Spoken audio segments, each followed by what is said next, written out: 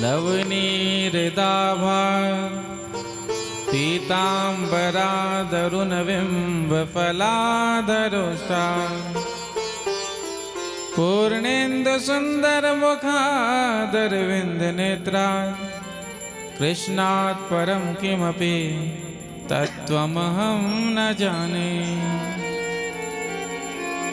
श्री बांके बिहारी तेरे आरती गाओ, श्री बांके बिहारी तेरी आरती गाओ। हे गिरधर तेरी आरती गाओ, हे गिरधर तेरी आरती गाओ। आरती गाओ प्यारे आपको रिझाओ, आरती गाओ प्यारे आपको रिझाओ। मैं आरती गाओ प्यारे आपको मनाओ, मैं आरती गाओ प्यारे आपको रिझाओ। श्याम सुंदर तेरी आरती गाओ, श्याम सुंदर तेरी आरती गाओ। मोर मुकुट तेरे शीश पे सोहे, मोर मुकुट तेरे शीशे पे सोहे। प्यारी बल से मेरो मन मोहे, प्यारी बंसी मेरो मन मोहे।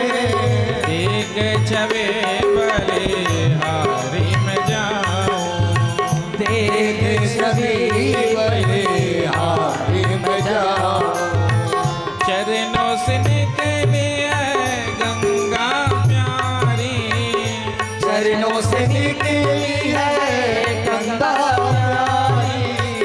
जिसने सारी दुनिया तारी, जिसने सारी दुनिया तारी। उन चरणों के मैं दर्शन पाऊं, उन चरणों के मैं दर्शन पाऊं। श्री हरिदास के प्यारे तुम हो, श्री हरिदास के प्यारे तुम हो। मेरे मोहन जीवन धन हो, मेरे मोहन जीवन धन हो। प्यारी छवि मैं तो मन में बसाऊं, प्यारी छवि मैं तो मन में बसाऊं। श्री बांके बिहारी तेरे आरती गाऊं, श्री बांके बिहारी तेरी आरती गाओ। हे गिरधर तेरे आरती गाऊं, हे गिरधर तेरी आरती गाओ। बाल कृष्ण तेरी आरती गाऊं, बाल कृष्ण तेरी आरती गाओ। बोली बाल कृष्ण लाल की जय हो, श्री वृंदावन बिहारी लाल की जय हो, श्रीमद् भागवत महापुराण की जय हो, श्री हनुमान जी महाराज की जय हो। जय जय श्री राधे, जय जय श्री राधे, जय जय श्री राधे, जय जय श्री राधे, जय जय श्री श्री राधे। राधे श्याम।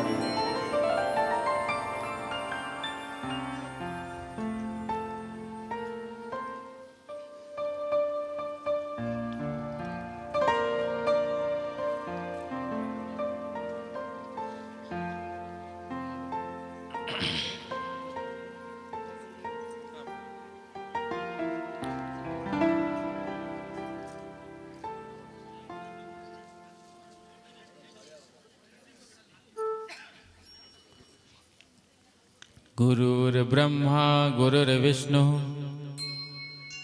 गुरुर्देवो महेश्वर, गुरु साक्षात् परब्रह्म तस्मै श्री गुरवे नमः।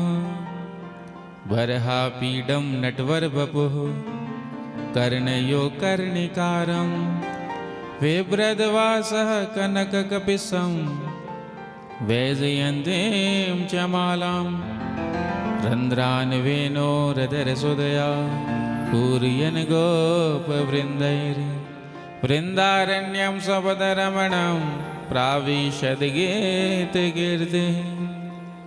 नारायणं नमस्कृत्य नरं चैव नरोत्तमं देवीं सरस्वतीं व्यासं ततो जयमुदीरये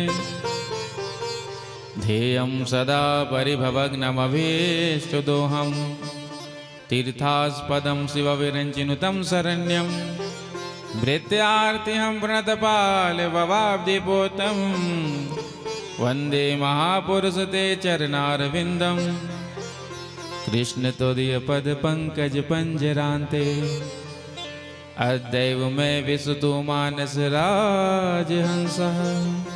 प्राणप्रयाण समय कफवात पित्तै कंठावरोधन विधौ स्मरणं कुतस्ते अतुलित बलधामं हेमशैलाभदेहं धनुजन कृशानं ज्ञानिनाम् अग्रगण्यं सकल गुणनिधानं वानराणामधीशं रघुपति प्रिय भक्तं वातिजातं नमामि प्रणवो पवन कुमार खलबन पावक ज्ञान घन जासु हृदयागार बसहि राम सर चापधर श्री सीतानाथ समारंभा श्री रामानंदार्य मध्यमाम् अस्मदाचार्य पर्यन्तां वंदे श्री गुरु परंपरां भक्त भक्ति भगवंत गुरु चतुर नाम बपुए इनके पद वंदन किए तो ना सत विघ्न अनेक श्री राधे मेरी स्वामिनी मैं राधे जुको दास जन्म जन्म मोह दीजियो श्री वृंदावन को वास सब द्वारन को छाड़ के निम आयो तेरे द्वार अहो वृषभानु की लाडले निक मेरी ओर निहार निक मेरी ओर निहार निक मेरी ओर निहार। बोलिए बाल कृष्ण लाल की जय हो। श्री वृंदावन बिहारी लाल की जय हो। श्रीमद् भागवत महापुराण की जय हो। श्री हनुमान जी महाराज की जय हो। जय जय श्री राधे जय जय श्री राधे जय जय श्री राधे जय जय श्री राधे जय जय श्री श्री राधे। राधे श्याम। आइए चतुर्थ दिवस की कथा में प्रवेश करें।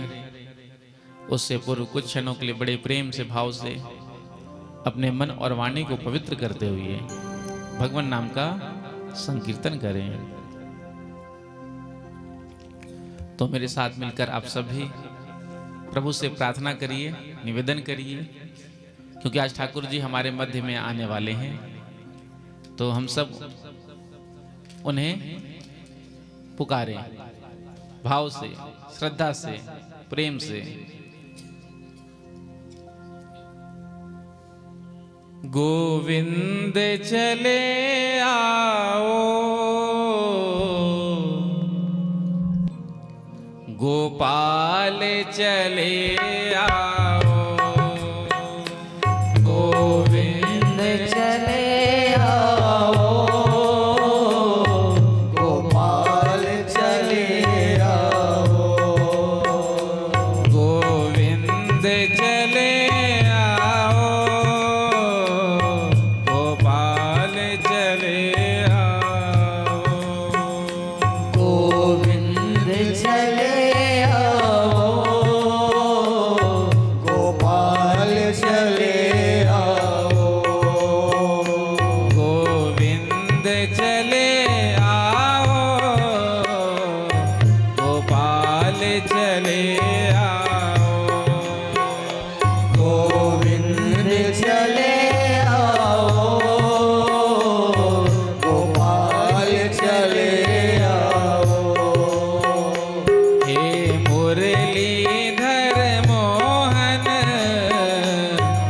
नंदलाल चले आओ। हे मुरलीधर मोहन गोपाल चले आओ। हे मुरलीधर मोहन गोपाल चले आओ।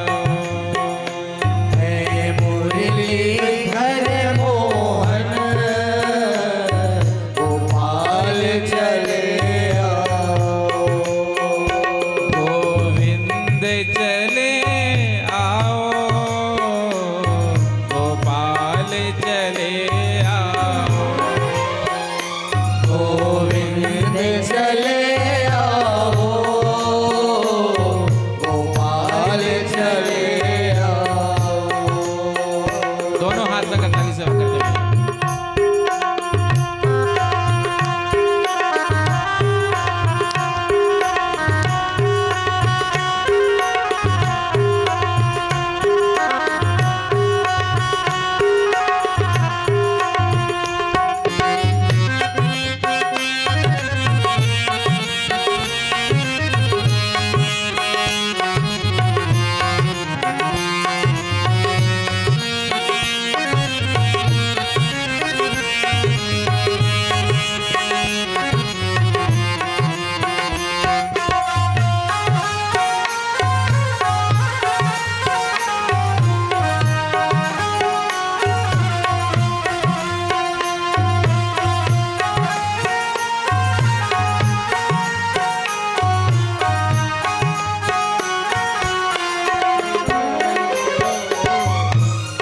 गोविंद चले आओ गोपाल चले आओ। गोविंद चले आओ गोपाल चले आओ। हे मुरलीधर मोहन नंदलाल चले आओ। हे मुरलीधर मोहन गोपाल चले आओ। गोविंद चले आओ गोविंद चले आओ। गोविंद चले आओ। गोविंद चले आओ। गोपाल चले आओ।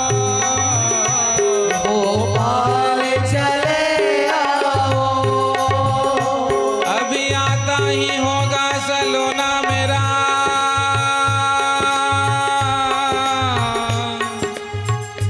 हम राह उसी की तका कर दे। अभी आता ही होगा सलोना मेरा। हम राह उसी की तका कर दे।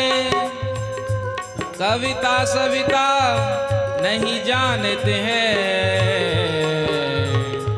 मन में जो आया सो बका करते हैं।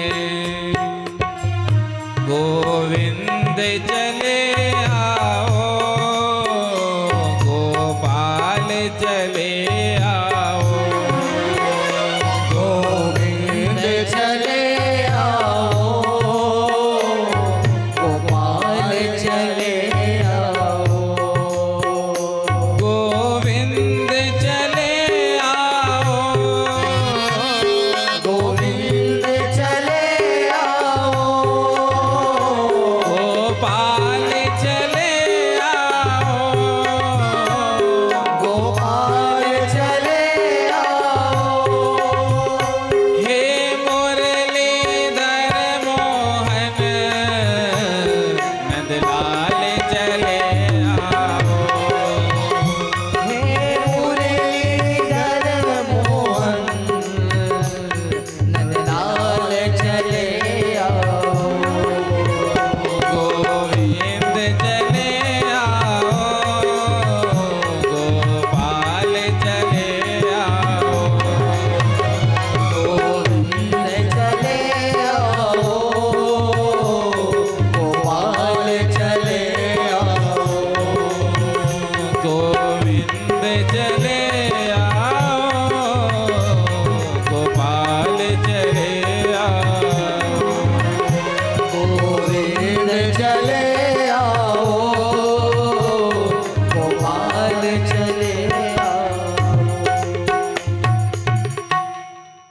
दोनों हाथ उठाकर कहिए, गोविंद चले आओ,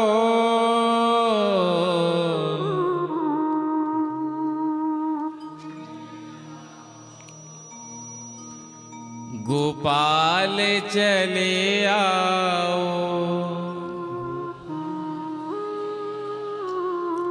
हे मुरलीधर मोहन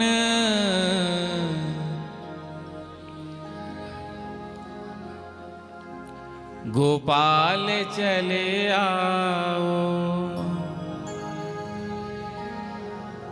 बोलिए बाल कृष्ण लाल की जय हो, श्री वृंदावन बिहारी लाल की जय हो, श्रीमद् भागवत महापुराण की जय हो, श्री हनुमान जी महाराज की जय हो, श्री सीतारामचंद्र भगवान की जय हो, श्री राधा कृष्ण भगवान की जय हो, श्री गौरी शंकर भगवान की जय हो, श्री लक्ष्मी नारायण भगवान की जय हो, अम्बे मैया की जय हो, इंद्राणी मैया की जय हो, जगन्नाथ स्वामी भगवान की जय हो, श्री सद्गुरुदेव भगवान की जय हो, जय जय श्री राधे जय जय श्री राधे, जय जय श्री राधे जय जय श्री राधे, जय जय श्री श्री राधे। राधे श्याम। परम मंगल श्रीमद् भागवत महापुराण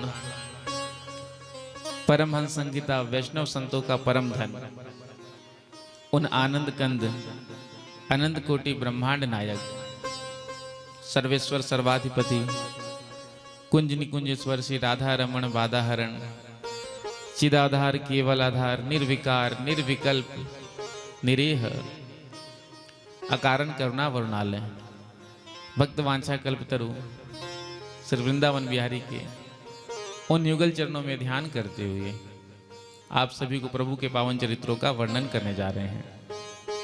कथा में उपस्थित समस्त भक्तवृंद, स्नेहमयी वात्सल्यमयी माताएं, आप सबके हृदय में विराजमान उन प्रभु को प्रणाम करते हुए सभी को सादर सप्रेम जय श्री कृष्णा, जय श्री कृष्ण, जय श्री राम, जय श्री राम, श्री राधे श्री राधे, राधे राधे। राधे राधे। श्री बांके बिहारी जी महाराज की तो भगवान की विशेष अनुकंपा से मानव जीवन का सर्वोत्कृष्ट साधन फल सत्संग, जो हम सबको श्रीमद् भागवत कथा के रूप में सुलभ हो रहा है। सुंदर रायघर धर्मनगरी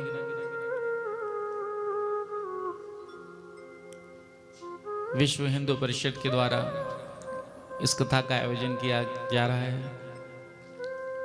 और कथा का उद्देश्य बस एक ही है, सनातन धर्म का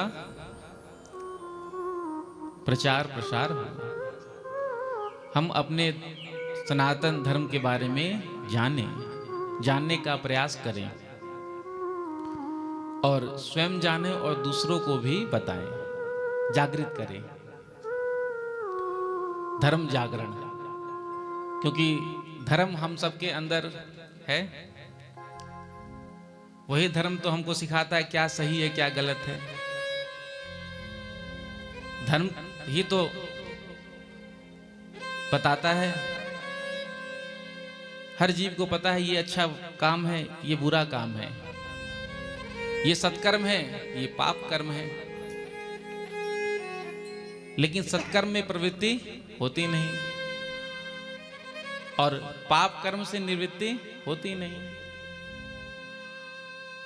जब भगवान ने दुर्योधन को समझाने का प्रयास किया, कल आपने सुना था, 5 गांव भूमि के लिए जब संधि प्रस्ताव लेकर ठाकुर जी आए थे तो दुर्योधन ने कहा जानामि धर्मम नाचा में प्रवृत्ति। मैं धर्म को तो जानता हूं लेकिन उसमें मेरी रुचि श्रद्धा नहीं होती। मुझे पता है कि मैं अधर्म कर रहा हूं लेकिन मैं अपने आप को रोक नहीं पाता हूं। तो कुछ भी जब हम करते हैं तो अंतरात्मा जो हृदय के अंदर है वो हमको गलत कार्य करने से, पाप कर्म करने से रोकता है।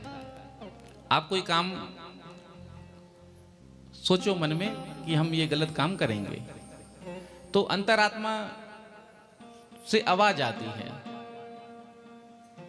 मत कर मत कर, लेकिन उस आवाज को हम दबा देते हैं और हम उसको कर देते हैं, और उसका परिणाम क्या होता है, हमको दुख भोगना पड़ता है। क्योंकि यदि पाप कर्म हमसे बनेगा तो उसका फल दुख है, पुण्य कर्म यदि हमसे होगा तो उसका फल सुख है। सुख दुख दोनों हमारे हाथों में है। जैसा जीव कर्म करता है उसी के अनुसार सुख दुख मिलता है। यदि आप अच्छे कर्म करेंगे तो आपके जीवन में सुख होगा, और यदि बुरे कर्म करेंगे तो फिर दुख होगा। इसीलिए कर्म करने से पहले बहुत विचार करना चाहिए, हम जो ये कर्म कर रहे हैं इसका फल क्या होगा। बिन विचारे जो करे सो पाछे पछताए, काम बिगाड़े आपनो और जग में हो हंसा। तो कोई भी काम करने से पहले, कोई भी कार्य करने से पहले विचार करना चाहिए कि इसका परिणाम क्या होगा। जब परिणाम को केंद्र में रख करके आप उस काम को करोगे तो फिर आप सफल हो जाओगे। लेकिन हम कोई भी काम करने से पहले विचार नहीं करते। जो मन में आया मन माना आचरण, मन माना व्यवहार, मनमुखी। कल आपने कथा सुनी ना, समय का अभाव था इसलिए संक्षिप्त रूप से स्पर्श करके हम ध्रुव जी के प्रसंग पर पहुंचे थे। तो उत्तानपाद की दो रानी थी, एक का नाम था सुनीति। सुनीति कहते हैं सुंदर नीति को, सुष्ठु सारिणी नीति सुनीति। जो नीति की बात करे, धर्म की बात करे, शास्त्र की बात करे, सत्य की बात करे, तो जो सुनीति नीति की बात करता है, जो नीति के अनुसार चलता है, उसके जीवन में दुख आता है, संकट आता है, कष्ट आता है। तो उत्तानपाद के महल में सुरुचि है, सुनीति का त्याग कर दिया, क्योंकि नीति किसी को अच्छी नहीं लगती है। ईमानदारी से काम करो, ईमानदारी से कमाओ। ईमानदारी के धन में जो आनंद है, जो सुख है, वो बेईमानी में नहीं है। अब बुद्धि तो कहती है, सुनीति हमारी बुद्धि है, बुद्धि ये कहती है, लेकिन फिर बुद्धि को कौन दबा देता है, सुरुचि। सुरुचि मन है। मन कहता है अरे 2 नंबर का काम नहीं करेंगे तो आगे कैसे बढ़ेंगे। यदि 1 नंबर से ही नीति से ही चलेंगे तो खाए पिए बस इतना ही। आज के परिवेश में कहूं तो जो 1 नंबर से चलता है, नीति से चलता है, धर्म के मार्ग पर चलता है, अनीति का आश्रय नहीं लेता है, तो बस वो भोजन कर सकता है और अपने लिए छोटा मोटा मकान बना सकता है, ज्यादा कुछ नहीं कर सकता। क्योंकि आप देख ही रहे महंगाई कितनी बढ़ रही है। प्रेम से कहो श्री राधे। तो बुद्धि तो कहती है देखो शास्त्र के अनुसार आचरण करना चाहिए, शास्त्र ने जो कहा है वो करना चाहिए, और जो शास्त्र के अनुसार चलते हैं उनके जीवन में सुख होता है। लेकिन हम शास्त्रों के अनुसार नहीं चलते, वेद पुराण इसके अनुसार नहीं चलते। हमको जो अच्छा लगता है हम उसको स्वीकार करते हैं, और जो भी पुराण है, धर्म ग्रंथ है, शास्त्र है, हमारे लिए जो बात अच्छी लगती है हमको, उसको तो हम स्वीकार करते हैं। और जो हमको अनुकूल नहीं लगता अपने लिए, तो उसको कहते हैं हम तो मानते ही नहीं शास्त्र को, हम तो पुराण को मानते ही नहीं। अब आपके मानने ना मानने से क्या फर्क पड़ेगा। जो शास्त्र और पुराण ऋषियों ने, मुनियों ने तप करके लिखा, उसका आश्रय करोगे, उसका आश्रय लेकर के चलोगे तो जीवन में कभी दुखी नहीं होगे। नीति से चलने से थोड़ी सी परेशानी जीवन में आती है, लेकिन अंत तो गत्वा सुख ही आता है जीवन में।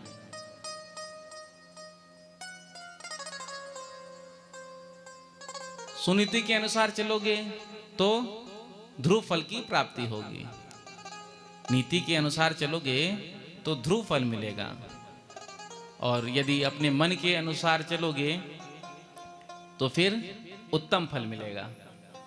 उत्तम किसे कहते हैं? जो शुरू में तो अच्छा लगता है,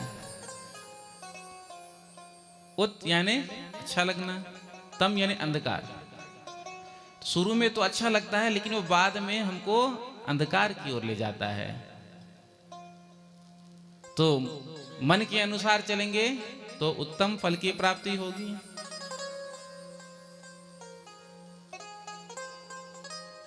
ध्रुव जी महाराज आज भी आकाश में ध्रुव तारा बन करके दर्शन दे रहे हैं हम सबको, और उत्तम यक्षों ने उसको मार दिया। तो इसलिए हमको भी धर्म के अनुसार, नीति के अनुसार चलना चाहिए, धर्म का पालन जीवन में करना चाहिए। धर्मो रक्षति रक्षितः, हमें अपने धर्म की रक्षा करनी चाहिए। धर्म पर यदि बात आ जाए तो हमको आगे आकर के धर्म के लिए लड़ना चाहिए। विश्व हिंदू परिषद, बजरंग दल, जितने भी हिंदू संगठन हैं धर्म के लिए ही कार्य करते हैं। तो आप सब जो लगे हुए हैं धर्म के प्रचार प्रसार के लिए, सनातन हिंदू धर्म के प्रचार प्रसार के लिए, हिंदू एकता के लिए, तो आप गांव-गांव तक पहुंचिए, एक एक व्यक्ति तक पहुंचने का प्रयास करिए और उससे जुड़िए, उसको जोड़िए अपने से, और सुख दुख में उसका साथ दीजिए। लेकिन हम सब केवल जब कोई अवसर आता है तो बस यात्रा निकाल लिए, खूब भीड़ इकट्ठा कर लिए, नारे लगा लिए, अच्छी बात है, लेकिन जो हिंदू भाई बहन दुखी हैं, जीवन में कष्ट है, गांव के लोगों के जीवन में तो बड़ा अभाव होता है, और उसी अभाव के चलते तो कई लोग धर्म परिवर्तन कर लेते हैं, सामने वाला पैसा देते हैं। तो यदि आपके पास में, यदि आपके आसपास में यदि आपको कुछ ऐसा नजर आता है तो आपको सहयोग करना चाहिए। आपसे नहीं हो सकता है तो संगठन में तो बहुत बल होता है, कलयुग में तो संगे शक्ति है, और सब कोई मिलकर यदि कोई काम करेंगे तो वो काम पूरा हो जाता है। एक व्यक्ति के बस का नहीं है तो चलो कोई बात नहीं, 10 लोग मिल करके, 50-100 लोग मिल करके, क्योंकि इंसान तो वही है जो किसी के काम आए।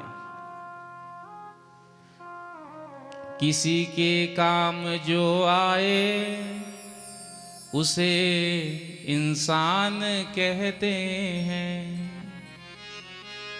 क्योंकि आज हम में इंसानियत नहीं है तो हम इंसान, मनुष्य हैं, मानव हैं, लेकिन हमारे अंदर से इंसानियत समाप्त हो गई। एक तार्किक व्यक्ति दिन में भरी दोपहरी में लालटेन लेकर के चल रहा था, तो एक व्यक्ति खड़ा था। जब उसने देखा कि ये दिन में देखो लालटेन लेकर चल रहा है, पागल हो गया है क्या? लालटेन कब जलाते हैं हम? अंधेरा में। अंधेरा हो तो लालटेन जला लिया और उसकी रोशनी में हम आगे बढ़ जाते हैं, लेकिन भरी दोपहरी में ये लालटेन लेकर जा रहा है। तो उसने जाकर के पूछा, अरे भैया, ये तुम दिन में लालटेन लेकर के कहाँ जा रहे हो? तो कहा, मैं इंसान को ढूंढने जा रहा हूं। तो कहा, हम इंसान नजर नहीं आ रहे? तो कहा, आप इंसान नजर तो आ रहे हो, लेकिन इंसानियत आप में कहाँ है? क्योंकि हम किसी से जब परिचय किसी का पूछते हैं तो कोई क्या कहता है, भैया आप कौन हैं? तो नाम पीछे बताता है, सबसे पहले ये कहता है, मैं एक आईएएस ऑफिसर हूं, आईपीएस हूं, मैं वकील हूं। मैं डॉक्टर हूं, मैं आचार्य हूं, होता है ना।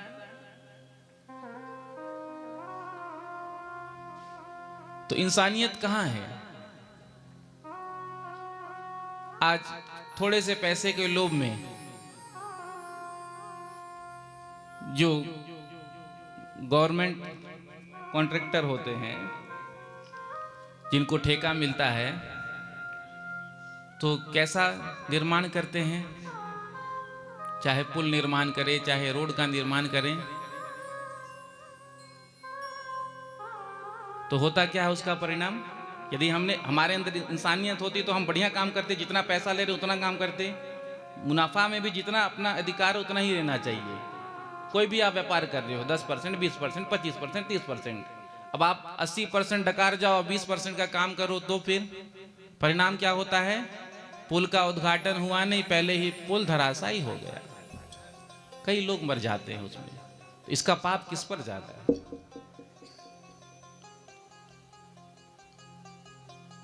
आजकल जो डॉक्टरी पेशा है, पहले तो ये भी धर्म था, अब तो मरीज वेंटिलेटर में है, पहले फॉर्म भरो, पेमेंट करो, तब ऑपरेशन होगा।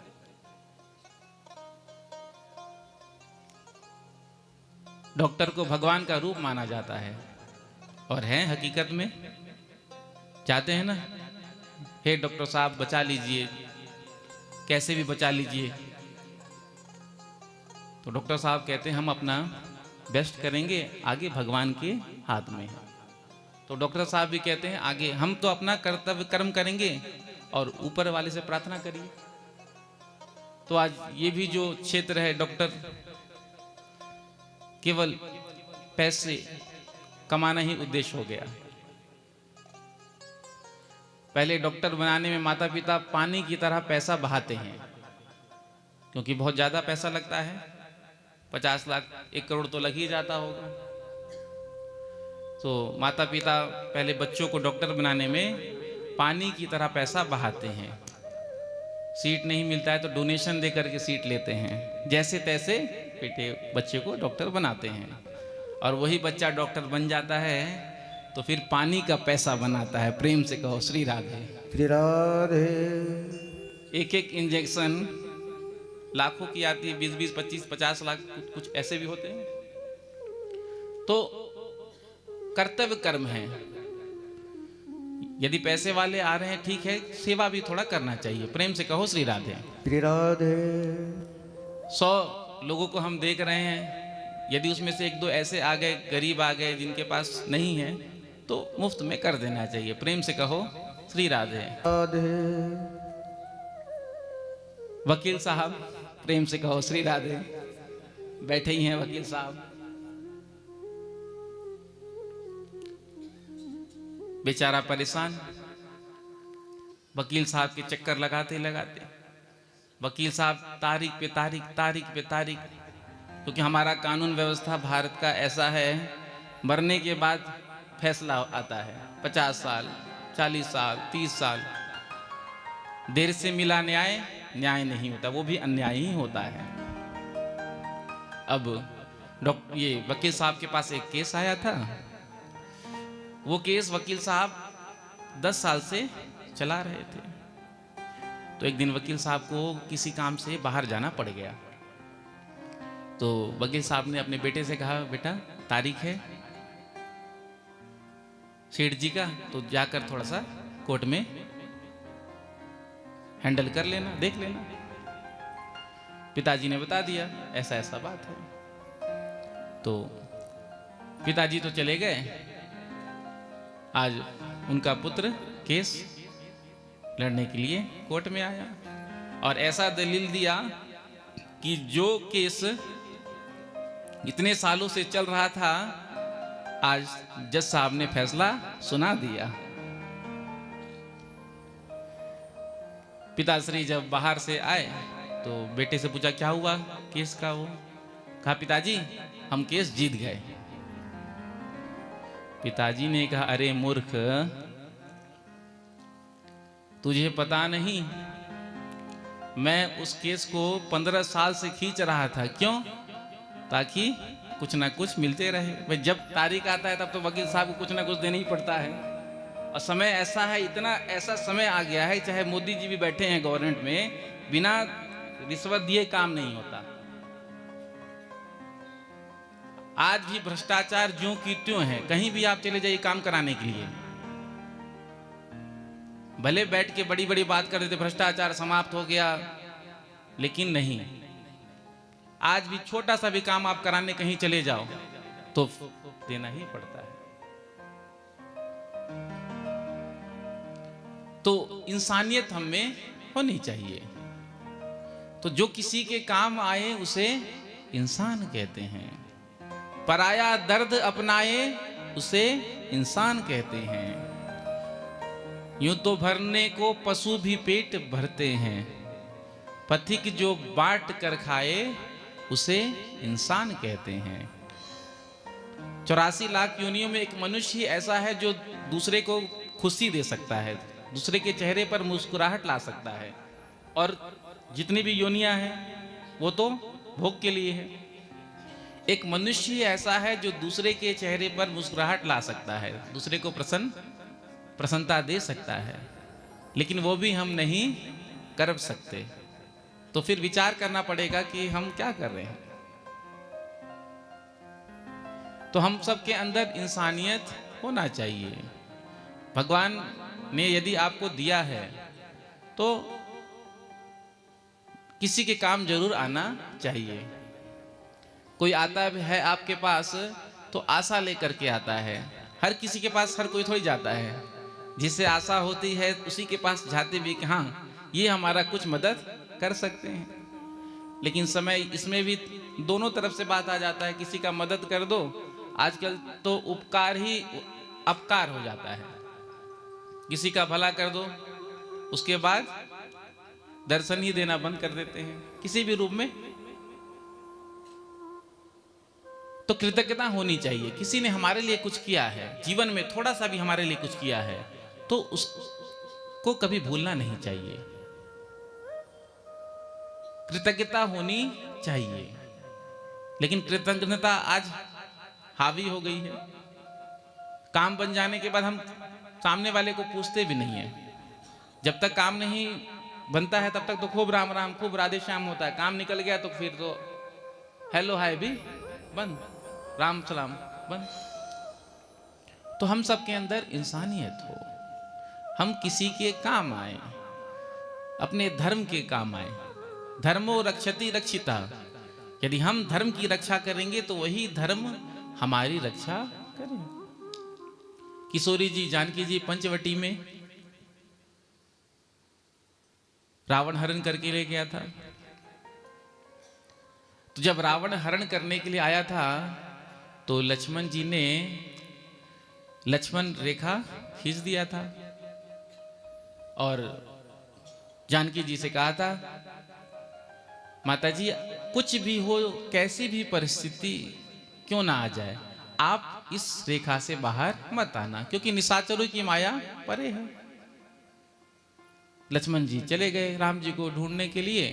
पीछे से रावण आया और जब कोई गलत काम करता है तो डरा हुआ सहमा हुआ होता है। गोस्वामी जी कहते हैं स्वान की नहीं, कुत्ते की तरह आया डरता हुआ।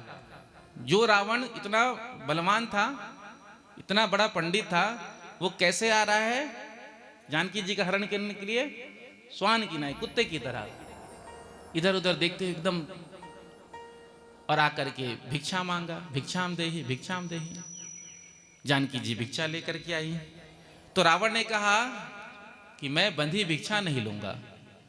और आज रावण ने साधु का रूप बनाया था। प्रेम से कहो श्री राधे। राधे। तो समाज में आजकल बड़े कालनेमी घूम रहे हैं।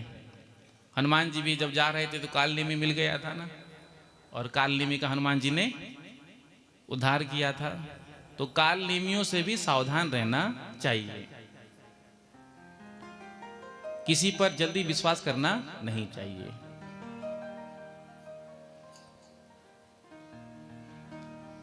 तो साधु रूप में रावण कहता है कि मुझे तो बंदी भिक्षा नहीं चाहिए, देना है तो रेखा से बाहर आकर दीजिए। अब जानकी जी ने कहा लक्ष्मण जी ने मना किया है, देवर जी ने मना किया है, तो मैं कैसे बाहर निकलूं। अब रावण कहता है मैं बंदी भिक्षा लूंगा नहीं, मैं तो ऐसे ही चला जाऊंगा। तो एक गृहस्थी के घर से यदि कोई साधु बिना कुछ लिए चला जाता है तो उसका धर्म नष्ट होता है। तो जानकी जी ने कहा कि जो हो, राम जी धर्मात्मा राजा, मैं उनकी पत्नी, तो मेरा धर्म नष्ट नहीं होना चाहिए। तो जानकी जी रेखा से बाहर आई और भिक्षा दिया। रावण ने पकड़ा हाथ जानकी जी का और हरण करके ले गया और बिठा दिया लंका में। किसी ने पूछा आपने तो धर्म की रक्षा की, अब आपकी रक्षा कौन करेगा जानकी जी से। तो जानकी जी ने की जिस धर्म की रक्षा मैंने की वही धर्म मेरी रक्षा करेगा। और उस धर्म रक्षा के बल पर लंका में बैठ करके आज जानकी जी रावण को क्या कहती है, सट सुने हरि आने मोही, अधम निर्लज लाज नहीं तो ही। उसी के घर में रावण इतना बड़ा बलवान, जानकी जी उसी के सामने बैठ करके रावण को क्या कह रही है, सट सुने हरि आने ही मोही, अधम निर्लज लाज नहीं तो ही। धर्म रक्षा का ही तो बल है जो लंका में बैठ के रावण को चुनौती दे रही हैं। और रावण सर झुका करके चला गया। तो इसलिए धर्म रक्षा की बात जब आए तो बिल्कुल हम सबको तैयार रहना चाहिए, क्योंकि धर्म बचेगा तो हम रहेंगे, धर्म से ही तो हम हैं। तो नीति के अनुसार चलना चाहिए। प्रेम से कहो श्री राधे। तो ध्रुव जी महाराज जिन्होंने भगवान का दर्शन किया, ध्रुव जी महाराज ने बड़ी सुंदर स्तुति की है भगवान की। योन्तः प्रविश्य मम वाचमीमां प्रसुप्तां संजीवयत् खिल शक्ति धरा स्वधाम्ना अन्यास्य हस्त चरण श्रवणत्वगादीन् प्राणान्नमो भगवते पुरुषाय तुभ्यम्। ध्रुव जी महाराज कहते हैं प्रभु आज आपने कृपा करके मेरी सोई हुई वाणी को जागृत कर दिया। भगवान ने वरदान दिया, तुम अपने पिता की गोद में बैठना चाहते थे ना, जाओ 36,000 वर्ष तक के लिए तुमको वो राजगद्दी में प्रदान करता हूँ। नारद जी ने उत्तानपाद से आकर कहा आपका पुत्र भगवान नारायण का दर्शन करके आ रहा है। तो उत्तानपाद ने पूरे महल को दुल्हन की तरह सजाया और द्वार पर दोनों रानियों के साथ अपने पुत्र के स्वागत के लिए खड़े हो गए। ध्रुव जी महाराज आए हैं और आ करके पहले भी माता के चरणों में प्रणाम किया, उसके बाद अपने माता के चरणों में प्रणाम किया, फिर पिता के चरणों में प्रणाम किया। जिनके माध्यम से, क्योंकि कोई ना कोई माध्यम बनता है, यदि हम भगवान से मिल रहे हैं, भगवान से जुड़ रहे हैं, सत्संग से जुड़ रहे हैं, हरि कथा से जुड़ रहे हैं, तो कोई ना कोई माध्यम तो बनता ही है। तो जो माध्यम बनता है उसको भूलना नहीं चाहिए। ध्रुव जी ने अपनी विमाता के चरणों में पहले प्रणाम किया, क्योंकि यदि मुझे दर्शन मिला तो इनके कारण ही मिला। पिता चले गए वन में, ध्रुव जी महाराज राजगद्दी पर बैठे। इधर उत्तम का युद्ध यक्षों से हुआ, उत्तम को मार दिया यक्षों ने। तो सुरुचि गई अपने पुत्र को ढूंढने के लिए जंगल में, तो वो भी अग्नि जंगल में लग गया, आग, और जलकर वो भस्म हो गई, क्योंकि भक्त का अपमान किया था। और जो भक्त का अपमान करते हैं तो भगवान कभी उन्हें क्षमा नहीं करते हैं। जो अपराध भगत कर करही, जो अपराध भगत कर करही, राम रोष पावक सोई जरही, राम रोष पावक सोई जो अपराध भगत कर करही, राम रोष पावक सोई जरही। जो भक्त का अपराध करता है तो वो भगवान के रोष में पावक सोई जरही। जैसे अग्नि में लकड़ी जल जाता है ना, तो वैसे ही वो नष्ट हो जाता है। इसलिए भगवत भागवत अपराध से बचते हुए हमको भक्ति के मार्ग में आगे बढ़ना चाहिए। भूल कर भी हमसे कभी किसी भक्त का अपमान ना हो जाए। भगवान अपने अपराध को तो क्षमा कर देते हैं। यदि भगवान का अपराध आपसे बन गया तो भगवान उसको क्षमा कर देते हैं। लेकिन यदि कोई भगवान के भक्त का अपराध कर देता है तो फिर भगवान उसे क्षमा नहीं करते हैं। इधर ध्रुव जी महाराज को जब पता चला तो ध्रुव जी ने यक्षों पर आक्रमण किया, लाखों यक्षों को मारा। मनु जी ने समझाया तो बंद कर दिया युद्ध। कुबेर प्रकट हुए, वरदान मांगने को कहा तो भगवान की भक्ति को मांगा। आगे इन्हीं के वंश में धर्मात्मा राजा हुए जिनका नाम था अंग, और अंग के पुत्र हुए वेन। वेन जैसे ही राजगद्दी पर बैठा इसने घोषणा कर दी, देखो मेरे राज्य में ना तो कोई यज्ञ करेगा ना तो कोई धर्म करेगा। अब हमारा जो शासन है वो धर्म निरपेक्ष है, यहां धर्म का कोई काम नहीं होगा। संतों ने आकर के समझाया, अरे ये तुम क्या कह रहे हो? जब राजा ही ऐसा कहेगा तो प्रजा क्या शिक्षा लेगी? अरे बिना धर्म के कुछ है क्या? धर्म ही तो मूल है। और तुम कह रहे हो कि सब कुछ बंद कर दो। तो डांटने लगा संतों को। तुमने कभी ईश्वर को देखा है, भगवान को देखा है? जिस ईश्वर को तुमने कभी देखा नहीं उसके पीछे पागलों की तरह डोलते रहते हो, और तुम्हारे सामने ये बैठा है भगवान, उसमें तुमको भगवान नजर नहीं आते? क्योंकि राजा के शरीर में तो सभी देवी देवताओं का निवास होता है। सर्वदेव मयो निप। तो उन भगवान को तुम नजरअंदाज कर रहे हो, जिनको कभी देखा नहीं उसके पीछे भाग रहे हो। ये शोभा देता है?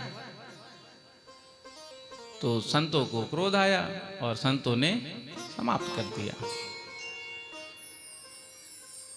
आगे इसके शरीर का मंथन किया तो पृथु जी और अर्ची महारानी प्रकट हुए। पृथु जी महाराज ने विचार किया कि मैं यज्ञ करूं। 100 अश्वमेध यज्ञ का संकल्प लिया।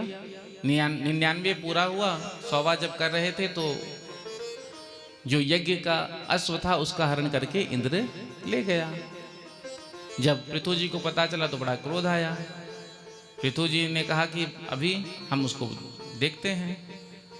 संतों ने जो ब्राह्मण वहां ऋत्वज यज्ञ करा रहे थे उन्होंने कहा, महाराज क्रोध मत करिए, अभी उस इंद्र को हम यज्ञ कुंड में बुलाकर समाप्त कर देंगे। जो मंत्र पढ़ने लगे, इंद्र का सिंहासन डोला। इंद्र ब्रह्मा जी की शरण में गया और ब्रह्मा जी इंद्र को लेकर पृथु के यज्ञ में प्रकट हो गए।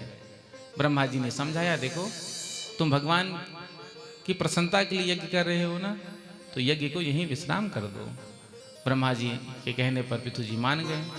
तो भगवान प्रसन्न होकर के दर्शन देते हैं। बोलो यज्ञ नारायण भगवान की जय हो। आगे इन्हीं के वंश में प्रचेता हुए। प्रचेता प्राचीन भरी के प्रचेता हुए। प्रचेता 10 पुत्र आज नारायण सरोवर पर आए हैं तप करने के लिए। तो वहां से भोलेनाथ निकल रहे थे। जो भोलेनाथ को देखा तो आज प्रणाम किया, सुंदर रुद्र गीता का उपदेश दिया और यहाँ सत्संग के महिमा के बारे में बताया। जीवन में सत्संग करना चाहिए। उसके बाद नारद जी ने प्राचीन बरही को पुरंजन उपाख्यान सुना करके आत्म तत्व का बोध कराया। प्रियव्रत जी महाराज ने एक बार विचार किया कि रात क्यों होता है, हम रात होने नहीं देंगे। तो रथ पर बैठ करके 7 परिक्रमा पृथ्वी की रात्रि नहीं हुआ। तो ब्रह्मा जी ने आकर के समझाया, बेटा ये तुम क्या कर रहे हो? तो ब्रह्मा जी ने जब समझाया तो आज मान गए। आगे इन्हीं के वंश में ऋषभ देव जी महाराज का प्रागट हुआ। बोलो ऋषभ देव जी महाराज की जय हो। ऋषभ देव जी का विवाह इंद्र की कन्या जयंती के साथ हुआ। इनके यहाँ 100 पुत्रों का जन्म हुआ। एक बार सभी 100 पुत्रों को सामने बिठाया और बड़ा सुंदर उपदेश दिया। पुत्रों, ये मानव तन क्यों मिला है? ये मानव जीवन भगवान ने हमको क्यों दिया है? ये मानव जीवन भगवान ने हमको इसलिए दिया है ताकि हम भगवान का भजन कर सकें। इसीलिए भगवान के भजन में बैठ जाओ। हमारा हितैषी वही है जो हमको भगवान से जोड़ता है। जो भी हो, वही पिता पिता है, वही माता माता है, वही गुरु गुरु है, जो हमको भगवान से जोड़ते हैं। तो जो भगवान से जुड़े वही आपका सच्चा हितैषी है। और जो भगवान से आपको दूर करे, भक्ति से दूर करे, तो वो आपका हितैषी कभी हो नहीं सकता। क्योंकि ऐसा होता है ना, यदि हम भजन कर रहे हैं तो पड़ोसियों को बड़ी पेट दर्द होती है, सर में दर्द होती है। अब स्वयं तो करते नहीं हैं, लेकिन कोई कर रहा है तो कष्ट होता है। तो फिर वाक वज्र चलाते ही हैं। हाँ हाँ, बड़े भजनानंदी बन रहे हैं। जब से वृंदावन से आए हैं तब से देखो स्वरूप स्वभाव ही चेंज हो गया। पता है कितने बड़े भक्त हैं। अब सुन लिया हमने तो फिर सोचा मन में, देखो देखो लोग क्या कह रहे हैं। उनकी बात में आकर के भजन करना, माला जो 2-4 जपते भी थे उसको छोड़ दिया। देखो, पड़ोसी को दिखाने के लिए आप बहुत कुछ करते हो, मेरे को पता है। हाँ,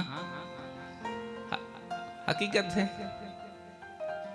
पड़ोसी को दिखाने के लिए बढ़िया मकान बनाते हो, गाड़ी लेते हो, तो पड़ोसी को दिखाने के लिए भजन भी करा करो, माला भी जप करा करो। प्रेम से कहो श्री राधे। श्री राधे। दिखाने के लिए करो, लेकिन करो तो सही। क्या पता आपको देख करके वो भी जपने लग जाए। हाँ, क्या बात है, लगे रहते हैं, कुछ ना कुछ तो मिल ही रहा होगा। हाँ, बिना लाभ के तो कोई काम कोई करता ही नहीं है ना। तो जरूर कोई ना कोई बात है जो ये लगे रहते हैं, कुछ विशेष मिल रहा होगा। तो चलो हम भी करके देख लेते हैं। आपको देख करके वो प्रारंभ कर दिए तो भगवान आपको भी उसके पुण्य का थोड़ा सा 10वां भाग दे ही देंगे। प्रेम से कहो श्री राधे। जिसको हम भजन में लगाते हैं, जिसको हम प्रभु के मार्ग पर आगे बढ़ाते हैं, प्रभु से जोड़ते हैं, तो उसका पुण्य भगवान हमको देते हैं। इसीलिए हम तो भगवान की कथा सुन रहे हैं, तो हमारा प्रयास ये होना चाहिए कि औरों को भी ये कथा का लाभ हो। जैसे हम आए हैं कथा में, तो होते हैं रिश्तेदार मित्र आदि, चलो चलते हैं कथा सुनने के लिए। तो आपके कहने से यदि वो कथा में आ जाएंगे तो उनके पुण्य का 10वां प्रतिशत आपको मिल जाएगा। प्रेम से कहो श्री राधे। आपने किसी को भक्त बनाया, अरे लोभ देकर ही बनाओ, चलो वृंदावन हम ले चलते हैं। कई लोभी होते हैं ना, कंजूस, पैसा खर्च होना नहीं चाहिए, चलो हम ले चलते हैं वृंदावन, चलो साथ में दर्शन करेंगे। और एक बार आप दर्शन करने के लिए वृंदावन उनको ले गए। अब बिहारी जी का जो दर्शन हुआ, बिहारी जी ने ऐसा पकड़ा, फिर आपको वो पूछेंगे नहीं, दोबारा अकेले ही भाग जाएंगे। तो आपके ले जाने से वो भक्त बन गए, तो इसका पुण्य भगवान आपको भी देंगे। उन्होंने किसी को भक्त बनाया, तो एक पहले आरसीएम चलता था, या बहुत सारा कुछ आता है ना, जो जोड़ते जाओ, जो चैन बनता जाएगा तो कमीशन मिलता जाएगा। नीचे वाला जोड़ेगा उसका कमीशन, उसको जोड़ दिया तो उसका कमीशन। मार्केटिंग बिजनेस तो ऐसे ही चलता है, फलता फूलता है।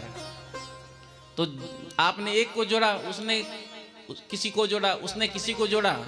अब सोचो 100, 50, 200, 400, 500 जुड़ गया तो कितना पुण्य हमको मिल जाएगा, मिलेगा ना। जब भागवत की कथा प्रारंभ हो रही थी, सनत कुमार सुना रहे थे, पहले दिन आपने सुना। किसको सुना रहे थे? नारद जी को। तो जब पता चला ऋषियों को, तो आज ऋषि जितने भी थे सब भागे हैं कथा सुनने के लिए। भृगु जी महाराज जो नहीं आ रहा था उनको पकड़ पकड़ कर जबरदस्ती लेकर के आ रहे थे, चलो चलो चलो, क्या कर रहे हो यहाँ, कथा सुनने चलो। अब भृगु जी को क्या गर्ज पड़ी है, कोई आए या ना आए, भाई जो आएगा उसका कल्याण है। लेकिन भृगु जी जबरदस्ती, नहीं चलना ही पड़ेगा, चलो। जबरदस्ती पकड़ पकड़ कर लेकर आए हैं और बिठाया। क्यों बिठाया? क्योंकि भृगु जी को पता है हम जिनको भी लेकर के जाएंगे कथा सुनाने के लिए, तो उनके पुण्य का 10% अपने राम जी को मिलेगा। प्रेम से कहो श्री राधे। श्री राधे। LIC एजेंट से तो आप सब परिचित होंगे ही। तो LIC एजेंट जब आते हैं बिना बुलाए आते हैं। आप कहे तो हमको नहीं चाहिए, फिर भी आते हैं। जब तक पॉलिसी नहीं पकड़ा देते हैं तब तक आते ही रहते हैं, और आकर के जीने से ज्यादा मरने के फायदा गिनाते हैं। प्रेम से कहो श्री राधे। श्री राधे। जिंदगी के साथ भी, जिंदगी के बाद भी। योगक्षेमम व्यामयम, इतनी फायदा गिनाते हैं। अब सामने वाला कहेगा भैया जब ये हमारे फायदे की बात है तो तुम क्यों परेशान हो रहे हो? हमारे फायदे की बात है, जब हमारा मन होगा तो हम ले लेंगे, आपको बुला लेंगे। लेकिन फिर भी बिना बुलाए वो आ जाता है। क्यों? क्योंकि जो एजेंट होता है उसका प्रतिशत होता है, कमीशन। जो भी प्रतिशत है, एक पॉलिसी यदि पकड़ा दिया किसी को तो 20, 25, 30 साल फुर्सत, 20, 25, 30 साल तक कमीशन मिलता ही रहेगा। तो उसी प्रकार से हम जिनको लाते हैं कथा में, तो उनका पुण्य का 10% हमको मिलता है। तो हम भक्त बन गए हैं, तो हमारा प्रयास ये होना चाहिए कि हम औरों को भी भक्त बनाए। प्रेम से कहो श्री राधे। श्री राधे। बच्चों से कहें चलो बेटा कथा में, कथा में झांकियां क्यों दिखाया जाता है? बच्चे अट्रैक्ट होते हैं। एक दिन आप बच्चों को कथा में लेकर आ जाइए, तो दूसरे दिन से वो आपसे स्वयं कहेंगे मम्मी मैं भी चलूंगा, चलूंगी। अब नहीं आते हैं तो लोभ दीजिए, चलो हम तुमको चॉकलेट ही खिला देंगे, चाहे कुछ दिलवा देंगे, लोभ दिलाकर। लेकिन कैसे भी कथा में लेकर आओ, क्योंकि अपने बच्चों को भी हमको भगवान से जोड़ना चाहिए। यही तो उपदेश दे रहे हैं प्रियव्रत जी, अपने बच्चों को यही कह रहे हैं। जीवन क्यों मिला है? भगवान का भजन करने के लिए। और पुत्रवती कहलाने का अधिकार उसी को है जिसका पुत्र भगवान का भक्त है।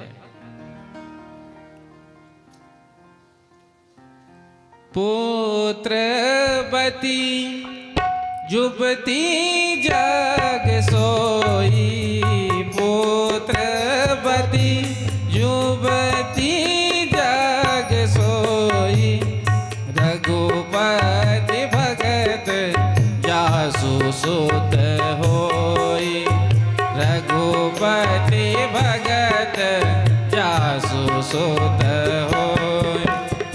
न तरू बाज भरली बाधी बियानी, न तरू बाज भरली बाधी बियानी, राम विमुख सुत देहित जानी, राम विमुख सुत देहित जानी।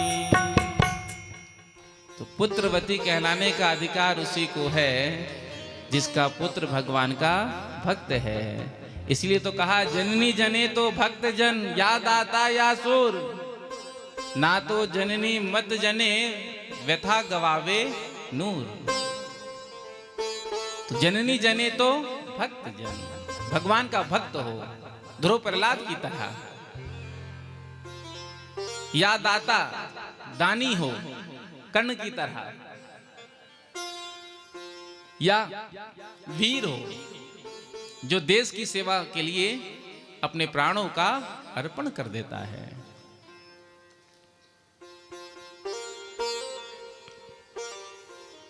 जब राम जी को वनवास हुआ,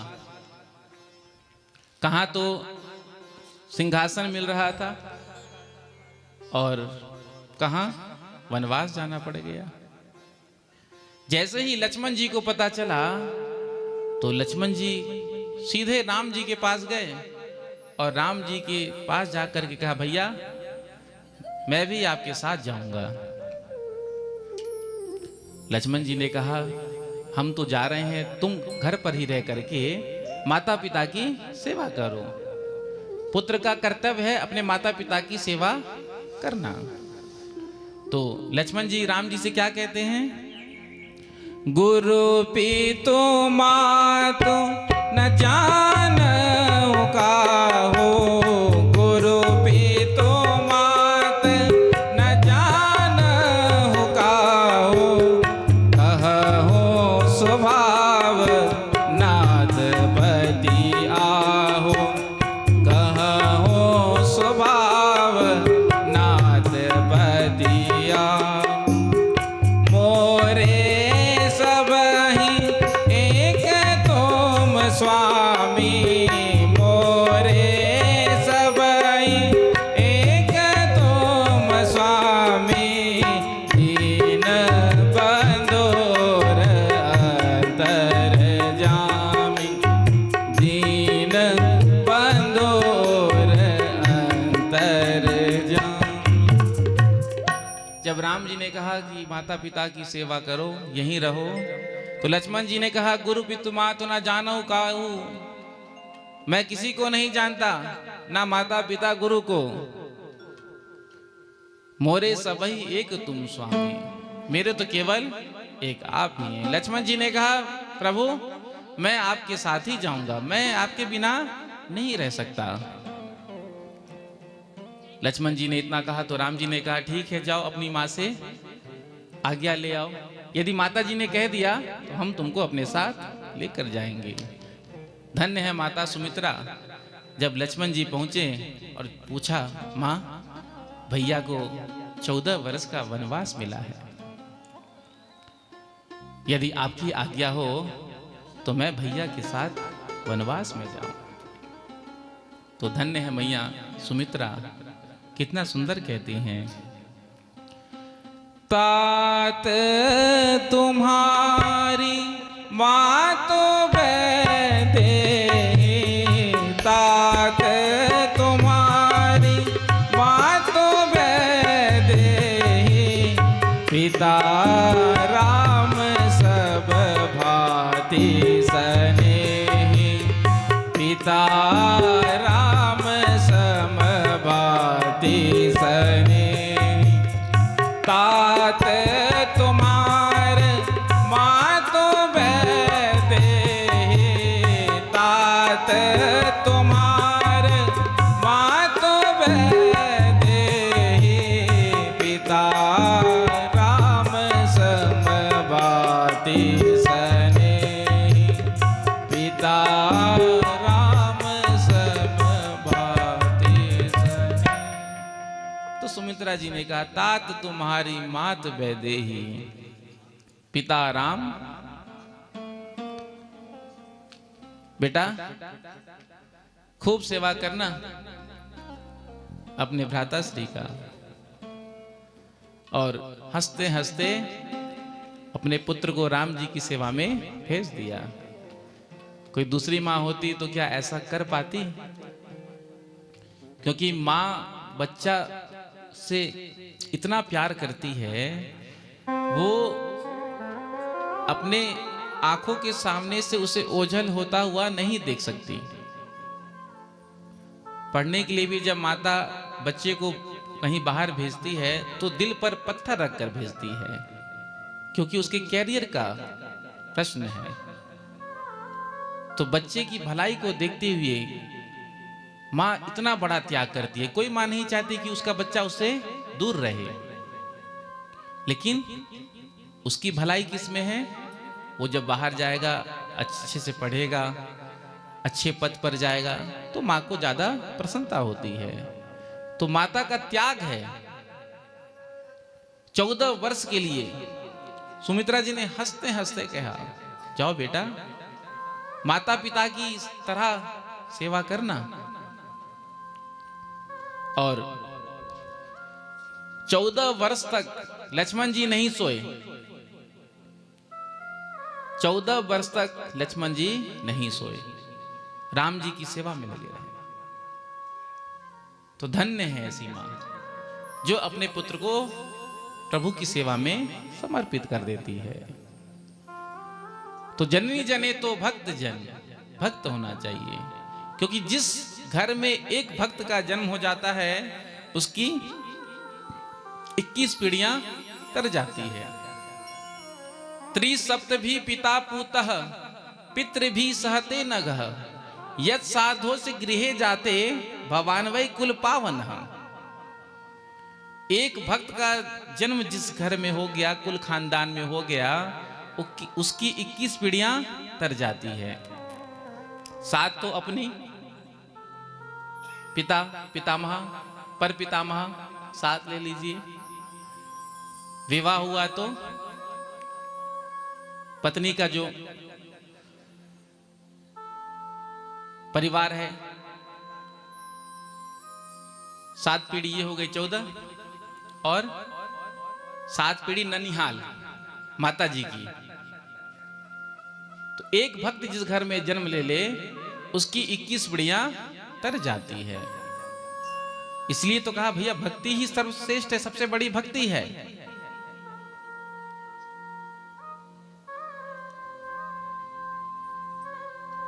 बिना भक्ति के कुछ नहीं है। भक्ति के वशीभूत होकर ही भगवान हमको दर्शन देते हैं। और भक्ति जब हृदय में प्रकट होती है तो ही तो ये भाव आता है कि तुम हमारे हो प्रभु जी, हम तुम्हारे हैं। प्रेम से कहो श्री राधे राधे। तुम हमारे हो प्रभु जी, हम तुम्हारे हैं। तुम हमारे ही रहोगे ओ मेरे प्रियतम। तुम हमारे हो प्रभु जी, हम तुम्हारे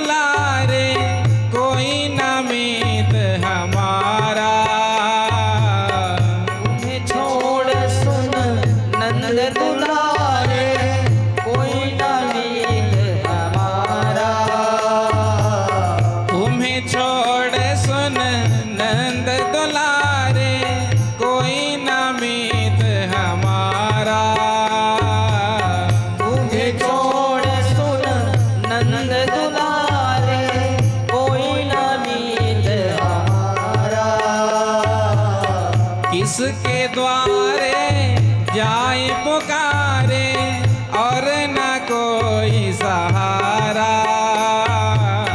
किसके द्वारे जाए पुकारे और न कोई सहारा। किसके द्वारे जाए पुकारे और न कोई सहारा।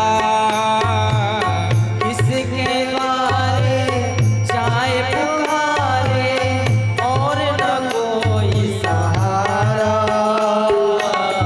अब तो आगे बाह पकड़ लो, अब तो आगे बाह पकड़ लो, ओ मेरे प्रियतम। अब तो आगे बाह पकड़ लो, ओ मेरे प्रियतम। हरि बोल।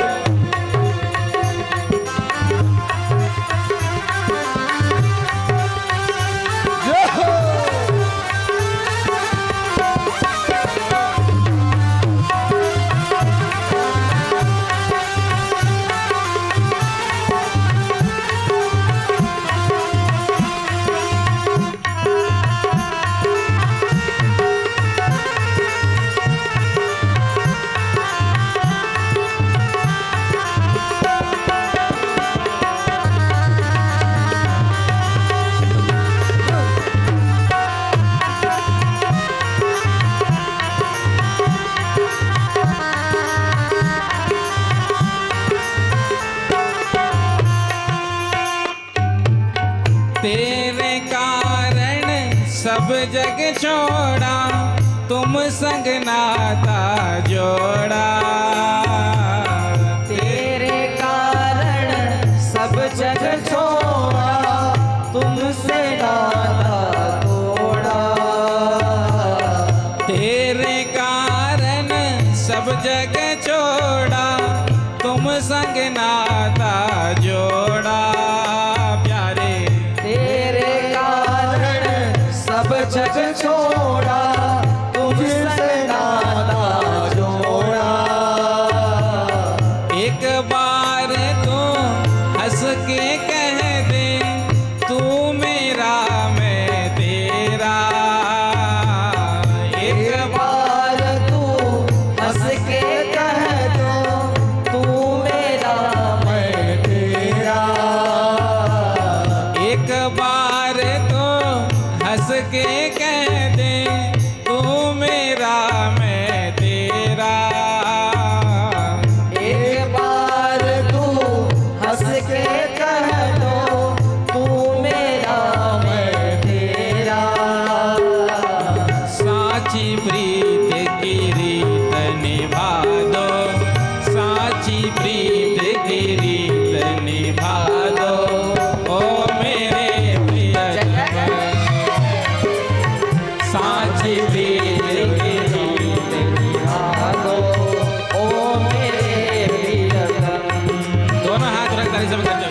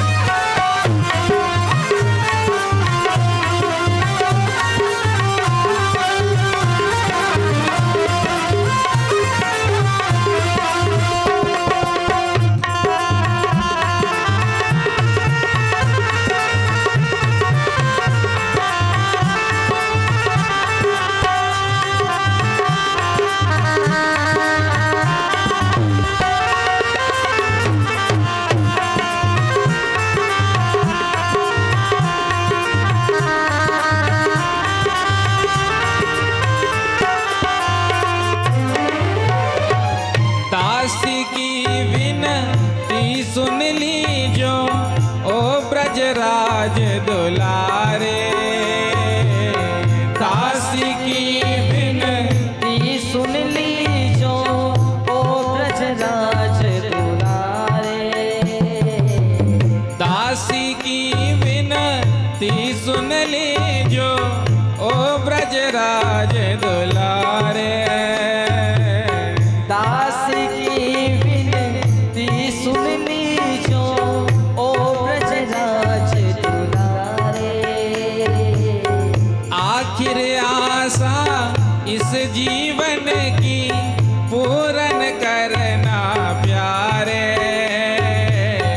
आखिर आशा इस जीवन की पूर्ण करना प्यारे आखिर आशा इस जीवन की पूरन करना प्यारे आखिर आशा इस जीवन दोनों हाथ लेकर कहो पूर्ण करना प्यारे एक बार हृदय से लगा लो एक बार गले से लगा एक बार हृदय से लगा लो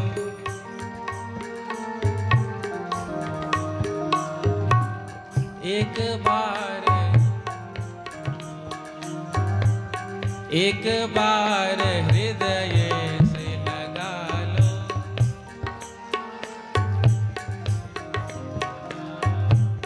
दासी की विनती सुन लीजिए ओ ब्रजराज दुलारे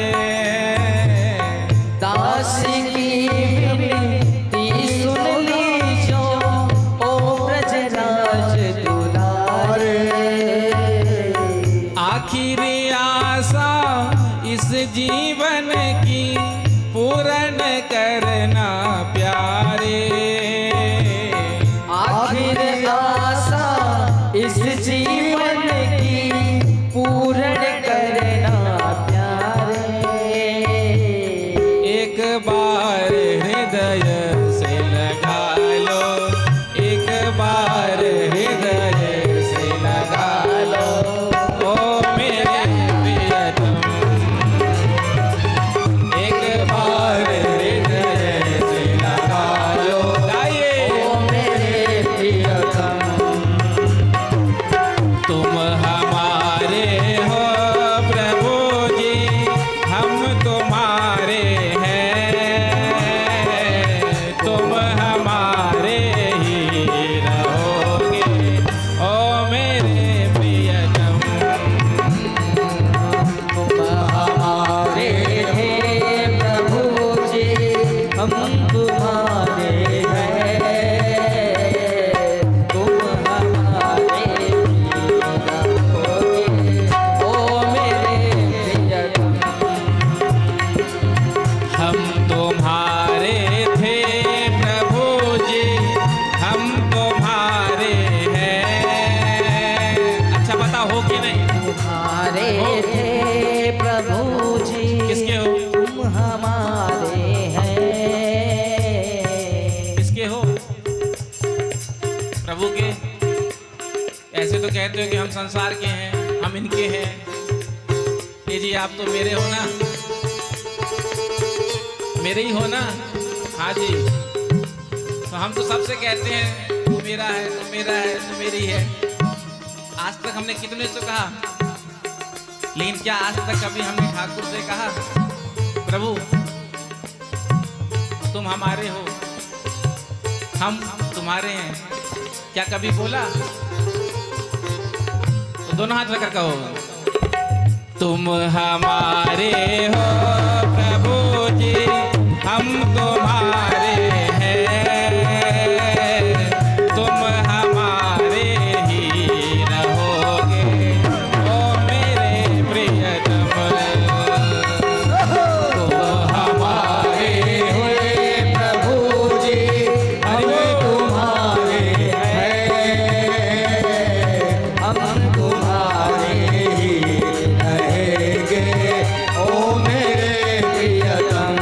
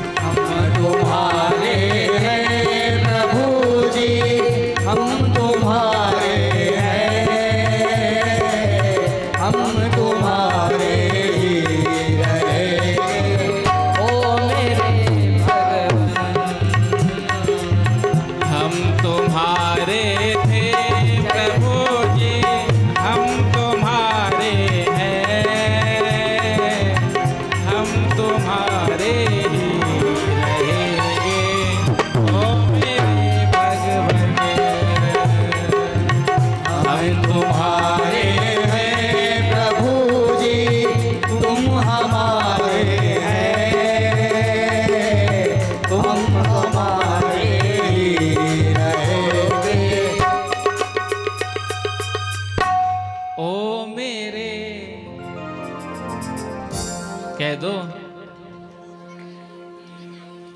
तो तुम हमारे थे प्रभु जी, जय तुम हमारे हो, तुम हमारे ही रहोगे ओ मेरे प्रियतम। अब हम तुम्हारे थे प्रभु जी, हम तुम्हारे हैं और हमेशा के लिए हम तुम्हारे ही रहेंगे ओ मेरे,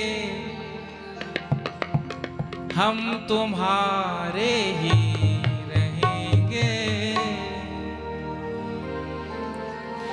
तो अब ठाकुर जी के बन गए हो तो ठाकुर जी के ही रहना। प्रेम से कहो श्री राधे, प्रेम से कहो श्री राधे। श्री राधे। तो सुंदर शिक्षा प्रदान किया। 100 पुत्र ऋषभ देव जी महाराज के सबसे बड़े पुत्र जिनका नाम भरत, भरत जी ने राज सिंहासन संभाला और उसके बाद वैरागी हुआ। जब वैरागी हुआ तो नेपाल गए।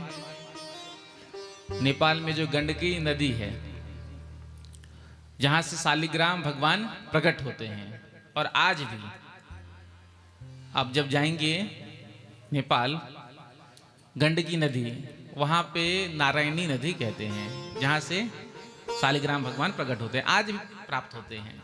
यदि सच्ची श्रद्धा भाव आपके अंदर है तो जरूर आपको शालिग्राम भगवान मिलेंगे, क्योंकि हमको मिले थे। प्रेम से कहो श्री राधे। श्री राधे। 2020 में हम गए थे, जनकपुर में कथा थी तो नारायणी नदी भी गए थे। जैसे ही जल में हाथ अंदर डाला, निकाला तो शालिग्राम भगवान निकले। जजमान जो गए थे साथ में, उन्होंने भी ट्राई किया लेकिन नहीं मिला। तो भगवान की कृपा जिस पर होती है उसको ही मिलता है। तो वहीं जाकर के कुटिया बनाया और भजन कर रहे थे। एक गर्भवती हिरनी जल पीने के लिए आई, सिंह के दहाड़ की आवाज को सुना तो छलांग लगा दिया नदी में। जैसे ही छलांग लगाया तो गर्भवती थी, बच्चा गिर गया। भरत जी ने देखा, संतों का स्वभाव होता है, तो जा करके पाठ पूजा छोड़ करके उस हिरण के बच्चे को बाहर निकाल कर के लाए। और उसकी माँ तो मर गई, तो अब सोचा कि इसका कौन पालन पोषण करेगा, तो इसका तो कोई है नहीं, तो अपने आश्रम पर ही रख लिया। राज सिंहासन छोड़ करके, पूरा राजपाट छोड़ करके चले गए भजन करने के लिए। लेकिन कहाँ भरत जी फंस गए? एक हिरण के बच्चे के मोह में। ये मोह बड़ी बलवती है, कब न जाने पकड़ ले। तो कुछ दिन तक तो साथ रहा, जब थोड़ा बड़ा हुआ तो चला गया। जब नहीं देखा हिरण के बच्चे को तो आज विरह से आतुर हो गए, ढूंढने लगे। एक मृग का बच्चा पड़ा हुआ था, उसी को देखते हुए शरीर को छोड़ा। तो हमारे यहाँ कहा गया अंते यामति सागति, अंतिम समय में जिसका चिंतन होता है तो वही शरीर मिलता है। इसलिए अंतिम समय में सावधान हो जाना चाहिए। प्रेम से कहो श्री राधे। फोटो खींच रहा हो ना तो बिल्कुल अलर्ट हो जाना चाहिए, और लोग हो भी जाते हैं। पहले ऐसे ही बैठे रहते हैं, जैसे ही कैमरा हमारे तरफ आता है तो बिल्कुल प्रेम से कहो। तो जैसे ही कैमरा हमारे तरफ आया वैसे ही हम बिल्कुल अलर्ट हो जाते हैं। बिल्कुल फोटो खराब नहीं होना चाहिए, फोटो नहीं बिगड़ना चाहिए। तो फोटो खींच रहा हो तो सावधान हो जाना चाहिए, क्योंकि एक बार फोटो खींच गया तो फिर उसमें कोई बदलाव नहीं हो सकता। एक देवी जी 4 घंटे तैयार होकर श्रृंगार करके फोटो खिंचवाने के लिए स्टूडियो में गई। गांव की थी, गांव से शहर 5 किलोमीटर दूर था। बैसाख का महीना था, और उस समय कोई साधन तो होता नहीं था, तो 4 घंटे घर में तैयार हुई, श्रृंगार किया और उसके बाद फोटो खिंचवाने के लिए सीधे पहुंची स्टूडियो में। स्टूडियो में पहुंचते ही कहा, भैया जल्दी से मेरा फोटो निकालो। तो स्टूडियो में जो बैठा था उसने कहा, बहन जी एक बार थोड़ा आप आईने में देख लीजिए, ठीक ठाक हो जाइए, उसके बाद मैं फोटो खींच दूंगा। तो कहती 4 घंटे घर से सच करके आई हूं, चल तू जल्दी फोटो निकाल। कैमरामैन से कहा, कैमरामैन ने कहा आइए बैठिए। कैमरामैन ने क्लिक कर दिया। जैसे ही फोटो निकाल करके हाथ में दिया, लाल पीली हो गई। क्या मैं ऐसी दिखती हूं? हाँ, क्या मैं ऐसी दिखती हूं? क्योंकि जब वो पैदल आ रही थी तो मई बैसाख का महीना था, आंधी तूफान चल रहा था, तो धूल मिट्टी पड़ करके चेहरा सब बराबर हो गया। प्रेम से कहो श्री राधे। अब वो बिगड़ गई, तुझे फोटो खींचना ही नहीं आता। 4 घंटे तैयार होकर के मैं आई थी और ऐसी फोटो निकाल करके दिया। तो उस फोटो खींचने वाले ने कहा, बहन जी आप 4 घंटे घर में तैयार हुई, चाहे 8 घंटे तैयार हुई, मुझे उससे कोई मतलब नहीं। आप मेरे कैमरे के सामने जैसी आई, मुझे तो उस क्षण से मतलब है। आप जैसी आई बस मैंने आपका फोटो निकाल दिया। तो उसी प्रकार से जब अंतिम समय आता है, जब फोटो खींचने वाला होता है, तो हमको सावधान हो जाना चाहिए। यदि अंतिम समय हमारा बन गया, कभी कभी होता है जीवन में, कभी राम का नाम नहीं लिया, लेकिन मरने से पहले राम का नाम निकल जाता है।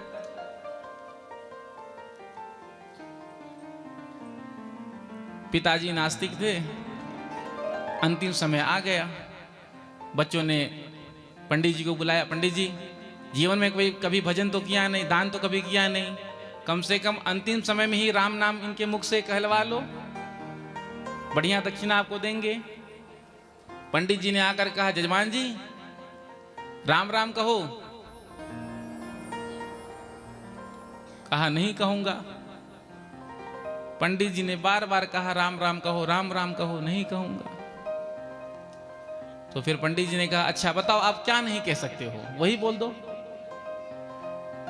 तो कहता है, जो तू कहलवाना चाह रहा है वही नहीं कहूंगा, प्रेम से कहो श्री राधे। तो कई ऐसे भी होते हैं अंतिम समय में है फिर भी नाम नहीं लेते, और कई ऐसे होते हैं अंतिम समय में नाम निकल गया अजामिल की तरह और भगवान को प्राप्त कर लिया। तो अंतिम समय बिगड़ना नहीं चाहिए। तो आज हिरण योनि में जन्म मिला, भगवान का भजन कभी खाली नहीं जाता, व्यर्थ नहीं जाता। हिरण की योनि में पूर्व जन्म का स्मरण बना था कि मैं पूर्व जन्म में राजा भरत था, चक्रवर्ती सम्राट था। फिर अगला जन्म ब्राह्मण देवता के यहाँ मिला। अब ब्राह्मण देवता तो पढ़ाते पढ़ाते स्वयं सिधार गए, लेकिन कुछ पढ़ करके नहीं सुनाया। क्यों? यदि आज हम गायत्री मंत्र पढ़ करके सुनाएंगे तो फिर कहेंगे स्वास्थ्य वाचन सुनाओ पिताजी, फिर कहेंगे जाओ जजमान के यहाँ पूजा कराओ। तो अब हम संसार में नहीं फंसेंगे। क्यों? एक बार तो फंस गए हैं ना। इसलिए अब हम बिल्कुल जड़ की तरह रहेंगे। तो नाम था भरत, जड़ की तरह रहने लगे तो नाम पड़ा जड़ भरत। तो जड़ भरत जी महाराज घर में ही रहते, खाते पीते सोते बस। भाभियों ने कहा दिन रात यहीं पड़ा रहता है, ले जाकर काम में लगाओ। अपने पतियों से ले जाकर खेत में काम पर लगा दिया और कहा देखो यहाँ पे कोई पशु पक्षी नहीं आ सके। तो भरत जी महाराज खड़े हो गए डंडा हाथ में लेकर के, देखा आकाश की ओर पक्षी चहचहा रहे हैं, उड़ रहे हैं, इच्छा हो रही है, लेकिन डंडा लेकर खड़े हैं। तो पक्षी को भी पता है यदि हम यहाँ जाएंगे तो लट पड़ेगा, पशु पक्षी को भी पता होता है। तो विचार किया कि देखो वृक्ष को, ये फसल को किसने बनाया? भगवान ने। पक्षी को किसने बनाया? भगवान ने। तो जब भगवान का ही सब कुछ है तो फिर राम जी का ही चिड़ियां हैं, राम जी का ही खेत है, तो हम क्यों रोके? बुला बुला कर खिलाने लगे। पड़ोस के किसानों को दर्द हुआ, जाकर के इनके भाइयों से कहा तुम्हारा भाई पागल हो गया है, बुला बुला कर खेत खिला रहा है पशु पक्षियों को। आए और धक्के मार करके भरत जी को निकाल दिए। इधर भरत जी महाराज जिधर मुख उठा उधर चल दिए। एक डाकू का सरदार जिसने माँ भद्रकाली से मन्नत मांगी थी मन्नत कैसा था, यदि मन्नत पूरा हो जाएगा तो मैं नर बलि दूंगा। तो उसके सेवक किसी को पकड़ करके ले जा रहे थे। अब अनायास ही वो हाथ छुड़ाकर भाग गया देव योग से। अब डाकुओं ने सोचा यदि खाली हाथ हम जाएंगे सरदार के सामने तो हमारी ही बलि चढ़ा देगा। सब परेशान हो गए।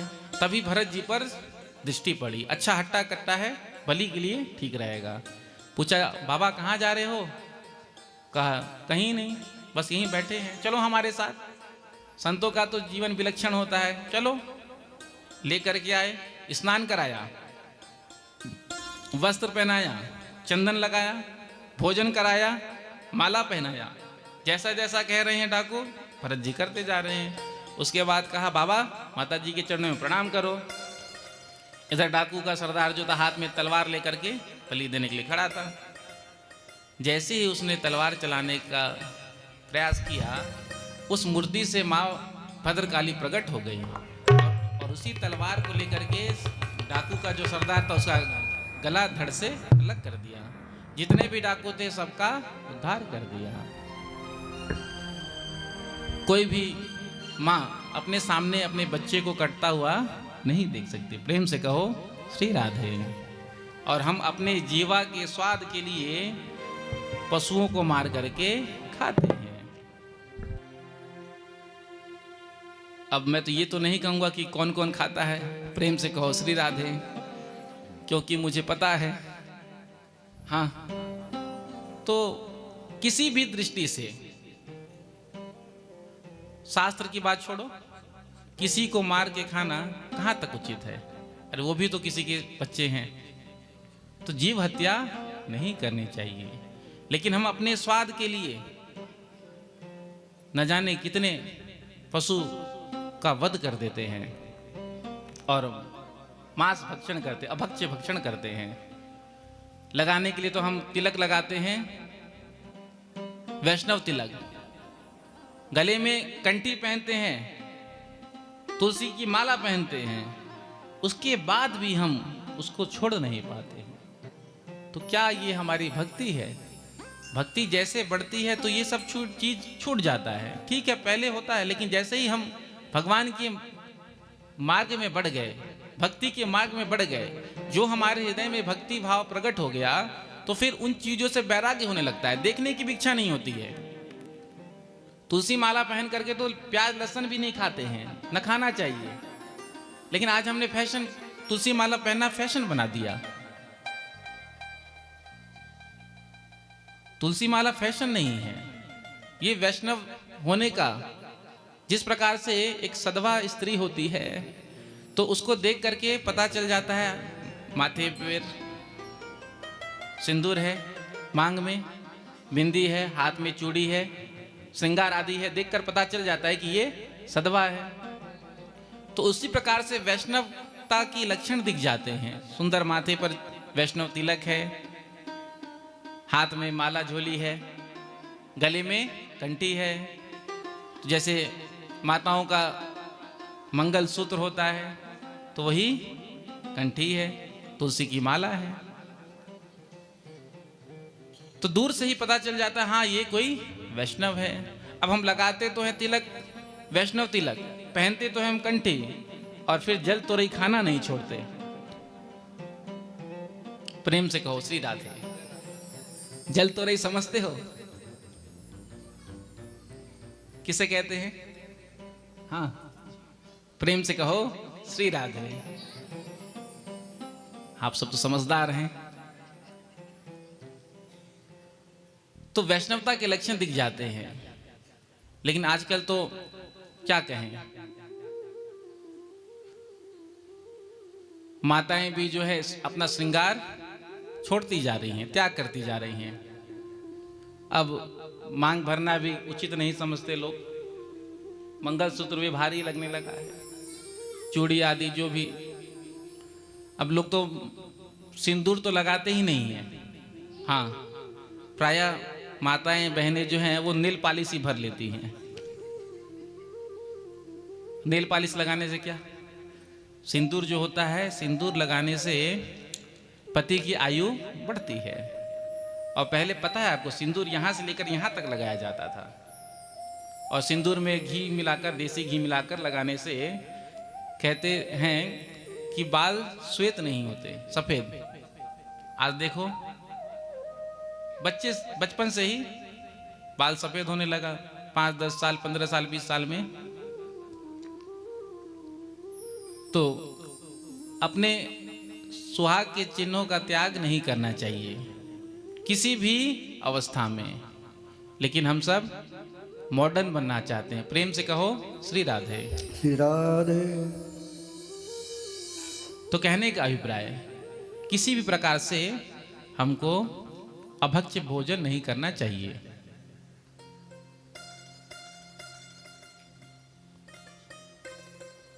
शमशान में जलाया जाता है मुर्दे को, और कब्रिस्तान में दफनाया जाता है। तो हम मांस खाते हैं, बकरे को काट कर, चाहे जल तोरई को काट करके, और जब वो हमारे पेट में जाता है तो हमारा हृदय, हमारा पेट क्या हो गया? हृदय क्या हो गया? कब्रिस्तान हो गया। अब उस कब्रिस्तान में आप सोचो कि भगवान आ जाए। इस हृदय भवन में ठाकुर जी विराजमान हैं, भगवान रहते हैं इस हृदय भवन में। हम संसार में ढूंढ रहे हैं, तीर्थों में, धामों में, मंदिरों में। अरे भगवान तो हमारे हृदय भवन में है सबसे पहले। तो प्रभु को कितना कष्ट होता होगा। तो क्या कब्रिस्तान में भगवान निवास करेंगे? फिर आप चाहे कितना भी माला जप लो, कितना भी तिलक लगा लो, कंठी माला पहन लो, क्या आपकी भक्ति श्रेष्ठ है? तो विचार करना पड़ेगा ना। भक्ति के मार्ग में जब बढ़ते हैं वैसे ही भोजन कम होने लगता है। सात्विकता बढ़ने लग जाए तो संसार से मन टूटने लगता है। लेकिन हम भक्ति भी खूब कर रहे हैं। एक कहावत है बांग्ला में, अति भक्ति चोरेन लक्ष्य। हाँ, ओडिया में भी है। प्रेम से कहो श्री राधे। हाँ हाँ, अति भक्ति चोरे लक्ष्य। तो विचार करना और आज से संकल्प लेना, जो भी खाते हैं कि आज से हम नहीं खाएंगे। अरे नहीं खाओगे तो मर जाओगे क्या? किसी को मार करके खा रहे हो। भगवान ने दुनिया में इतनी सारी चीजों को बनाया है खाने के लिए।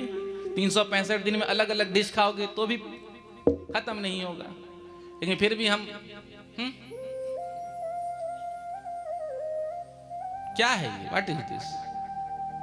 किसी भी प्रकार से आप खुद सोचना, खुद चिंतन करना। तो कथा के माध्यम से इन सब चीजों का भी हमको त्याग करना है। कथा सुनने का क्या लाभ? कथा सुनने के बाद 2-4-10 लोग भी यदि छोड़ दें तो हमारा कथा कहना सार्थक, यहाँ आना सार्थक। अब कथा सुनने से पहले भी खाते थे, कथा सुनने के बाद भी खा रहे हैं, तो कथा सुनने का मतलब क्या? कई लोग तो इतने महान होते हैं, सुबह खाकर शाम को कथा में भी आ जाते हैं। हाँ, तो ये सब पाप का लक्षण है। इससे आप पाप बढ़ा रहे हैं। तो इसीलिए मैं आपसे निवेदन करता हूं, प्रार्थना करता हूं, जो खाते भी हो, देखो बिल्कुल जीवन सात्विक होना चाहिए। मांसाहार से मुक्त, शुद्ध शाकाहारी बने। शाकाहारी व्यक्ति ज्यादा जीता है मांसाहारी की अपेक्षा। भगवान ने भी बनाया है ना, शाकाहारी के लिए अलग बनाया, मांसाहारियों के लिए अलग बनाया। जैसे जो मांसाहारी होते हैं वो जीवा से पानी पीते हैं। कुत्ता, शेर, जेबरा आदि कैसे पानी पीते हैं? जीवा से। और जो होठ से पानी पीते हैं जैसे गाय, मनुष्य। तो हम सब शाकाहारी हैं। तो भगवान ने बनाया है, पहले ही से बता दिया कि कौन शाकाहारी कौन मांसाहारी। लेकिन ये इंसान है, मांस भी खाता है, घास भी खाता है, चारा चोर। पशुओं का चारा भी खा जाते हैं, गोबर भी खा जाते हैं। हाँ, कहीं कहीं सुनने को मिलता है। और ज्यादा इसको समझाओ तो आपका खोपड़ी भी खा जाएगा।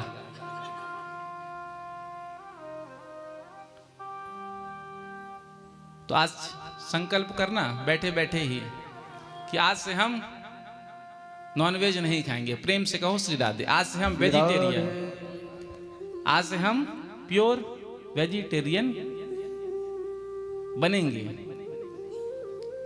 किसी का भाव जागा तो हाथ उठा देना, प्रेम से कहो श्री राधे, जय हो। ऐसे नहीं, जो नहीं खाएंगे आज से वो हाथ उठाना।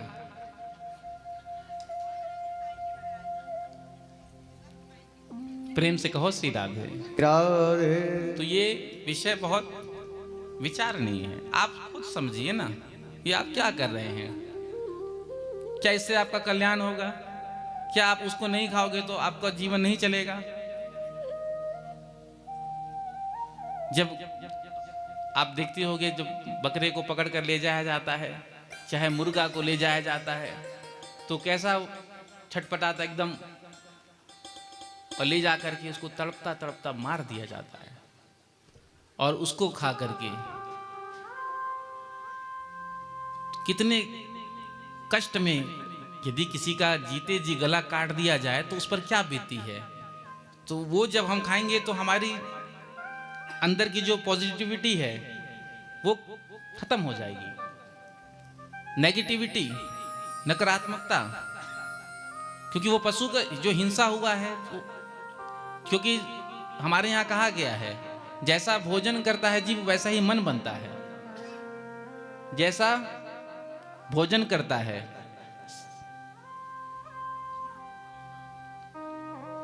वैसा ही मन बनता है। इसलिए भोजन में बहुत विचार है। साधक है, यदि कोई साधना के मार्ग पर कोई बढ़ रहा है, भक्ति के मार्ग पर यदि कोई चल रहा है, तो भोजन में बहुत विचार करना पड़ता है। जैसा खाओगे अन्न वैसा होगा मन। अन्न से ही मन बनता है। जो आप अन्न ग्रहण करते हैं वो रस में परिवर्तन होता है, उसी से हमारा मन और बुद्धि में विचार आते हैं। तो जब उस सब चीजों को खाओगे तो अच्छा भाव विचार कहां से आ पाएगा? दूषित अन्न खाओगे तो बुद्धि भी दूषित हो जाएगी। पितामह भीष्म उपदेश दे रहे थे। अंतिम समय में भगवान श्री कृष्ण पांडवों को लेकर के आए थे, तो बड़ा उपदेश दे रहे थे। क्या क्या उपदेश दे रहे थे? राजधर्मान, मोक्ष धर्मान, स्त्री धर्मान, भगवत धर्मान, सब विस्तार से बता रहे थे। इतने में ही द्रौपदी जी बड़ी जोर से हंस पड़ी। पितामह भीष्म ने जब सुना द्रौपदी की हंसने की आवाज को, तो पितामह जी शौक हो गए, एकदम चुप हो गए, शांत हो गए कि द्रौपदी ऐसे ऐसे कैसे हंस गई। क्योंकि समाज में कोई ठहाका मार के ऐसे थोड़ी हंसता है। पितामह भीष्म ने पूछा, बेटी क्या बात है, तुम ऐसी क्यों हंसी? तो द्रौपदी जी ने कहा, बाबा आज तो आप बड़े बड़े धर्मों का उपदेश दे रहे हो। ये धर्म का उपदेश उस दिन कहां गया था जब भरी सभा में मेरी सारी दुशासन खींच रहा था। उस सभा में आप भी विराजमान थे, लेकिन आपके मुख से एक शब्द नहीं निकला। यदि आप एक शब्द कह देते दुर्योधन को आंख दिखा करके, तो किसी की हिम्मत जो मेरे को छू लेता, मुझे स्पर्श कर लेता। लेकिन उस दिन तो आप मौनी बाबा बनकर बैठे थे और आज बड़ा बड़ा उपदेश दे रहे हैं। पितामह भीष्म ने सुना तो नेत्रों से आंसू झरने लगा और कहा, बेटी उस समय मैंने दुर्योधन का अन्न खाया था, इसलिए मेरी बुद्धि विकृत हो गई थी, बुद्धि मेरी भ्रष्ट हो गई थी। जो दुर्योधन के अन्न को खाने से जो भी रक्त बना था, रस बना था, जो हम अन्न ग्रहण करते उसी से रस बनता है, उसी से तो ब्लड बनता है, खून बनता है। तो उसका जो अन्न मैंने खाया था, तो आज इतने दिनों से बाणों की सैया पर मैं लेटा हूं, सारा वो रक्त निकल गया। इसलिए आज मेरी बुद्धि शुद्ध हो गई, इसलिए मैं आज उपदेश दे पा रहा हूं। इसलिए साधकों को बहुत ध्यान रखना चाहिए। आहार शुद्धि, सत्व शुद्धि, सत्व शुद्धि, ध्रुव स्मृति। इसलिए कहीं भी नहीं खा लेना चाहिए, कैसे भी नहीं खा लेना चाहिए। आजकल हम लोग तो मार्केट जाते हैं, खड़े खड़े खा रहे हैं गोलगप्पे, पानी पूरी, चाट पकोड़ा। आजकल तो लोग देखो जगह जगह होटल ही खुलता जा रहा है।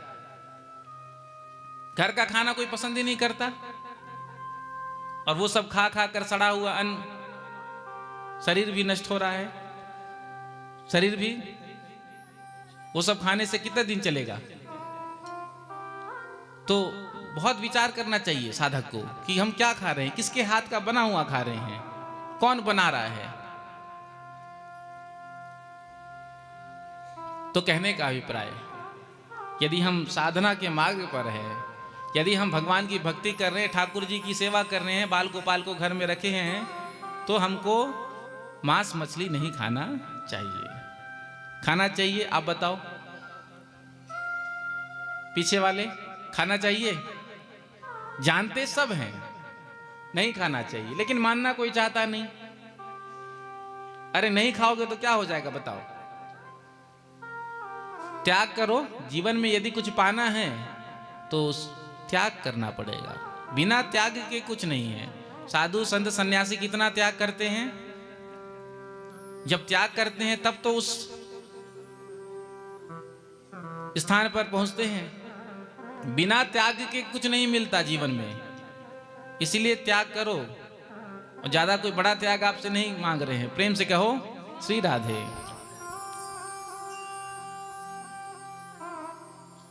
भरत जी महाराज वहां से चले और आगे बढ़े। इधर राजा रघुगण मिला, तो राजा रघुगण को आज भरत जी ने भवा टीवी का वर्णन करके निज आत्मस्वरूप का दर्शन कराया। पंचम स्कंद के अंतिम अध्याय में नरकों की कथा का वर्णन किया। कौन सा पाप करने से जीव कौन से नरक में जाता है। जब इस कथा को सुना परीक्षित ने तो प्रश्न किया, महाराज जीव से अज्ञानतावश भूलवश यदि कोई पाप बन जाए और वो नरक जाने से बचना चाहे तो क्या कोई उपाय है। क्योंकि जो जीव बुरा कर्म करता है, गलत कर्म करता है तो उसको नरक मिलता है। जो पाप करते हैं उनको नरक भेजा जाता है, जो पुण्य करते हैं उनको स्वर्ग भेजा जाता है। स्वर्ग में जाओगे तो बढ़िया सेवा होगी आपकी। प्रेम से कहो श्री राधे। हाँ, इसलिए तो हम पुण्य अर्जित करते हैं। क्यों? पुण्य के बल पर हम स्वर्ग में जाएंगे। स्वर्ग में जाएंगे तो चकाचक माल खाने को मिलेगा। और जो पुण्य नहीं करता, जो पाप करता है, तो नरकों में दंड दिया जाता है। हाँ, बड़े बड़े तेल के कढ़ाई रखें उसमें डाल दिया जाता है। जैसे आप पकोड़ा तलते हैं ना, उसी प्रकार जीव को तला जाता है। अनेक प्रकार के नरकों के बारे में बताया। तो जीव से अज्ञानवश यदि कोई पाप बन जाए तो नरक से बचना चाहे तो कोई उपाय है। तो कहाँ है, कौन सा उपाय? तो कहते हैं केचित केवलया भक्त्या वासुदेव परायण अघम गुणवंती कार्ष्णेन निहारामिव भास्करा। यदि जीव से अज्ञानवश कोई पाप बन जाए और पाप से मुक्त होना चाहे तो वो अपने मुख से भगवान का नाम गाए। जैसे ही जीव अपने मुख से भगवान के नाम को गाता है तो उसके जन्म जन्मांतर के पाप भस्म हो जाते हैं, नष्ट हो जाते हैं, समाप्त हो जाते हैं। जैसे सूर्य उदय होता है तो अंधकार समाप्त हो जाता है, जितना भी कोहरा होता है वो समाप्त हो जाता है। उसी प्रकार से जैसे ही जीव भगवान का नाम लेता है तो पाप नष्ट हो जाता है। तो क्या कभी ऐसा हुआ? तो अजामिल उपाख्यान सुनाया। अजामिल अपना परिवार छोड़ करके एक गणिका के साथ रहने लगा। एक बार देख लिया रास्ते में एक गणिका को परपुरुष के साथ क्रीड़ा करते हुए, तो नेत्र द्वार के द्वारा पाप अंदर चला गया। ये जो दो इंद्रियां ये बड़ी खतरनाक होती हैं, नेत्र और कान। इसलिए बहुत सावधान रहना चाहिए इन दोनों इंद्रियों के प्रति। नजरें हटी दुर्घटना घटी। तो देखा गलत, सुंदर परिवार था, त्याग कर दिया। जितना धन था ले जाकर उसको दे दिया, साथ में रहने लगा। 10 संतान थे इसके। एक बार संत का समूह आया। अब इसका काम क्या था? चोरी करना, डाका डालना। तो दिन भर तो घर पे रहता, शाम को निकलता।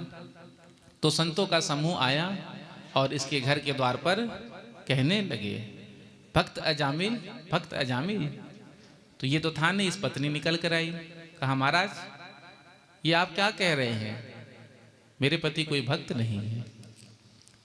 तो संतों ने कहा हमको तो बच्चों ने बताया कि इस गांव में केवल एक ही भक्त है जिसका नाम है अजामिल, कोई बात नहीं, हम कहीं और चले जाएंगे। तो कहा महाराज जब आप आ ही गए हैं तो बस सामने देखिए वृक्ष है, उसी के नीचे आप रहिए, विश्राम करिए, सूखा सामान मैं दे देती हूँ, भोजन बनाकर पाइए। तो संतों ने भोजन बनाया, ठाकुर जी को भोग लगाया, प्रसाद पाया और उसके बाद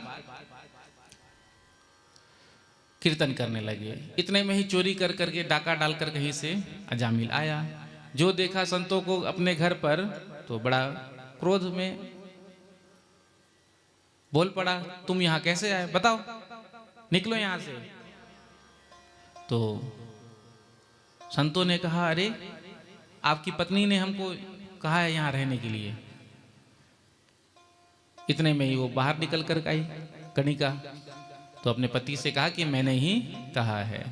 तो कहा तुमने कहा है तो ठीक है। तो संतों ने कहा देखो हमने आपके यहाँ भोजन किया, भोजन के बाद दक्षिणा देनी चाहिए, तो कुछ दक्षिणा दे दो। जो दक्षिणा का नाम सुना आज गुस्से में आ गया, कहा तुम मेरे सामने खड़े हो, मेरे घर पर ये क्या कम बड़ी दक्षिणा है, मेरे सामने मेरे घर पर कोई नहीं आता, किसी की हिम्मत ही नहीं कि मेरे घर आ जाए, चलो निकलो। पत्नी ने कहा दे दीजिए। पत्नी का भक्त था, प्रेम से कहो श्री राधे। श्री राधे। तो कहा तुम कहती हो तो ठीक है, मांगिए क्या चाहिए। तो कहा आपकी बार जो तुम्हारी संतान हो उसका नाम रखना नारायण। चले गए संत। कुछ समय के पश्चात जब बालक का जन्म हुआ तो नाम रखा नारायण। छोटे बेटे में ज्यादा प्रेम, अब नारायण नारायण कहता। अंतिम समय आया, 3 यमदूत पकड़ने के लिए आए। जो देखा यमदूतों को तो घबरा गया और मुख से निकला आओ नारायण मेरी रक्षा करो। तो आज भगवान नारायण तो नहीं आए, पुत्र तो नहीं आया, भगवान नारायण के 4 पार्षद प्रकट हुए और मारकर यमदूतों को भगाया। यमदूतों ने कहा तुमने हमको मारा क्यों। तो कहा कि हम इसको यहां से लेने आए हैं। यमदूतों ने कहा इसको लेने के लिए तो हम आए हैं, ये पापी है और पापियों को नरक में ले जाया जाता है, तो यमदूत आते हैं पापियों को लेने के लिए। पार्षदों ने कहा तुमने सुना नहीं, मरने से पहले इसने क्या कहा नारायण। तो मरने से पहले जो हमारे स्वामी को पुकारता है उसको लेने के लिए हम आते हैं। यमदूतों ने कहा पागल किसी और को बनाना, इसने आपके स्वामी को नहीं अपने पुत्र को पुकारा। पार्षदों ने कहा सबसे पहले नारायण नाम किसका पड़ा, हमारे स्वामी का, कहो मानोगे। यमदूतों से भगवान के पार्षद कहते हैं, भगवान का नाम कैसे भी क्यों ना लिया जाए कभी खाली नहीं जाता। सांकेत्यम पारिहास्यम वा स्तोभम हेलनमेव वा वैकुंठ नाम ग्रहण माशेषा गहरम विदुः। भगवान का नाम संकेत में लिया जाए, सांकेत्यम पारिहास्यम व हंसी मजाक में, अवहेलना में, वो भी नाम कभी खाली नहीं जाता। भगवान का नाम तो कैसे भी लिया जाए वो फल देगा ही। वस्तु शक्ति ज्ञान की अपेक्षा नहीं रखती। अग्नि में जलाने की शक्ति है, आपको ज्ञान है या ना हो, यदि आपने अग्नि का स्पर्श किया तो जल ही जाओगे। तार में करंट है, आपको ज्ञान हो या ना हो, चाहे यदि आपने उसका स्पर्श कर लिया तो करंट तो लगेगा ही। उसी प्रकार से भगवान के नाम में तारक शक्ति है, चाहे आप भाव से नाम लीजिए चाहे कुभाव से। यदि आपने नाम लिया भगवान का तो वो तारक शक्ति अपना काम करेगा ही। 4 चोर थे, प्रेम से कहो श्री राधे। श्री राधे। अब ये चोरी कैसे करते थे, इन्होंने मीटिंग में कहा कि देखो ऐसे हम जाकर कहीं चोरी करेंगे तो पकड़ में आ जाएंगे, तो चलो एक नया उपाय ढूंढते हैं। तो कहा कौन सा उपाय। तो आपस में डिस्कस किया, कहा कि देखो हम लोग लाइन से खड़े रहेंगे और भगवान का नाम का सहारा लेकर चोरी करेंगे। अब भगवान का नाम चोरी करने के लिए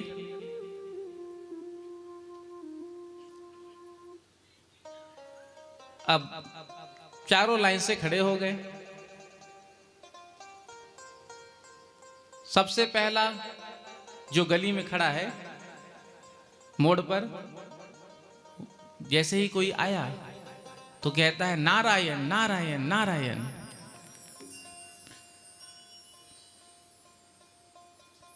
दूसरा जो थोड़ा आगे खड़ा है वो कहता केशव केशव केशव। तीसरा और आगे खड़ा वो कहता दामोदर दामोदर दामोदर। चौथा और जो आगे खड़ा वो कहता वासुदेव वासुदेव वासुदेव। अब कोई वहां से गुजर जाए तो क्या लगेगा, भगवान के भक्त हैं, नाम ले रहे हैं, नारायण केशव दामोदर वासुदेव। आप गली से गुजर जाएंगे तो आपको भी यही लगेगा कि देखो भगवान का नाम ले रहे हैं। कोई पहचान सकेगा कि ये चोर हैं? तो बस ये चोरी ऐसे ही करते थे, ये इनका कोड वर्ड था। जैसे ही कोई आया तो सबसे पहला जो खड़ा था वो क्या कहता, नारायण।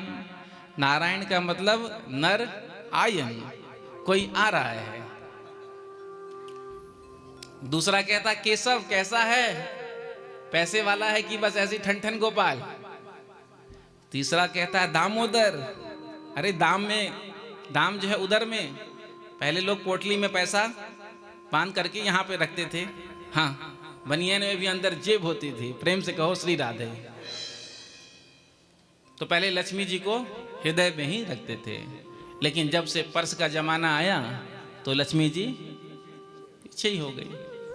लक्ष्मी जी का स्थान यहां होना चाहिए। तो क्या कहता,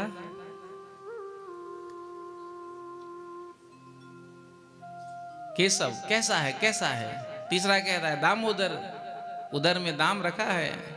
तो चौथा कहता वासुदेव, बांस दे, सर पे बांस दे और माल छीन।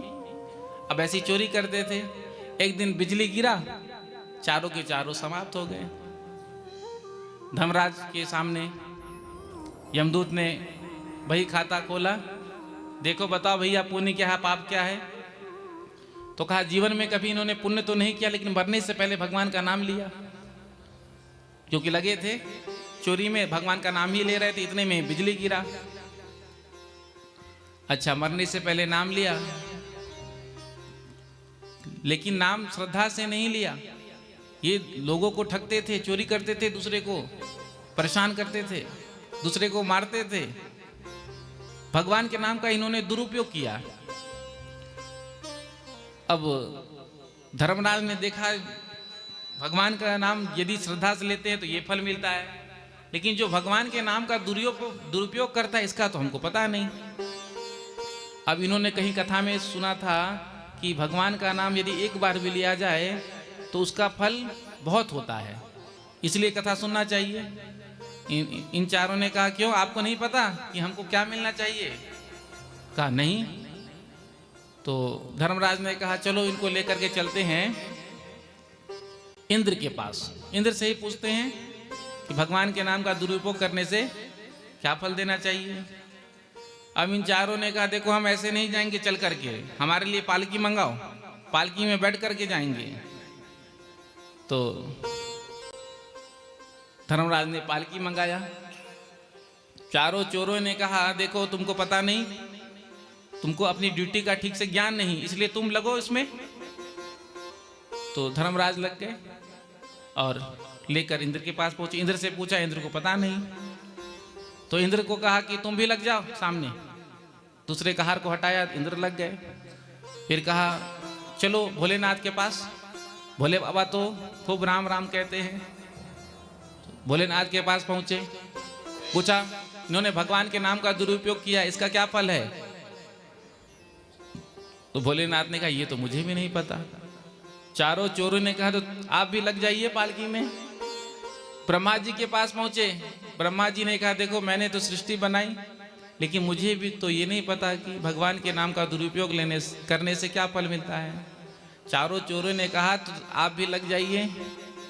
तो चारों चोर पालकी में बैठे और पालकी कौन ढो रहा है? धर्मराज, इंद्र भगवान भोलेनाथ और ब्रह्मा जी। अब कहा चलो अब भगवान नारायण ही बता सकते हैं। इधर भगवान नारायण ने अपने द्वारपालों से कहा देखो बिल्कुल बंधनवार लगा दो, रंगोली वंगोली सजा करके रखो। सब तैयारी कर ली स्वागत की। अब धर्मराज, इंद्र, भोलेनाथ, ब्रह्मा जी पालकी ढोते हुए पहुंचे। चारों चोर पालकी से उतरे। इधर धर्मराज ने पूछा महाराज ये चार चोर ये आपका नाम लेकर के दूसरे को ठगते थे, दूसरे से पैसा छीनते थे, ये आपके नाम का दुरुपयोग करते थे, इसका फल क्या है? भगवान नारायण ने कहा देखो इसका फल यही है, इनके मुख से मेरा नाम निकला तो धर्मराज, इंद्र, भगवान भोलेनाथ, ब्रह्मा जी पालकी में बिठाकर मेरे तक लेकर आए। प्रेम से कहो श्री राधे। तो भगवान का नाम कैसे भी क्यों ना लिए जाए, कभी खाली नहीं जाता, इसलिए भगवान का नाम लो। दो सहेली कथा में जाती। अब व्यास जी कीर्तन कराते। कालिया मर्दन कंस निकंदन देवकी नंदन तव शरणम। कालिया मर्दन कंस निकंदन देवकी नंदन तव शरणम। कालिया मर्दन कंस निकंदन देवकी नंदन तव शरणम। तो व्यास जी रोज कथा के प्रारंभ में ये कीर्तन कराते। अब सब कथा में आते और जो कथा में आकर बैठते हैं तो कीर्तन भी सब गाते ही हैं, लेकिन कुछ लोग मौन भी रहते हैं। तो दो सहेली रोज कथा में साथ में आती। तो एक जो सहेली थी उसके पति का नाम देवकी नंदन था। तो आधा कीर्तन तो गाती, कालिया मर्दन कंस निकंदन, देवकी नंदन नहीं कहती। तब शरणम कहती तो ताल टूट जाता।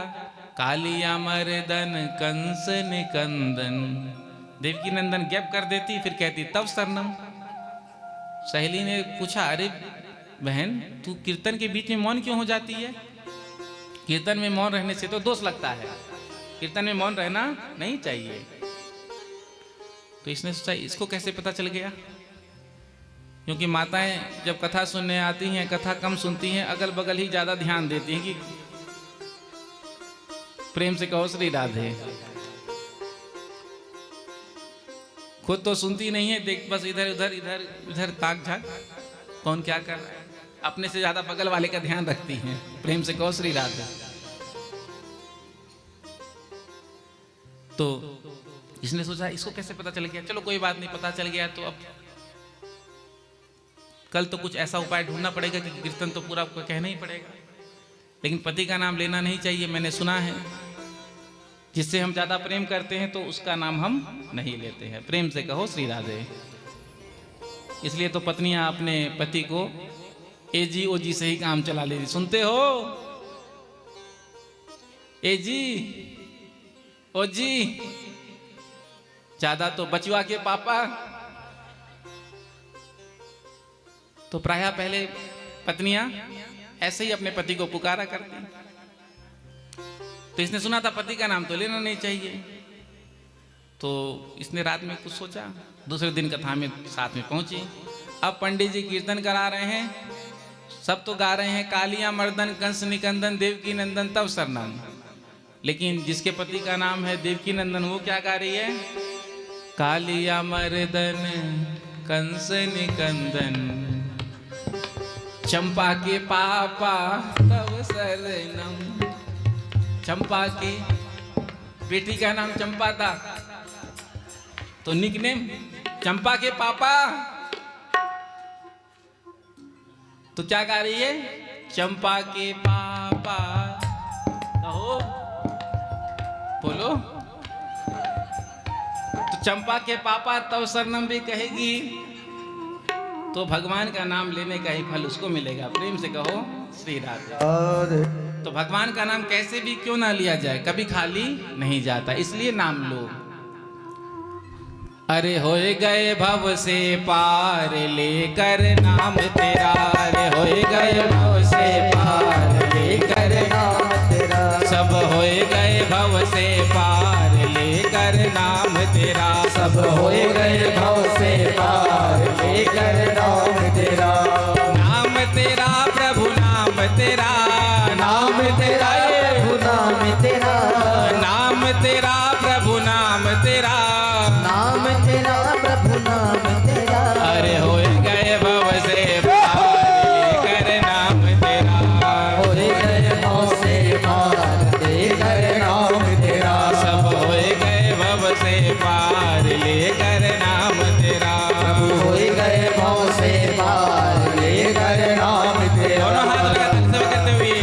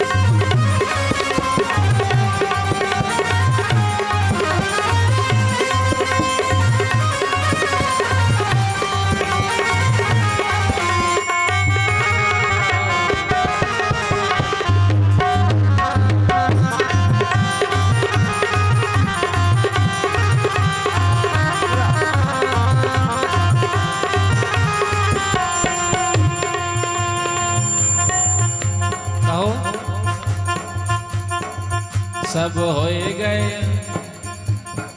आप भी नाम लोगे तो आप भी पार हो जाओगे अजामिल की तरह।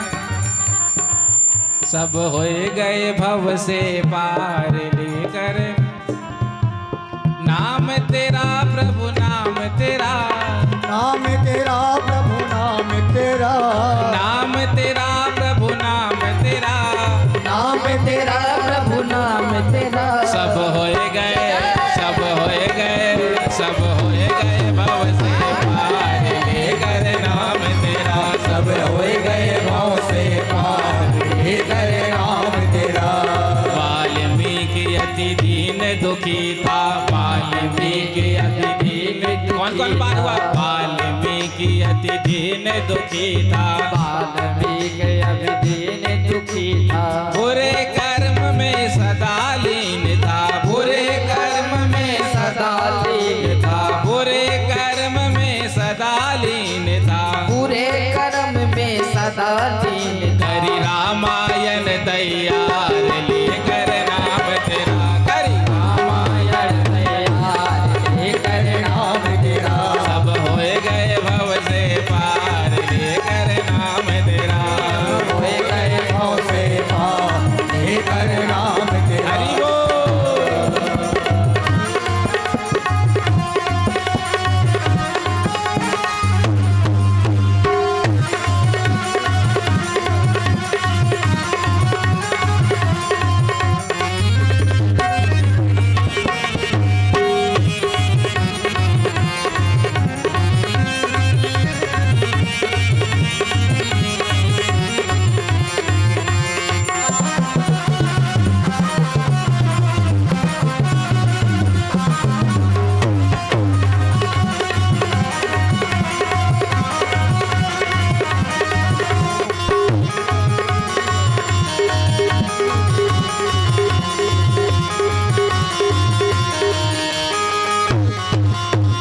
थे नल नील जाति के वानर, थे नल नील जाति, गाइए, थे नल नील जाति के वानर, नल नील जाति के वानर।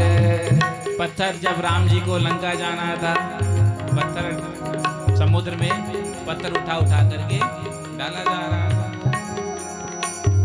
तो पत्थर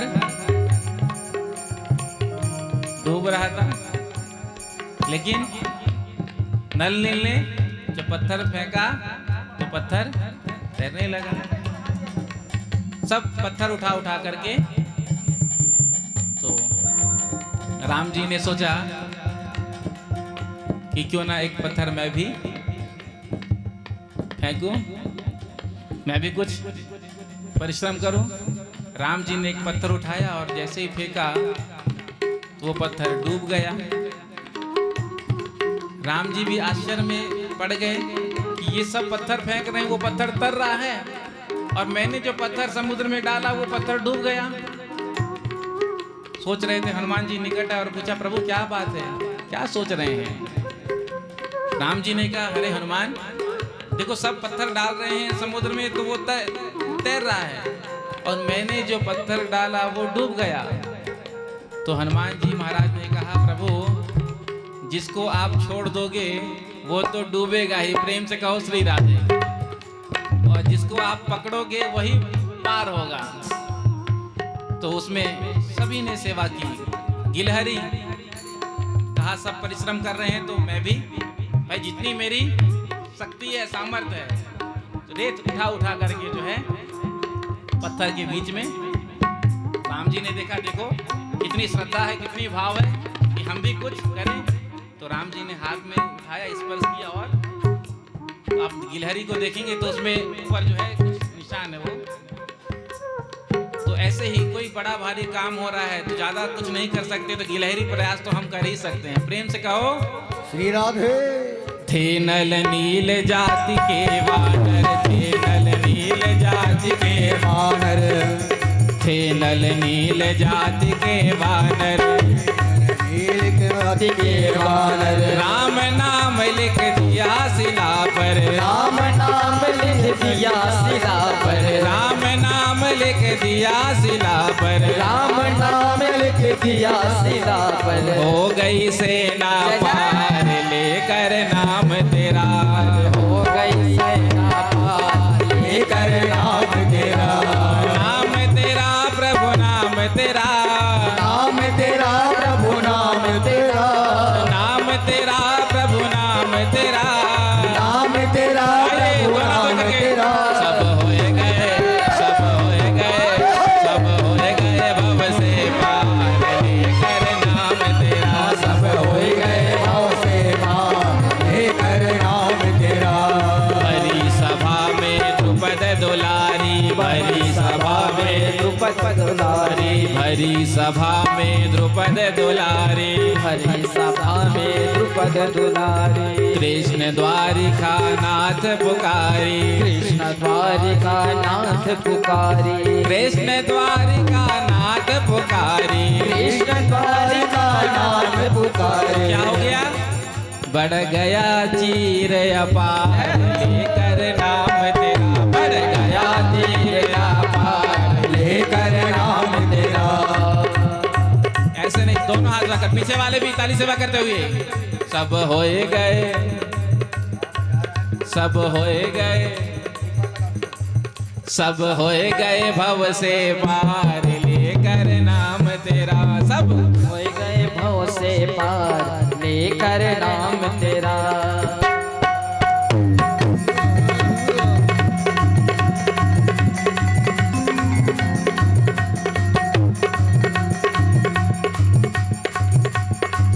सब होए गए भव से पार लेकर नाम तेरा, सब होए गए भव से पार लेकर नाम तेरा। मेरा गिरधर नाम पुकारी, मेरा गिरधर नाम पुकारी, मेरा गिरधर नाम पुकारी, मेरा गिरधर नाम पुकारी। विष अमृत कर दिए मुरारी, विष अमृत कर दिए पुकारी, विष अमृत कर दिए मुरारी, विष अमृत कर दिए पुकारी। खुल गए चारों द्वार लेकर नाम तेरा, खुल गए कर नाम लेकर नाम तेरा। खुल गए चारों द्वार लेकर नाम तेरा, खुल गए चारों द्वार लेकर नाम तेरा। हो नाम तेरा प्रभु नाम तेरा, नाम तेरा प्रभु नाम तेरा, नाम तेरा प्रभु नाम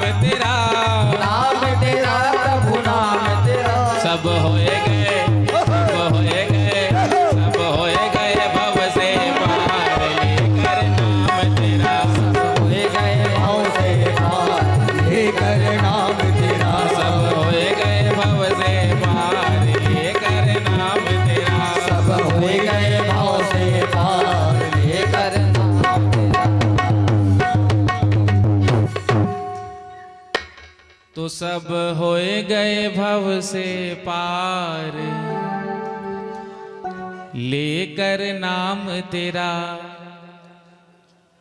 नाम तेरा प्रभु नाम तेरा, नाम तेरा प्रभु नाम तेरा, हम भी हो जाएंगे पार, लेकर नाम तेरा। जो प्रभु का नाम लेगा वो पार हो जाएगा। कहां से पार होगा? भव सागर से पार। प्रेम से कहो, राधे जोर से कह दो, राधे राधे राधे राधे राधे राधे राधे राधे राधे। राधे राधे। तो अजामिल उपाख्यान में सुखदेव जी कहते हैं, भगवान का नाम कैसे भी क्यों न लिया जाए, भगवान का नाम कभी खाली नहीं जाता, इसलिए नाम लेना चाहिए।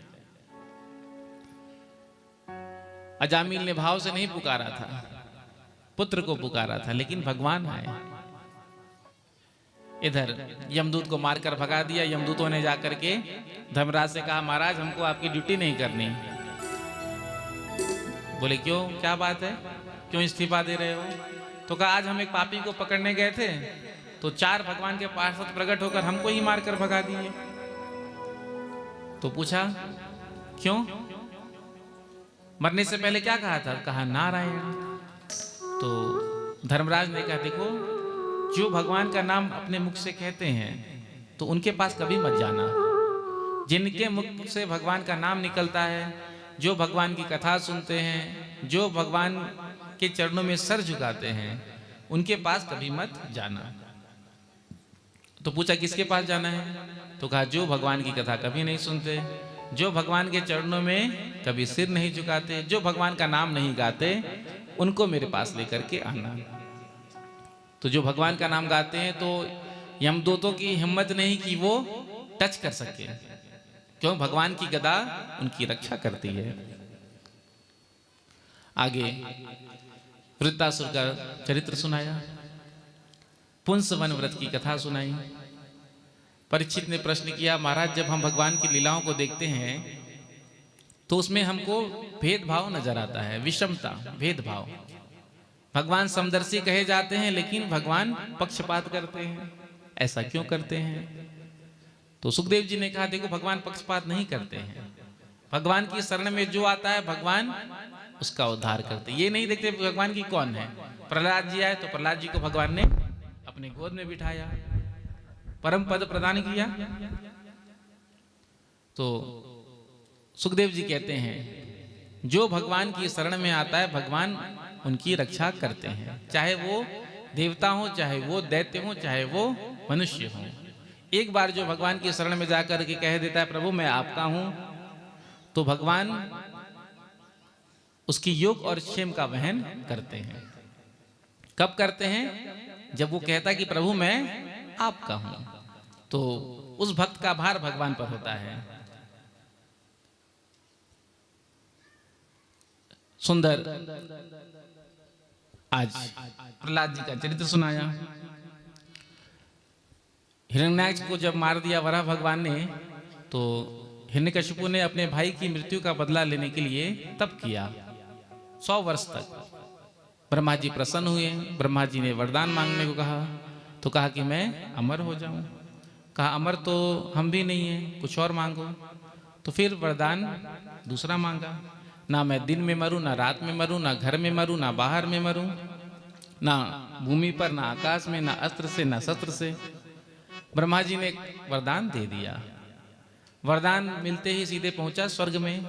आज देवता स्वर्ग की गद्दी बिना लड़े, बिना युद्ध किए छोड़कर भाग गए। तब करके आया था। देवता वन वन भटकने लगे, भगवान की शरण में गए और कहा प्रभु अब आप हमारी रक्षा करिए। तो भगवान ने कहा देखो जब ये मेरे भक्त से द्वेष करेगा तो मैं इसका उद्धार करूंगा। हिरण्यकशिपु के 4 पुत्र लाद, अनुलाद, संलाद, प्रहलाद। सबसे छोटे प्रहलाद जी महाराज, बचपन से ही भगवान की भक्ति। कभी हंसते हैं, कभी रोते हैं, कभी गाते हैं। थोड़े बड़े हुए, पढ़ने के लिए गुरुकुल भेजा। पढ़ कर के आए, पिता ने पूछा बेटा तुमने क्या पढ़ा, सुनाओ। तो प्रहलाद जी ने कहा पिताजी, यदि जीव अपना कल्याण चाहे तो उस जीव को वन में जाकर हरि का भजन करना चाहिए। क्योंकि ये संसार जो है ये अंधकूप है, अंधा कुआं। जो इस संसार में एक बार गिर गया अंधकूप में, फिर वो उससे कभी बाहर नहीं आता। बेटे से तो कुछ नहीं कहा, कहा जाओ गुरुजी को भेजना। आज संडा मर का है, पूछा महाराज आपने हमको बुलाया? तो कहा हाँ, ये तुम हमारे बच्चे को क्या शिक्षा दे रहे हो? मेरा बेटा मुझसे कहता है कि वन में जाकर के नारायण का भजन करो, मुझे उपदेश दे रहा है, यही पढ़ा रहे हो? इसी के लिए हम तुमको तनख्वाह देते हैं, सैलरी देते हैं। ठंडा अमर थर-थर कांपने लगे, महाराज हमने तो कभी ऐसा कुछ पढ़ाया ही नहीं, ना जाने ये कहां से सीख गया। अरे आपने जो शिक्षा नीति निर्धारित की है हम वही पढ़ाते हैं। आपने कहा था ना ग से गणेश पढ़ाना बंद कर दो, क्योंकि ग से गणेश यदि पढ़ाया जाएगा तो सांप्रदायिकता फैलेगी। तब से हमने ग से गणेश पढ़ाना बंद कर दिया, अब हम ग से गधा पढ़ाते हैं। प्रेम से कहो श्री राधे। इसमें किसी को कोई दिक्कत नहीं। तो आपने जो शिक्षा नीति निर्धारित की हम वही पढ़ाते हैं, न जाने ये कहां से गया। कोई बात नहीं, अब की बार ले जाते हैं, ध्यान रखेंगे। लेकर गए और डांटा, अरे दुष्ट, ये दैत्यों के चंदन वन में तू बबूल का कांटा कहां से पैदा हो गया? ये तू नारायण नारायण करता है, तुझे पता है तेरे चाचा को नारायण ने मारा और तू उसका भजन करता है। दोबारा कभी नाम नहीं लेना। समझा दिया, लेकर के आए और दे दिया घर पर। मां ने सुंदर श्रृंगार किया और पिता की गोद में ले जाकर बैठा दिया। हिरण्यकशिपु ने पूछा पुत्र क्या पढ़ कर के आए हो, कुछ सुनाओ। तो प्रहलाद जी कहते हैं श्रवणम कीर्तनम विष्णु स्मरणम पाद सेवनम अर्चनम वंदनम दास्यम सख्यम आत्मनिवेदनम। नवदा भक्ति का उपदेश करने लगे। जो सुना हिरण्यकशिपु क्रोध में भर गया, पुत्र को गोद से उठाया और जमीन पर पटक दिया। उठा करके सैनिकों से कहा देखो इसको मार दो। सैनिक आए मारने के लिए, लेकिन भाला जैसे ही मारा भाला टूट कर गिर गया। प्रहलाद जी को कुछ नहीं हुआ। जो देखा संडामर्क ने तो कहा अरे ये तो बड़ा तेजस्वी बालक लगता है, और क्रोध बढ़ गया। जब भाला टूट कर गिर गया कहा किसी भी प्रकार से इसको मार दो। पहाड़ से ले जाकर फेंका गया, सर्पों के बीच में छोड़ा गया, हाथी के सामने छोड़ा गया। आज होलिका ने आकर कहा भैया यदि आपकी आज्ञा हो तो मैं इस बालक को जला करके भस्म कर दूंगी। तो कहा ठीक है। तो आज होलिका प्रहलाद जी को लेकर के बैठी है। इसको वरदान था। वरदान होने के बाद भी देखो भगवान क्या नहीं कर सकते। होलिका को वरदान प्राप्त था कि इसको अग्नि से कुछ नुकसान नहीं होगा, लेकिन भक्त को जलाने के लिए जब ये बैठी तो आज स्वयं जल गई। प्रहलाद जी का बाल भी बांका नहीं हुआ। प्रेम से कहो श्री राधे। तो होली कहते हैं ना, तभी से तो होली बनाने लगे। जो राख था उससे धुलंडी। तो आज भी दो पक्ष दिखते हैं, भगवान देवता वाले और राक्षस वाले। देवता वाले होली कैसे खेलते हैं, गाल में गुलाल लगा करके, और जो हिरण्यकशिपु वाले पक्ष के हैं वो लोग कैसे उठा उठा करके नालियों में वस्त्रों को फाड़ करके, और फाड़ कर भी तार जो पेड़ में और जो भी तार जो बिजली वाला होता है उस पर दूसरे दिन आप निकल जाओ। ये क्या? तो हिरण्यकशिपु के पक्ष वाले हैं। प्रेम से कहो श्री राधे। होली तो पवित्र त्योहार है, सौहार्द का त्योहार है, लेकिन हमने उसको भी दूषित कर दिया। होली के दिन भी बस लोगों की मानसिकता, होली के दिन को खाना पीना है, ऐसा ही है क्या? तो होली कहते हैं पवित्र को, पवित्र त्योहार है। तब से होली प्रारंभ हुई। इधर संडामर्ग ने आकर कहा महाराज अभी हम इसको ले जाते हैं, जब हमारे पिताश्री आएंगे तो पूछेंगे इसका क्या करना है। ले जाकर के गुरुकुल में बंद कर दिया। स्वयं गए बाहर, बच्चों ने प्रहलाद जी को निकाला और पूछा तू नारायण नारायण कहता है, ये ज्ञान तुझे किसने दिया? क्योंकि हमारे गुरु तेरे गुरु तो एक ही हैं, जो शिक्षा तुझको मिलती है वही हमको मिलती है, लेकिन हमारे गुरु जी तो नारायण नारायण कहना सिखाते नहीं है, तुझे किसने सिखाया? तो कहा मेरे गुरु नारद जी हैं। दैत्य बालकों ने कहा हमारा भी मन करता है कि हम तेरे साथ नारायण नारायण कहें, लेकिन तेरे पिता से हमको डर लगता है। भगवान ने कहा देखो भगवान सबके हैं, मैं नाम लेता हूं भगवान का तो भगवान मेरी रक्षा करते हैं, तो तुम भी नाम लोगे तो तुम्हारी भी रक्षा करेंगे। अच्छा तो ठीक है। तो आज कहा कि चलो भगवान का नाम गाते हैं। ढोलक मंजीरा खरताल ले आया और सब दैत्य बालक गाने लगे, राधा राधा कृष्ण राधा राधा राधा कृष्ण राधा राधा राधा कृष्ण राधा राधा राधा कृष्ण राधा राधा कृष्ण राधा राधा कृष्ण राधा राधा कृष्ण राधा राधा कृष्ण राधा राधा राधा कृष्ण राधा राधा राधा कृष्ण राधा राधा राधा कृष्ण राधा राधा राधा कृष्ण राधा। संडामर्ग जब आए गुरुकुल में तो क्या देखा? रोग फैल गया। पहले तो केवल प्रहलाद ही कहता है नारायण नारायण नारायण, अब दैत्य बालक भी कह रहे हैं। हिरण्यकशिपु को जाकर बताया। हिरण्यकशिपु आया और आकर के अपने पुत्र से कहा तू नारायण नारायण कहता है, बता तेरा नारायण कहाँ रहता है? तेरे नारायण को तो मैं विष्णु लोक तक ढूंढ आया, लेकिन मुझे तो नहीं मिला, बता तेरा नारायण कहाँ रहता है? तो प्रहलाद जी ने कहा पिताजी नारायण तो हर जगह रहते हैं, हरि व्यापक सर्वत्र समाना, प्रेम ते प्रगट होई मैं जाना। जहां भाव होता है वहीं ठाकुर जी प्रकट हो जाते। पिताजी भगवान तो हर जगह है। अच्छा हर जगह है, तेरे अंदर है? कहाँ मेरे अंदर है। तो तेरे अंदर है तो मेरे अंदर भी होगा। कहा पिताजी हर प्राणी के अंदर भगवान नारायण ही है। अच्छा तेरे अंदर है मेरे अंदर तो ये इस खंबे में भी होगा। तो कहाँ पिताजी? मोह में तो मैं खड़ग खम में जित देखूं तित राम, मैं जहां भी देखता हूं वहां भगवान ही नजर आते हैं। अच्छा तो इस खंबे में भी है? कहा हाँ। तो जहां भक्त की हाँ वहीं भगवान प्रकट हो जाते हैं। जैसे ही हिरण्यकशिपु ने मुष्टिका का प्रहार खंबे पर किया, खंब फोड़कर नरसिंह भगवान प्रकट हो गए। बोलो नरसिंह भगवान की जय हो। जो देखा हिरण्यकशिपु ने कहा पहचान गया, यही नारायण है। आज नरसिंह बन करके आया है। मैं अपने भाई की मृत्यु के बदला आज इसे जरूर लूंगा। और कमर कस करके युद्ध करने के लिए आगे बढ़ा। भगवान पर गदा का प्रहार किया। देवताओं ने जब देखा अरे इसने प्रहार कर दिया भगवान पर, भगवान ने भी 2 प्रहार किया।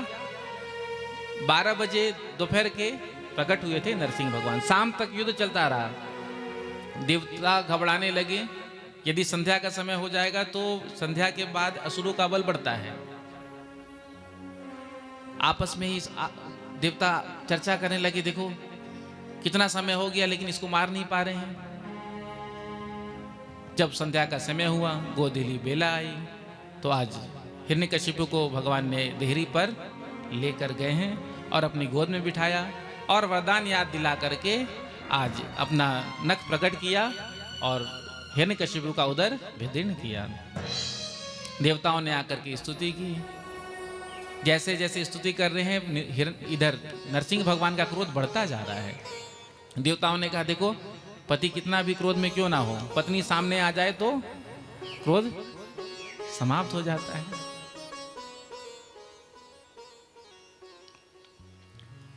पति मार्केटिंग मैनेजर था तो प्राय घर लेट से ही आता, ठंडी का समय, 11 बजे, 12 बजे, 12:30 बजे। अब पति आया, पत्नी गरम। ये कोई टाइम आने का? रोज का हो गया है। इतनी ठंडी में इतना देर तक इंतजार करना पड़ता है। देखो भोजन भी ठंडा हो गया, रोटी ठंडी हो गई, सब्जी ठंडा हो गया। पति ने कहा दिखाओ, रोटी देखा ठंडा, तो पति ने पत्नी के सिर पर रोटी को रखा। ये क्या कर रहे हो? रोटी गरम। प्रेम से कहो श्री राधे। तो कितने भी गुस्से में क्यों ना हो पति, पत्नी सामने आते ही गुस्सा ठंडा हो जाता है। देवताओं ने कहा चलो माता जी को बुलाकर लाते हैं, लक्ष्मी जी को। जैसे ही लक्ष्मी जी आएंगे तो नरसिंह भगवान का क्रोध शांत हो जाएगा। देवताओं ने जाकर प्रार्थना किया लक्ष्मी जी से। लक्ष्मी जी ने कहा अभी मैं 16 श्रृंगार करके आती हूँ। 16 श्रृंगार किया, हाथ में आरती का थाली लेकर नरसिंह भगवान के सामने आई। जैसे ही आरती का थाली घुमाया, नरसिंह भगवान ने जो दहाड़ लगाई, दैया मैया करके भागी। लक्ष्मी जी ने भी कहा ऐसा स्वरूप तो आज तक हमने प्रभु का देखा ही नहीं था। ब्रह्मा जी ने प्रहलाद जी को कहा बेटा जाओ तुम क्रोध को शांत करो। प्रहलाद जी आगे बढ़े और प्रार्थना करने लगे, स्तुति करने लगे। प्रभु कहाँ तो बड़े बड़े देवता वेद मंत्र से स्तुति करके चले गए, आप प्रसन्न नहीं हुए। मेरा तो जन्म दैत्य कुल में हुआ है, ना तो मुझे वेद मंत्र आता है, ना तो कुछ मुझे आता है जिससे मैं आपकी स्तुति करूं। लेकिन मैं जानता हूं जिसके अंदर आपकी भक्ति होती है तो आप उससे प्रसन्न होते हैं। आज प्रहलाद जी महाराज को भगवान ने कहा मुझसे कुछ वरदान मांगा। प्रहलाद जी ने कहा कुछ नहीं चाहिए मुझे। कहा कुछ मांग लो। तो कहा मेरे पिता की अधोगति ना हो। तो कहा जिस कुल में तेरे जैसा पुत्र उत्पन्न हो जाए भक्त, उस कुल की 21 पीढ़ियां तर जाती है। प्रेम से कहो श्री राधे। उसके बाद चारों वर्णों के बारे में बताया। अष्टम स्कंद में मनवंतर की कथा को सुनाया। भगवान ने रक्षा की थी गजेंद्र हाथी की ग्रह से। ग्रह गजेंद्र का युद्ध हुआ। गजेंद्र ने भगवान को पुकारा, पत्नी बच्चे अंत समय में कोई काम नहीं आता। अंत समय में कोई काम आएगा तो वो भगवान का नाम। तो भगवान ने आकर के आज ग्रह से गजेंद्र को बचाया था। उसके बाद समुद्र मंथन का प्रसंग सुनाया। देवता और दैत्य मिलकर के समुद्र मंथन करते हैं। सर्वप्रथम विष निकला, कालकूट विष, जिसको देख करके घबरा गए देवता और दैत्य। कहा हम सब मंथन क्यों कर रहे थे? अमृत के लिए। अमृत तो निकला नहीं, विष निकल गया।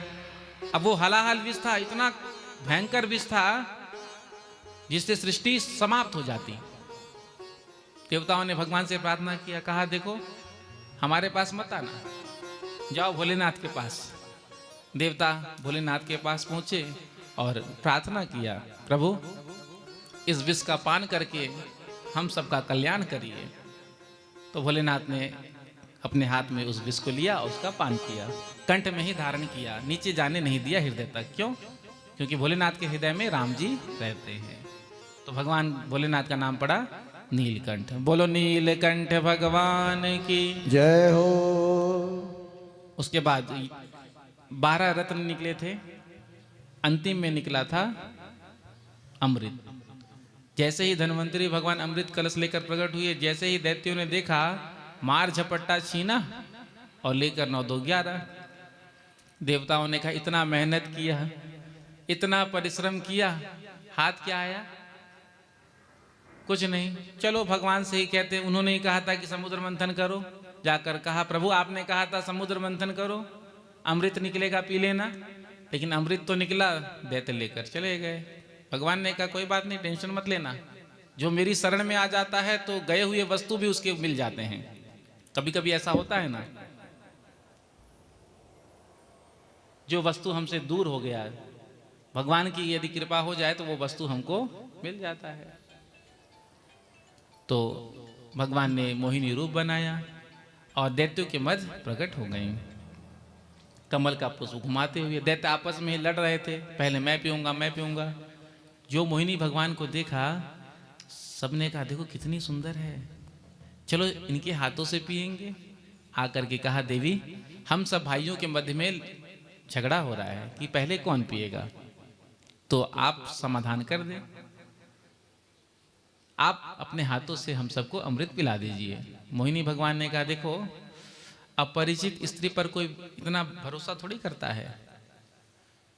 मोहिनी भगवान ने पहले त्याग दिखाया, क्योंकि जब त्याग दिखाया जाता है तो श्रद्धा और बढ़ जाती है। महाराज जी तो पैसा छूते ही नहीं है, महाराज जी पैसा को तो हाथ ही नहीं लगाते हैं। हाँ, तब देखो महाराज जी पर पैसा बरसने लगेगा और बाद में महाराज जी चमीटा से पैसा उठा लेते हैं। प्रेम से कहो श्री राधे। जजमान के यहाँ साधु आए, भोजन के लिए बुलाया। भोजन के बाद दक्षिणा देते ही हैं जजमान लोग, लिफाफा देने लगे। तो उसी में थे, छूते नहीं थे पैसा, लिफाफा। तो जजमान लिफाफा दे और सबको पंचांग प्रणाम करे। पंचांग समझते हैं? दंडवत नहीं, पंचांग प्रणाम घुटने से जो करते हैं। प्रेम से कहो श्री राधे। उसके बाद घुटने से। हाँ, तो जैसे ही प्रणाम किया ऐसे किया, सिर रख करके लिफाफा दिया, फिर लिफाफा दिया, प्रणाम किया।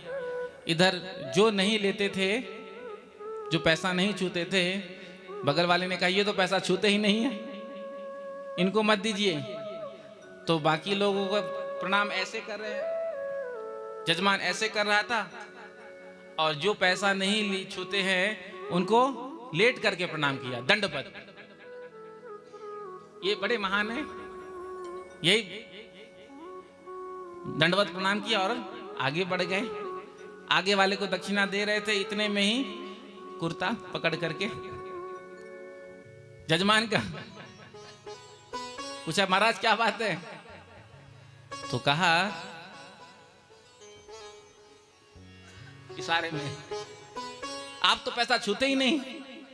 अरे छूते नहीं तो क्या बात है, झोला में डाल दो। तो जजमान ने झोले में लिफाफा डाला। प्रेम से कहो श्री राधे। तो मोहिनी भगवान ने त्याग दिखाया। दैत्यों ने कहा बहुत पढ़ी लिखी मालूम चलती है। एक ने कहा मुझे तो लगता है बड़े ऊंचे खानदान की है, अब जो हो अमृत पिएंगे तो इसके हाथ से ही पिएंगे। मोहिनी भगवान ने कहा देखो, यदि अमृत पिलाते पिलाते किसी को कम गिर गया, किसी में ज्यादा गिर गया, तो तुम मुझसे ही लड़ बैठोगे। देखो मैं ऐसा काम नहीं करती। दैत्यों ने कहा हम सौगंध खाते हैं अपने पिता की, तुम जैसा चाहो पिलाना। कहा ठीक है, पंगत लगाओ, बैठो। पंगत में सब बैठ गए। इतने में ही देवता आ गए। मोहिनी भगवान ने कहा ये कौन है? कहा ये हमारे भाई ही हैं, हम सब ने मिलकर समुद्र मंथन किया, अमृत प्रकट किया, इनका भी सहयोग रहा। तो मोहिनी भगवान ने कहा देखो इस घड़े में ऊपर ऊपर जो है पानी पानी अमृत है और नीचे गाढ़ा गाढ़ा अमृत है, तो क्यों ना पानी पानी अमृत इन देवताओं को पिला दिया जाए, और जो बाद में गाढ़ा गाढ़ा अमृत बचेगा तो तुम सबको पिला दूंगी। दैत्य तो भगवान के सौंदर्य में मोहित थे। अब देवताओं को अमृत पिला रहे हैं और दैत्य की ओर देखकर केवल मुस्कुरा रहे हैं, और उस मुस्कुराहट को देखकर ही दैत्य मुग्ध हैं। देवताओं को अमृत पिला रहे हैं। सूर्य और चंद्र के बीच स्वर भानु नाम का दैत्य आकर बैठ गया। उसको लगा कोई ना कोई गड़बड़ जरूर है। कई लोग थोड़े ओवर स्मार्ट होते हैं, तो उसको लगा कोई ना कोई तो बात है, तो उसको लगा शक कुछ गड़बड़ है। तो देवता का रूप लिया और सूर्य चंद्र के बीच में जाकर बैठ गया। भगवान पिलाते पिलाते मोहिनी भगवान उसको भी पिला दिए। जैसे ही पिलाया, सूर्य चंद्र ने कहा महाराज ये देवता नहीं, ये दैत्य है। भगवान का सुदर्शन प्रकट हुआ और इसका सर धड़ से अलग हुआ। ये ग्रह बने राहु और केतु, इसलिए सूर्य और चंद्रमा को ही ग्रसते हैं। प्रेम से कहो श्री राधे। देवताओं को अमृत पिलाया और मोहिनी भगवान अंतर्ध्यान हो गए। दैत्यों के सामने से जब मोहिनी भगवान अंतर्ध्यान हो गए तो होश में आए, अरे वो कहाँ गई अमृत पिलाने वाली? दूसरे ने कहा गई नहीं, गया थी नहीं था। अरे वो नारायण ही था जो आज मोहिनी बनकर चूना लगा कर चला गया। दैत्यों को क्रोध आया, लिया हाथ में लाठी डंडा और देवताओं को मारना शुरू किया। देवता अमृत पीने के बाद ही मार खाकर पिट करके आ गए। देवासुर संग्राम हुआ, राजा बलि की मृत्यु हुई। बाद में शुक्राचार्य जी ने मित संजीवनी विद्या के द्वारा जीवित किया। और राजा बलि को कहा, देख भगवान नारायण उसके पक्ष में रहता है जिसके पक्ष में ब्राह्मण रहते हैं, तू ब्राह्मण की सेवा कर। और ब्राह्मणों को प्रसन्न करने में देर कितना लगता है? चकाचक माल खिला दो, रबड़ी मालपुआ आदि, चकाचक बढ़िया लिफाफा दे दो, उसके बाद आशीर्वाद की झड़ी लग जाती है। भोजन कितना भी बढ़िया क्यों ना कराओ, लिफाफा यदि कमजोर हो जाएगा तो फिर आशीर्वाद कम हो जाएगा। यदि आपने लिफाफा बढ़िया दे दिया, साधु संत कोई भी आते हैं, बढ़िया भोजन कराओ, बढ़िया लिफाफा दो, जहां जाएंगे आपका ही प्रचार करेंगे। अरे गए थे उड़ीसा रायघर, जजमान ने भोजन तो कराया ही कराया, ऐसा लिफाफा दिया आज तक किसी ने दिया ही नहीं था, उसमें नोट ही नहीं था। प्रेम से कहो श्री राधे राधे। संत और महात्मा ब्राह्मण भी प्रचार करते हैं, कहीं खूब सेवा करो तो जहां जाएंगे।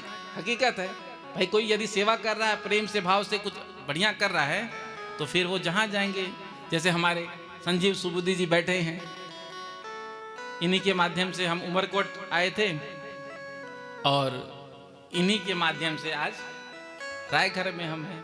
तो जो आप इतना आनंद ले रहे हैं तो इसके मूल में संजीव भैया और हम सब का भी यही प्रयास होना चाहिए कि धर्म का प्रचार प्रसार ऐसे ही होता है, एक दूसरे के सहयोग से। मैंने पहले भी बताया था, गांव-गांव में जाना है, शहर में तो कथाएं होती ही हैं, शहर वाले तो जानते ही हैं। और मुझे तो तब आश्चर्य हुआ जब मुझे बताया वकील साहब ने कि पहली बार यहाँ कथा हो रही है। आज के समय में कथा का बाढ़ आया हुआ है। प्रेम से कहो श्री राधे। जिधर देखो कथा ही कथा हो रही है और कथा के नाम पर व्यथा हो रही है। कथा तो पीछे छूट गई। जिनको कथा कहना नहीं चाहिए, जिनको कथा का क नहीं आता वो भी कथा कह रहे हैं, जिनको एक श्लोक नहीं आता बोलने को वो भी कथा कह रहे हैं। कहो तो कहते हैं महाराज आप श्लोक की बात करें, हम तो उस श्लोक की बात करते हैं, श्लोक में क्या रखा है। लेकिन कुछ तो ज्ञान होना चाहिए। आप 5-5, 6-6, 7-7 वर्ष के बच्चे कथा कर रहे हैं। देखो एक डॉक्टर है तो उसका जो बच्चा है तो माता पिता चाहते हैं, जैसे माता पिता डॉक्टर हैं तो वो भी चाहते हैं कि हमारा बच्चा भी डॉक्टर ही हो। तो क्या 5-6-7 वर्ष का बच्चा डॉक्टर बन जाता है?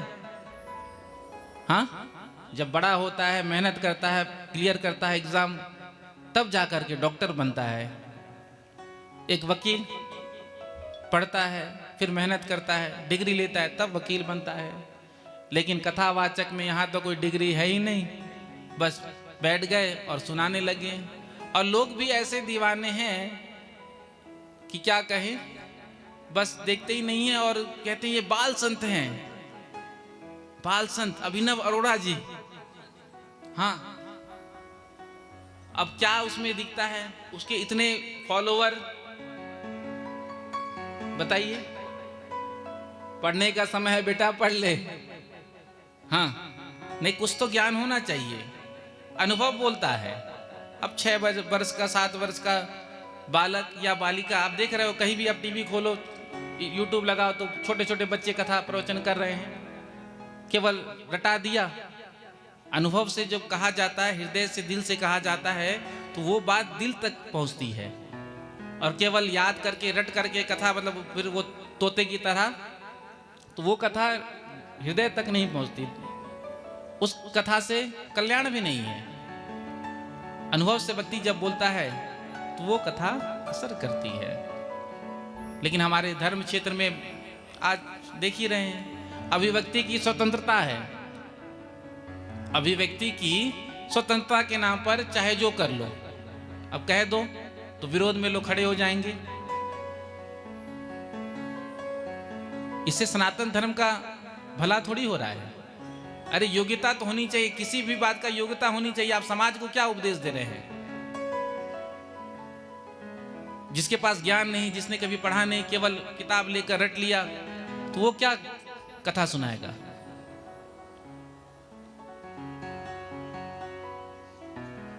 प्रेम से कहो श्री राधे, जोर से कहो श्री राधे। तो कहने का अभिप्राय कह रहे थे, ब्राह्मणों को प्रसन्न करने में ज्यादा देर लगता नहीं है।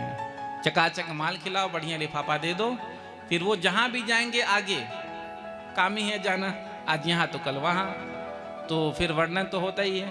हाँ देखो इनके यहाँ गए थे, बढ़िया स्वागत किया, बहुत सेवा हुआ, तो खूब प्रचार प्रसार आपका करते हैं, जहाँ भी वो जाएंगे आपका प्रचार प्रसार करते रहेंगे।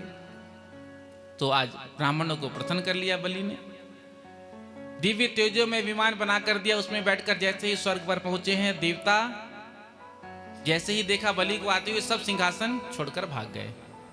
देवताओं की माता अदिति को बड़ा दुख हुआ, बच्चे वन में भटक रहे हैं। तो अपने पति से कहा, पति ने कश्यप जी ने पयोव्रत बताया, जिस व्रत को किया, और आज भगवान ने कहा कि मैं स्वयं पुत्र बन करके आऊँगा। बड़ा ही सुंदर समय आया, भादव का महीना, शुक्ल पक्ष, विजया नाम द्वादशी तिथि, दिन के ठीक 12 बजे आज भगवान ने वामन रूप से अवतार लिया। बोलो वामन भगवान की जय हो। देवताओं ने आकर के भेंट दिया, भिक्षा मांगा वामन भगवान ने, जो भी मिला, क्योंकि जब बटुक का उपनयन संस्कार होता है, व्रतबंध होता है, तो वो भिक्षा मांगता है, भिक्षाम देहि, जो भी मिलता है तो गुरु को अर्पण करता है। गुरुदेव के पास ले जाकर दे दिया, लेकिन कहा देखो इससे तो हमारा काम नहीं बनेगा। पशुपति जी ने कहा हमको तो त्रिलोकी की भिक्षा चाहिए। वामन भगवान ने कहा कहाँ मिलेगा ये? कहा त्रिलोकी के राजा अभी बलि हैं, तो जाओ वहीं। तो नर्मदा तट पर बलि ब्राह्मणों के द्वारा यज्ञ करा रहे थे, आज वामन भगवान आ रहे हैं। प्रेम से कहो श्री राधे। तो आज वामन भगवान आए हैं। दूर से ही देखा राजा बलि ने, तो आज अपने साथ जो ऋत्विज ब्राह्मण थे यज्ञ करा रहे थे उनको लिया और द्वार पर आकर खड़े हो गए, स्वागत किया। स्वागतम ते नमस्तुभ्यम ब्रह्मन् किं करवाम दे, ब्रह्मर्षिणां तपा साक्षान् मन्ये त्वारेव पुरधरम। वामन भगवान का राजा बलि ने स्वागत किया। आइए 2 मिनट हम भी वामन भगवान को प्रणाम करते हैं और उसके बाद सीधे चलेंगे अयोध्या। उसके बाद क्योंकि आज उमरकोट से भी बहुत सारे भक्त आए हैं, नाम तो हम नहीं जानते हैं, तो दूर दूर से आए हैं, तो उनको भी जानने में दिक्कत ना हो, तो समय सीमा में ही कथा विश्राम करने का प्रयास करेंगे।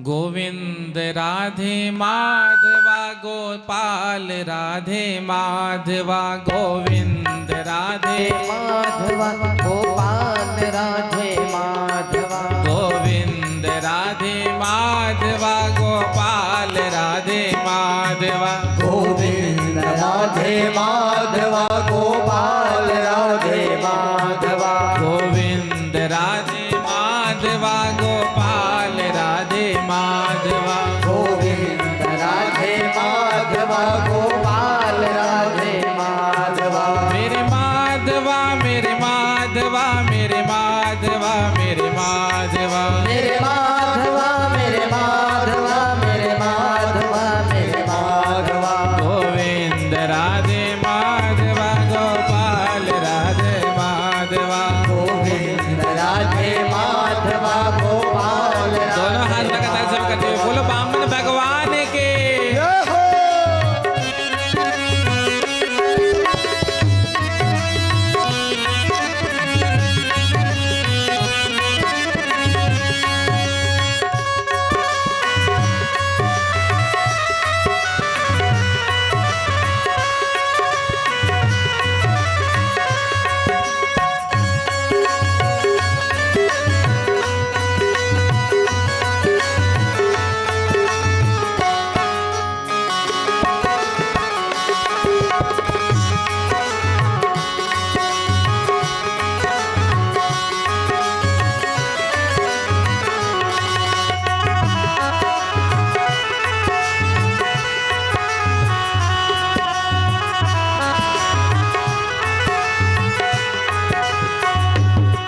गोविंद राधे माधवा गोपाल राधे माधवा, गोविंद राधे माधवा गोपाल राधे माधवा।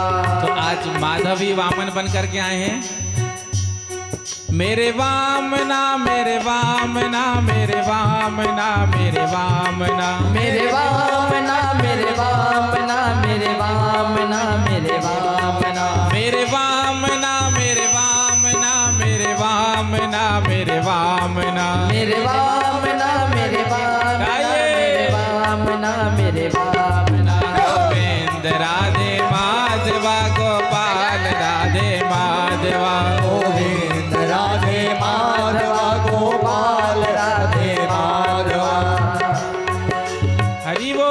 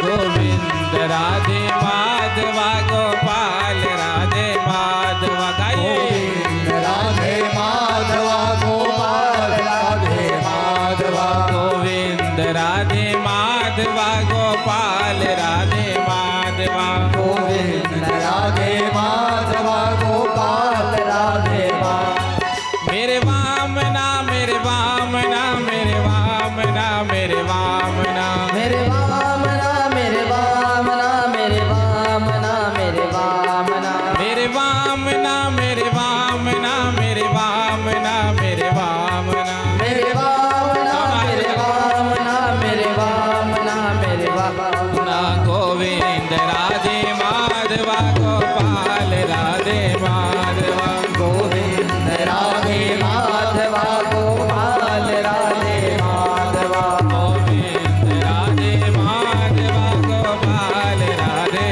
माधवा गोविंद राधे माधवा गोपाल राधे माधवा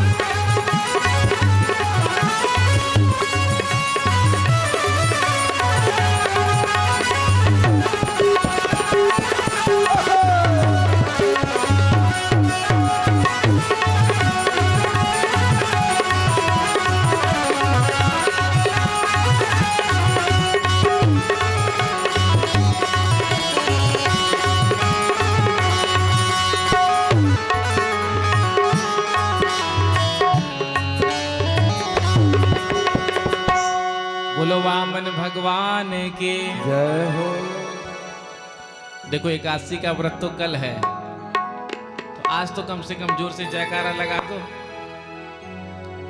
बोलो वामन भगवान के। कितने सुंदर छोटे से वामन भगवान, जो स्वरूप को देखा राजा बलि ने तो कहा आज तो मैं धन्य हो गया, मेरे पूर्वज धन्य हो गए, उन्हीं के कृपा आशीर्वाद से आज आप मेरे द्वार पर आए हैं। कहिए मैं आपकी क्या सेवा करूं, क्या प्रदान करूं। जैसे छोटे से आप हैं, ऐसी छोटी सी गैया दे दूं, बढ़िया चकाचक दूध पीना। कहा हमें गैया नहीं चाहिए। तो कहा गैया नहीं चाहिए तो जैसे छोटे से आप हैं वैसी एक छोटी सी बहू रानी दे दूं। तो कहा राजन हमें ना तो गैया चाहिए ना बहू चाहिए। तो दोनों हाथ जोड़कर बलि ने कहा तो बताइए आप क्या चाहिए आपको, क्योंकि कोई ब्राह्मण किसी के द्वार पर आता है तो ऐसे खाली नहीं आता, कुछ आशा लेकर के आता है। आप मेरे द्वार पर आए हैं तो जरूर मन में कोई ना कोई कामना तो होगी ही। ब्राह्मण ऐसा कौन जो शर्मा जाए? कहते ना शर्मा शर्मा शर्मा। ब्राह्मण जो शर्मा जाए वो ब्राह्मण ही कैसा? तो यदि आप आए हैं मेरे द्वार पर तो कुछ ना कुछ तो हेतु होगा ही। बताइए, आपको देख करके तो ऐसा लग रहा है अपना सर्वस्व निछावर कर दूं आप पर। वामन भगवान ने कहा, देखो राजन, हमने सुना कि तुम यज्ञ कर रहे हो, तो हम यज्ञ का दर्शन करने के लिए आए हैं, हम तुमसे कुछ लेने के लिए नहीं आए हैं। बलि ने कहा, आप मेरे द्वार पर आए हैं और ऐसे ही खाली हाथ चले जाएंगे तो मेरी कीर्ति का क्या होगा, यश का क्या होगा? लोग क्या कहेंगे?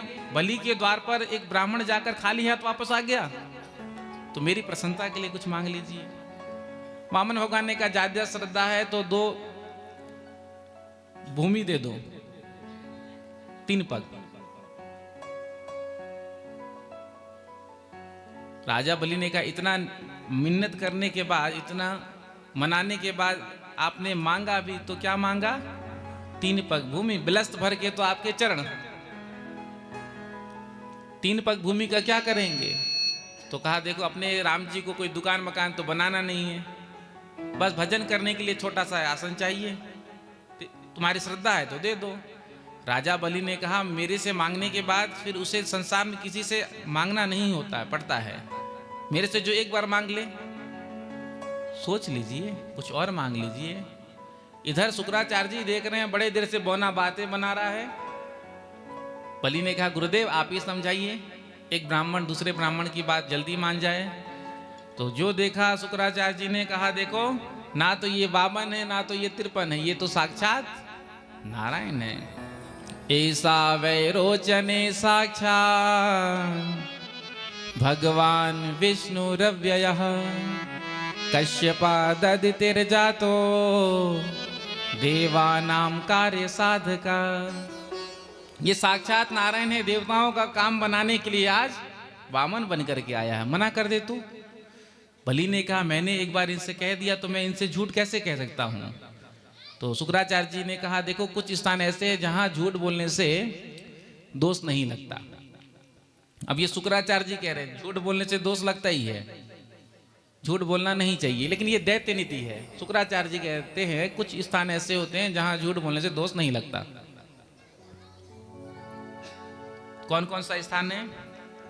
स्त्रीसु नर्म विवाहे चा वृत्यर्थे प्राण संकटे। स्त्री से झूठ बोलने से दोष नहीं लगता। प्रेम से कहो श्री राधे। पति यदि पत्नी से कुछ झूठ बोले तो उसको दोष नहीं लगता। स्त्रीसु, क्योंकि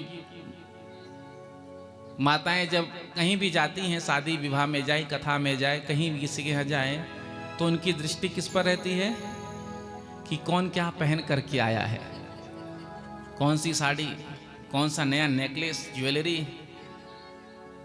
तो प्रायः माताओं की दृष्टि उस पर ही रहती है। और देख लिया किसी को बढ़िया नया मॉडल, बढ़िया हार, ऐसा हार तो कभी देखा ही नहीं था, हमको दिखा रही थी, इसलिए तो इतनी ठंडी पड़ती है, ठंडी हो रही है, होती है। लेकिन जब माताएं रिसेप्शन पार्टी में जाती हैं तो स्वेटर साल पहनकर नहीं जाती, ठिठुर रही हैं, ठंड तो लग रहा है। तो एक बहन जी जा रही थी तो एक सज्जन ने देखा, ठंड था, तो अपना कोट उतारा और कहा, बहन जी आपको ठंड लग रही, इसको पहन लीजिए। कहा, मैं कोई गरीब नहीं हूँ, मेरे पास भी रखा है घर में। तो उसने कहा कि तो पहन कर क्यों नहीं आई? तो कहा, मैं पार्टी में जा रही हूँ। अब पत्नी आई, आकर के देख लिया, जो देखा जाकर सबसे पहले पति को कहती है, आज मैं वहां गई थी तो वो मुझे दिखा रही थी, अब मुझे भी ऐसा ही नेकलेस चाहिए। अब पति बेचारा कह दे कि जैसे तैसे तो घर का गुजारा चला रहा हूं, सोने का नेकलेस कहां से ला कर दूंगा? तो महाभारत होगा ना। तो पति को झूठ बोलना चाहिए, बोल देना चाहिए, हाँ हाँ क्यों नहीं, तनख्वाह आने दे, जैसे ही तनख्वाह आएगा सबसे पहले तेरे लिए हार लेकर आऊंगा, बाद में कुछ लाऊंगा। तो कम से कम उतने दिन तक तो युद्ध चल जाएगा। तो स्त्रीसु नर्म हंसी मजाक में झूठ बोल दिया जाए तो दोष नहीं लगता है। विवाहे यदि कन्या का विवाह हो रहा है तो यदि एक दो झूठ बोल दिया जाए, उसे उसका विवाह हो जाए तो बोल देना चाहिए।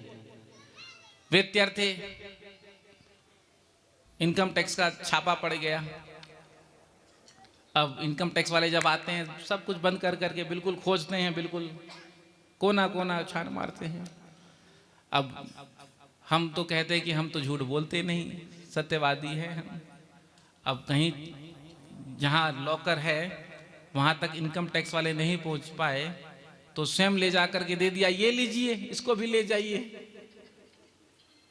तो यदि वृत्ति इसमें आए बात वृत्ति पर, तो वहाँ झूठ बोल के यदि जीविका बच रही है तो झूठ बोलने में कोई दोष नहीं है। और प्राण संकटे, यदि प्राण पर बन गई, गौ ब्राह्मण की पर किसी के प्राण पर बन गई। अब एक गैया भागी, पीछे से उसको मारने के लिए लाठी डंडा लेकर के कसाई जा रहा है। अब कसाई ने देखा, हमको पूछा कहाँ गई वो गाय, और हम जानते हैं कि ये कसाई है, गाय हाथ में पड़ेगी तो ये इसको मार देगा। लेकिन हम कहते हैं हमने तो जीवन में आज तक कभी झूठ बोला ही नहीं है। भैया अभी अभी तो इधर ही से गई है, तो आपके सत्य ने उस गाय का जीवन समाप्त कर दिया, तो इसका पाप आपको लगेगा। तो इन जगहों पर झूठ बोलने से कोई दोष लगता नहीं। प्रेम से कहो श्री राधे राधे। ये शुक्राचार्य जी कह रहे हैं, ठीक है। हाँ, कोई भगवान देवता नहीं कह रहे हैं, भगवान की वाणी ग्राह्य है, भगवान जो अपने मुख से कहते हैं। तो बलि ने कहा मैं झूठ नहीं बोलूंगा। गुरु जी नाराज हो गए, बहुत बड़ा पंडित बनता है, जा श्रीहीन हो जा। इधर प्रणाम किया राजा बलि ने चरणों में गिरकर और कहा महाराज आप जहां से इच्छा हो नाप लीजिए। कहा सबसे पहले संकल्प होगा, उसके बाद हम दान लेंगे। संकल्प के लिए जब जल लेने लगे तो टोटी में बैठ गए शुक्राचार्य जी। भगवान ने गुस्सा से प्रहार किया, शुक्राचार्य जी की आंख फूट गई। शुक्राचार्य जी ने कहा कोई देता है कोई लेता है, हमने व्यर्थ में अपनी आंखों को गवा दिया। जल गिरा, संकल्प हुआ, संकल्प होते ही वामन भगवान विराट बन गए। एक पग से पृथ्वी लोक को नापा, दूसरे से स्वर्ग लोक, तीसरा पग कुछ नहीं बचा तो राजा बलि को बंधवा दिया रस्सी से और कहा तू कहता था ना 3 पग भूमि दान करूंगा, तीसरा पग दान कर, नहीं तो मैं नरक में डाल दूंगा। बलि ने कहा नरक में डालने की धमकी आप किसको दे रहे हैं? मुझे।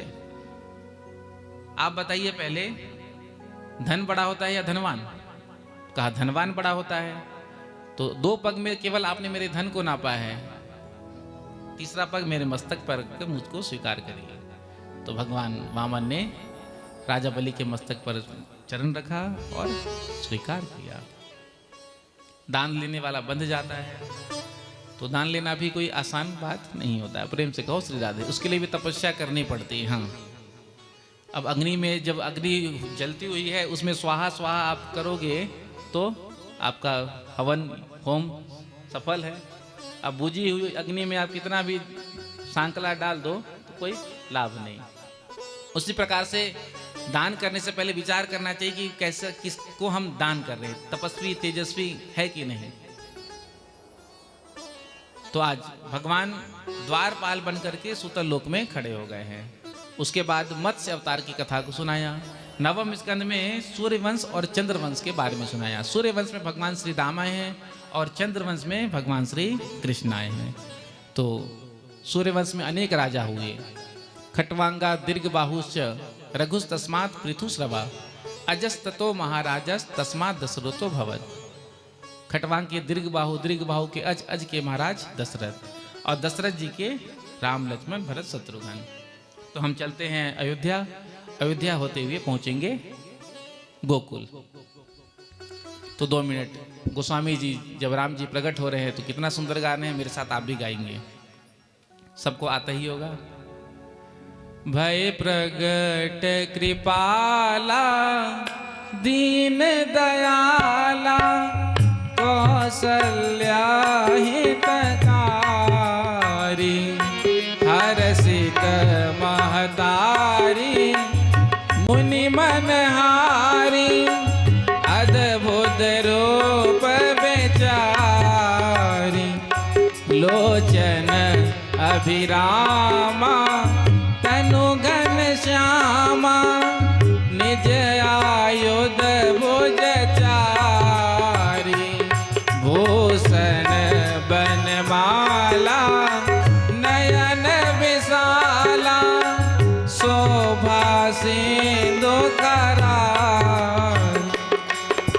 दुई कर जोरी स्तुति तोरी कहीं विधि करऊं अनंत माया गुण ज्ञान तीत बखान वेद पुराण बनता।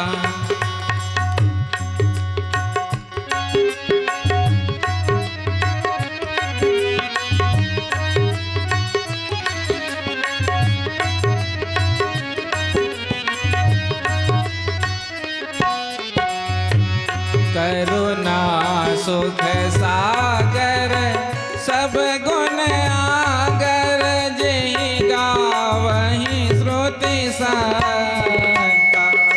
सो मम हित लागी जन अनुरागी भयऊ प्रगट श्रीकांत। ब्रह्मांड निकाया निर्मित माया रोम रोम प्रतिवेद कहे मम उर सोबासी यह उपहासी सुनत धीर मति तीर्ण रहे। उपजा जब ज्ञाना प्रभु मुस्काना चरित बहुत विधि कीन कहीं कथा सुहाई मात बुझाई यही प्रकार सुत प्रेम माता पुनि बोले सोमति डोली तजऊ तात यारो शिशु लीला अति प्रिय शीला यह सुख परम अनूपा। सोनि बचन सुजाना रोदन टाना होए बालक सुरभूपा। यह चरित जे गावई हरि पद पावई तेन परहि भव कोपा। वे प्रधेनु सुर संत हित लीन मनुज अवतार निज इच्छा निर्मित गुण माया गुण गोपाल। सियावर रामचंद्र की जय। उमापति महादेव देव की जय। पवन सुत हनुमान हनुमान की जय। बोलो भाई। सब संतन की जय। तो राम जी का प्राकट्य हुआ चारों भैयाओं का। अयोध्या में बधाई बाजी है। प्रेम से कहो श्री राधे। कृष्ण कथा सुनाने से पहले सुखदेव जी ने 2 अध्याय में राम कथा सुनाया था। तो अब 9 मिनट में मैं राम कथा आपको कैसे सुना सकता हूँ। तो बस एक भाव गा करके राम कथा को प्रणाम करके सीधे हम गोकुल पहुंचेंगे। प्रेम से कहो श्री राधे। जोर से कह दो राधे राधे।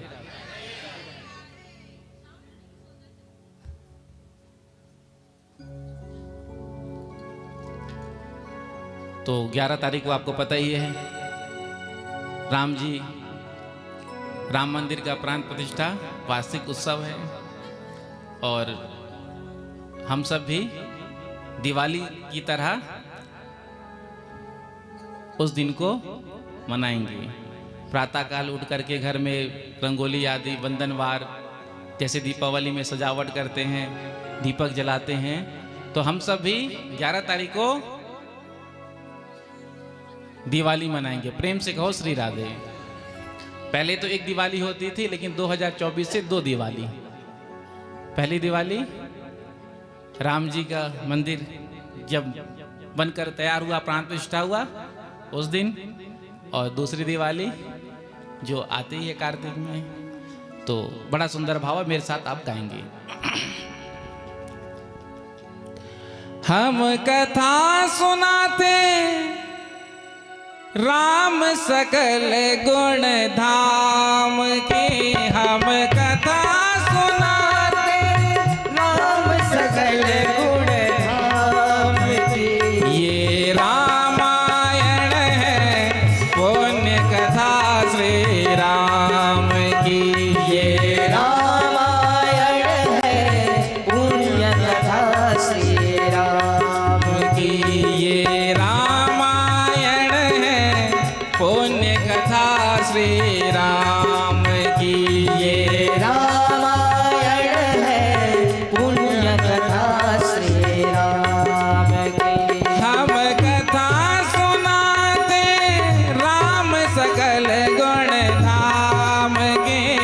हम कथा सुनाते राम सकल गुण गाम की। ये रामायण है पुण्य कथा श्री राम की। ये रामायण है पुण्य कथा श्री राम की ये रामायण है पुण्य कथा श्री राम की। ये रामायण है पुण्य कथा श्री राम की। जम्बूद्वीपे भरत खंडे आर्यावर्ते भारत वर्ष एक नगरे है विख्यात अयोध्या नाम की। एक नगरे है विख्यात अयोध्या राम की। यही जन्म भूमि है परम पूज्य श्री राम की। यही जन्म भूमि है पूज्य श्री राम की। ये रामायण है पुण्य कथा श्री राम की। ये दोनों हाथ में ताली से कर लो भी। पुण्य कथा श्री राम की।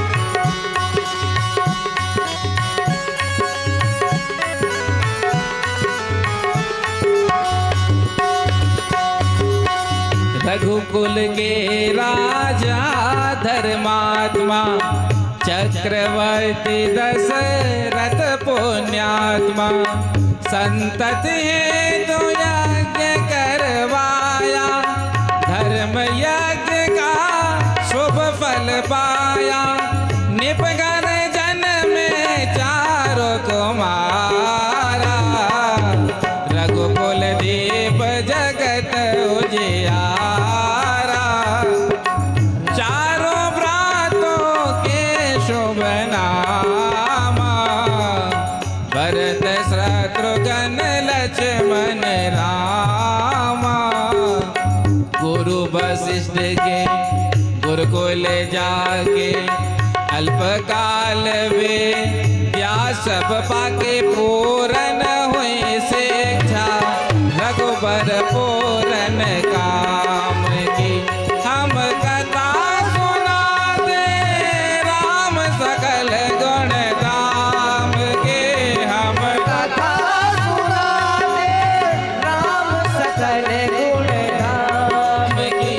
ये रामायण है पुण्य कथा श्री राम की। ये रामायण है पुण्य कथा श्री राम की। हम कथा सुनाते राम सकल गुण धाम के। हम कथा सुनाते राम सकल गुण धाम की। हम कथा सुनाते राम सकल गुण धाम के।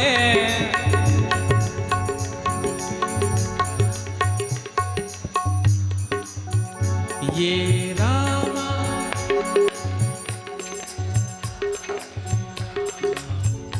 ये रामा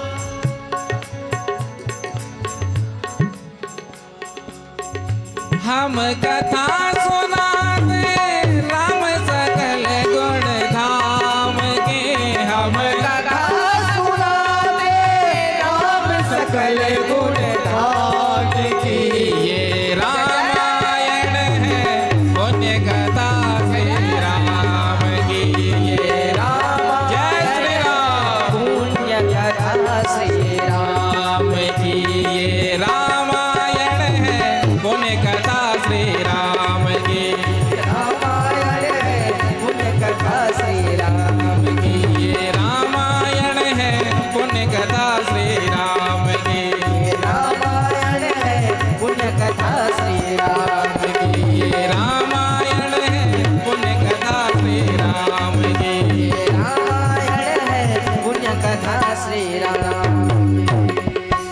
जय श्री राम, जय श्री राम, जय जय श्री राम, जय जय श्री राम, जय जय श्री राम, जय जय श्री राम,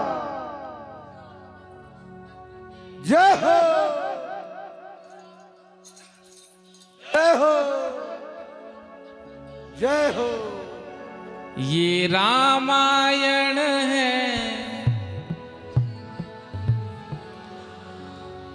तो हम कथा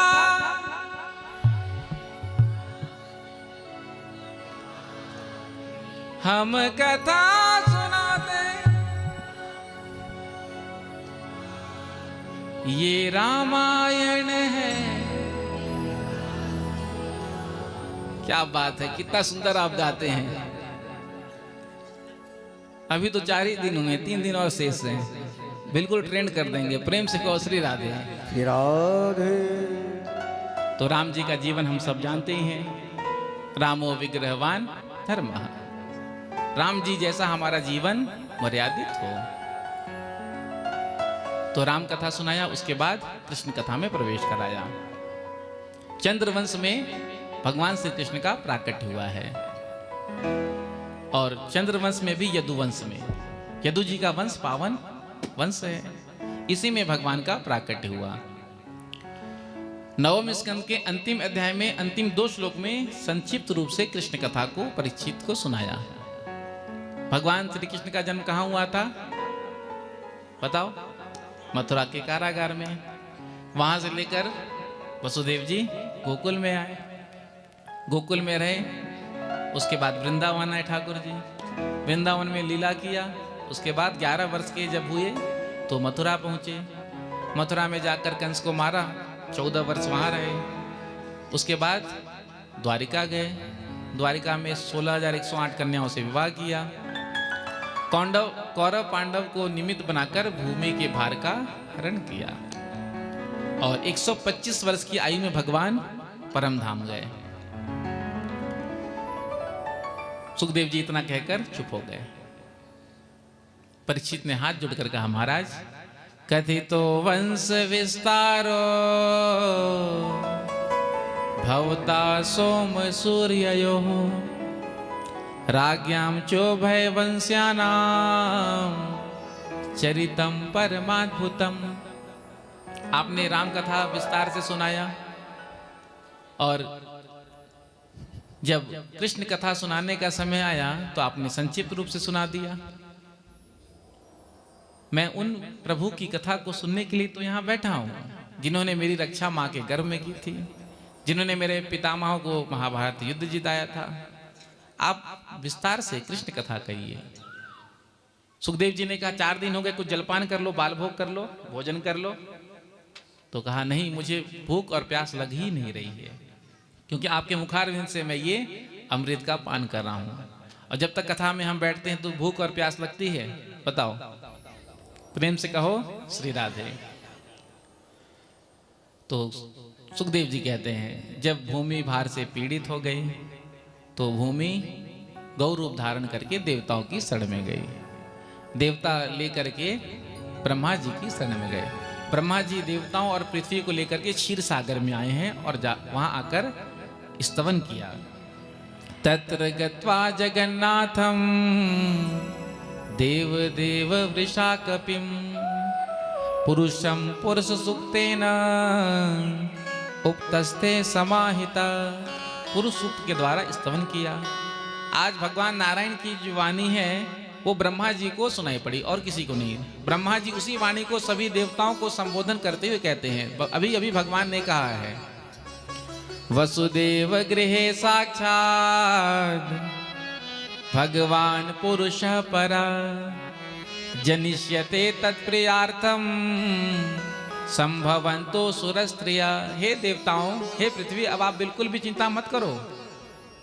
बहुत जल्दी भगवान का अवतार मथुरा में होने वाला है, इसलिए आप सभी जाकर ब्रज में अवतार धारण कर लें। तो सभी देवता जाकर के अपनी पत्नियों के साथ धारण करने लगे अवतार। मथुरा के राजा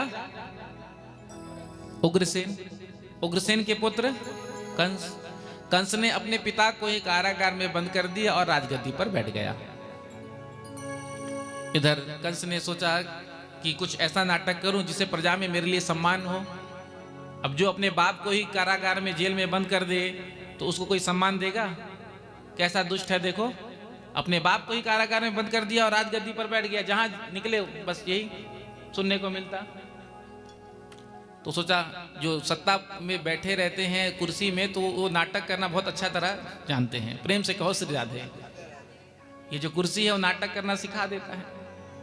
जैसे ही बैठा तो सोचा कि कुछ ऐसा नाटक करूं जिससे प्रजा में मेरे लिए सम्मान हो, प्रेम जागृत हो। तो अपनी चचेरी बहन का विवाह वसुदेव के साथ तय किया, खूब सारा दहेज दिया, दहेज। और जब विदा का समय आ गया निकट तो रोने लगा। जनता ने देखा, देखो देखो महाराज रो रहे हैं। किसके विदाई पर? अपनी चचेरी बहन के। हम तो महाराज को बड़ा कठोर समझते थे, लेकिन महाराज तो बिल्कुल नारियल की तरह है, जो ऊपर से कठोर हैं लेकिन अंदर से कितने नरम हैं। जो कंस ने देखा नाटक मेरा काम कर रहा है, तो एक हाथ आगे और बढ़ करके कहा कि मैं अपनी बहन को स्वयं ससुराल छोड़ करके आऊंगा। सारथी रथ पे बैठा था, उसको उतार दिया और स्वयं बैठ गया। अब जनता ने तो कहा देखो महाराज तो हमारे बदल गए। अरे हम इनको कितनी गालियां देते थे, महाराज तो कितने बदल गए। कंस ने सोचा बिल्कुल नाटक काम कर रहा है।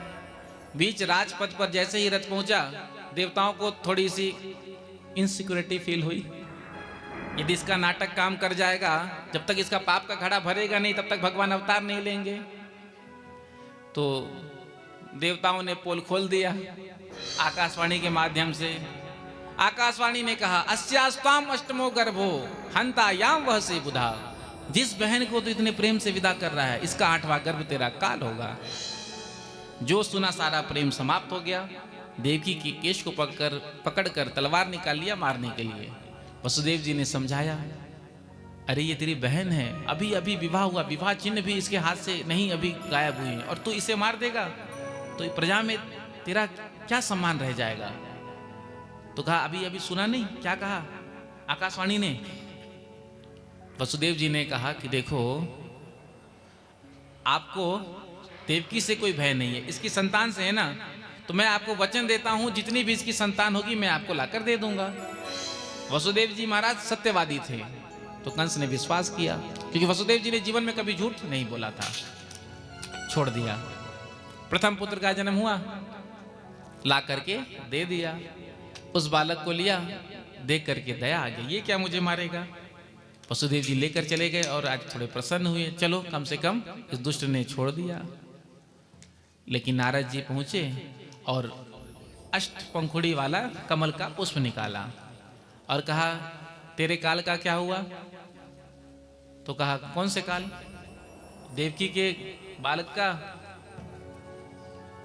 छोटा सा बालक महाराज मुझे क्या मारेगा? तो कंस ने जब ये कहा तो नारद जी ने अष्टपंखुड़ी वाला कमल निकाला और कहा इसको गिन, 1 2 3 4 5 6 7 8, 8 हो गया। फिर कहा अब उल्टा गिन, 8 7 6 5 4 3 2 1। 1 को 8 सिद्ध कर दिया और 8 को 1 सिद्ध।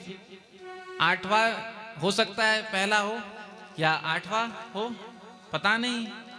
कंस ने कहा मैं समझ गया गुरुजी, क्या करना है मुझे। बुलाया वसुदेव को, वसुदेव जी ने आज उस बालक को लिया और चट्टान पर फेंक कर मार दिया। 6 बालक को मार दिया। 7वें बालक के रूप में बलराम जी आए। अब बलराम जी महाराज को भगवान श्री कृष्ण ने योग माया के द्वारा आकर्षण करा करके रोहिणी जी के गर्भ में स्थापित कर दिया। अष्टम गर्भ में भगवान श्री कृष्ण आए हैं तो देवकी जी के चेहरे का तेज बढ़ गया। जो देखा द्वारपालों ने, जो कारागार में सुरक्षा में लगे हुए थे, तो जाकर के समाचार दिया कंस ने कहा बिल्कुल ध्यान रखना। अब लगता है देखो देवकी के चेहरे का तेज दिनों प्रतिदिन बढ़ता ही जा रहा है, और लगता है 8वां गर्भ होने वाला ही है प्रकट, ध्यान रखना। वसुदेव जी और देवकी को हथकड़ियां बेड़ियां लगा दिया और कारागार में बंद कर दिया। इधर देवताओं ने आकर के गर्भ स्तुति किया। देवता गर्भ स्तुति करके सब वापस गए हैं। उसके बाद बड़ा ही सुंदर भादव का महीना आया। कृष्ण पक्ष अष्टमी तिथि बुधवार का दिन रात्रि के ठीक 12 बजे भगवान के जन्म के समय में प्रकृति जो है भगवान का स्वागत कर रही है। मेघ गर्जना कर रहे हैं हल्की हल्की, आकाश से मंदम मंदम जलधरा हल्की हल्की वर्षा हो रही है। अप्सराएं नृत्य कर रही हैं, गंधर्व गान कर रहे हैं। और ठीक 12 बजे मथुरा के कारागार में भगवान ने अवतार ले लिया। बोलो कृष्ण चंद्र भगवान की जय हो। बड़ा ही अद्भुत बालक था, क्योंकि जब भगवान प्रकट हुए थे तो चतुर्भुज रूप से प्रकट हुए थे। देवकी जी ने देखा, वसुदेव जी ने देखा, दोनों हाथ जुड़ करके प्रार्थना किया, स्तुति किया। देवकी जी ने कहा आपने कहा था पुत्र बन करके आऊंगा, लेकिन आप तो पिता बनकर आए। 4 हाथ वाला कभी बेटा होता है क्या? तो भगवान ने अपने हाथों को गायब कर लिया, 2 रहे। कहा जब संसार में बालक का जन्म होता है तो छोटा सा होता है। भगवान छोटे हो गए। छोटे होने से पहले भगवान ने वसुदेव जी से कह दिया था कि मुझे ले जाकर गोकुल में छोड़ देना, और गोकुल में जो योग माया उसे लेकर आ जाना। जब बालक का जन्म होता है तो निर्वस्त्र होता है, नग्न होता है। देवकी जी ने कहा, ठाकुर जी ने वस्त्र हटा दिया। फिर कहा जब बालक का जन्म होता है तो रोता है, तो ठाकुर जी रोने लगे। वसुदेव जी ने मस्तक पर रखा, एक टोकरी में लेकर के जैसे ही रखा, जितना भी हथकड़िया बढ़िया लगा हुआ था बंधन सब खुल गया। द्वार जो लगा था ताला खुल गया। लेकर के बाहर निकले, वर्षा हो रही थी। शेषनाग भगवान ने छाता किया। आज यमुना जी में उफान है, बाढ़ आया हुआ है। यमुना जी अपने प्रियतम का चरण स्पर्श करना चाहती है। भगवान ने कहा चरण स्पर्श तो तब होगा जब हम अपने चरण नीचे करेंगे। इधर यमुना का जल बढ़ने लगा और वसुदेव जी के नाक तक आ गया। प्रभु ने कहा लगता है देखो ये ऐसे नहीं मानेगी, इसको दर्शन देना ही पड़ेगा, नहीं तो अपने ससुर जी के नाक में इसने अभी से दम कर दिया है। जैसे ही प्रभु ने चरण निकाल करके जल का स्पर्श किया, जल का प्रभाव कम हुआ और सीधे पहुंचे हैं नंद बाबा के महल गोकुल में। बाल कृष्ण को वहीं पधराया और योग माया को लेकर वापस आ गए।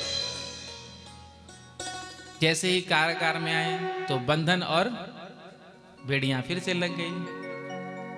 योग माया रोने लगी। द्वारपालों ने जाकर कंस को समाचार दिया। कंस ने आकर के देवकी से उस कन्या को छीना और जैसे ही पटकना चाहा, हाथ से छूटकर आकाश में उड़ गई और कहा कि तू मुझे नहीं मार सकता, तुझको मारने वाले ने तो कहीं और जन्म ले लिया है। कंस परेशान हो गया। कंस को परेशान हुए तो हम सब चलते हैं नंद महल। प्रेम से कहो श्री राधे। श्री राधे। थोड़ी सी कथा ब्रज भाषा में सुनते हैं। ब्रज की कथा ब्रज भाषा में ज्यादा आनंद आती है। तो नंद बाबा 90 वर्ष के है गए हैं, अभी तक कोई परम लाभ ना भयो, कोई छोकरा छापरो। एक दिन संतन की मंडली आई तो खूब भोजन प्रसादी बढ़िया चकाचक माल खवायो, बढ़िया सा लिफाफा दक्षिणा में दे दियो। सोई आशीर्वाद की झड़ी लग गई। संतन ने कहा आशीर्वाद दे दियो, पुत्रवान भव। नंद बाबा ने कहा बाबा ये क्या आशीर्वाद दे दिया आपने, 90 वर्ष के हम है गए हैं। संतन ने कहा अब हमारे मुख से निकस गए हो तो आशीर्वाद फलीभूत है गो, तू तो भंडारा चलन दे। नंद बाबा ने भंडारा खोल दिया। जो साधु संत आए खूब चकाचक माल पाओ। आशीर्वाद फलीभूत हुआ। समय निकट आया, यशोदा जी को परम लाभ हो गया। नंद बाबा ने अपनी बहन सुनंदा जी को लेकर आज आ गए।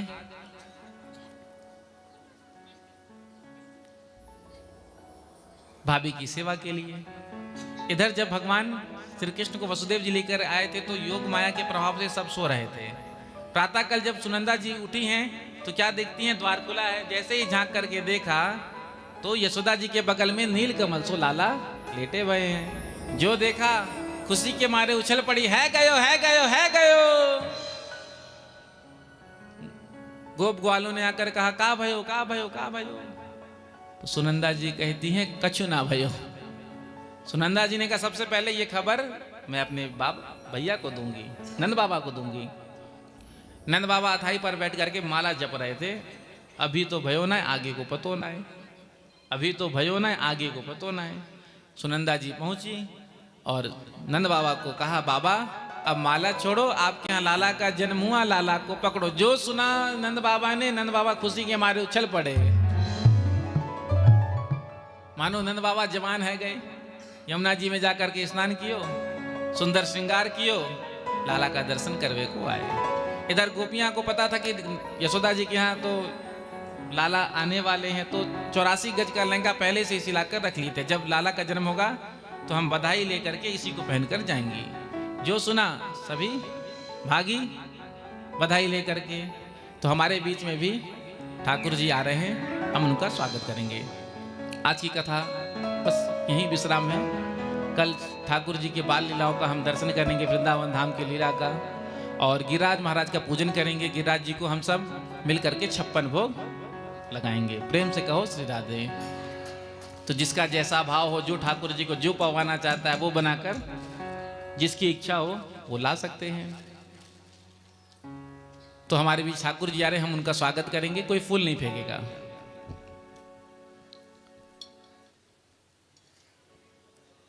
गोविंद मेरो है, गोपाल मेरो है, गोविंद मेरो है, गोपाल मेरो है, गोविंद मेरो है, गोपाल मेरो है। अभी बैठो, बैठ जाइए, मेरो है, गोपाल मेरो है। श्री बाके बिहारी नंदलाल मेरो है, श्री बाके बिहारी नंदलाल मेरो है। श्री बाके बिहारी नंदलाल मेरो है, श्री बाके बिहारी नंदलाल मेरो है। गोविंद मेरो है, गोपाल मेरो है, गोविंद मेरो है, गोपाल मेरो है।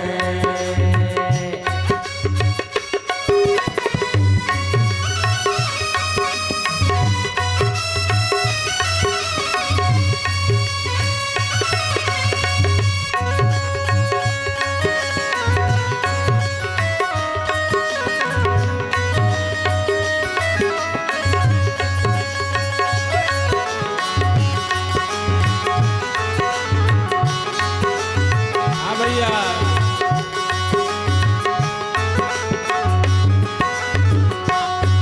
गोविंद मेरो है, गोपाल मेरो है, गोविंद मेरो है, गोपाल मेरो है। श्री बाके बिहारी नंदलाल मेरो है, श्री बाके बिहारी नंदलाल मेरो है। श्री बाके बिहारी नंदलाल मेरो है, श्री बाके बिहारी नंदलाल मेरो है। गोविंद मेरो है, गोपाल मेरो है, गोविंद मेरो है, गोपाल मेरो है।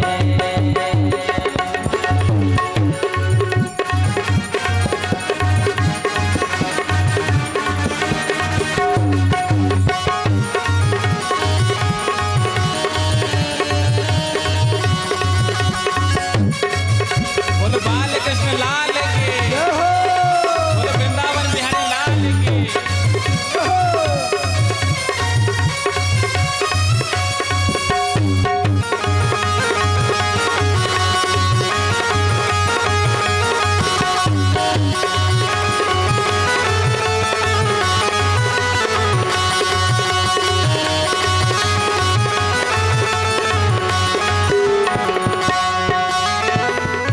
तो एक बार बधाई देंगे।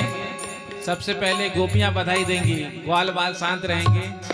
देखते हैं किसकी बधाई जोर की है। हाँ, जिधर की बधाई जोर की होगी उधर ही बधाई ज्यादा लुटेगा। प्रेम से कहो श्री राधे।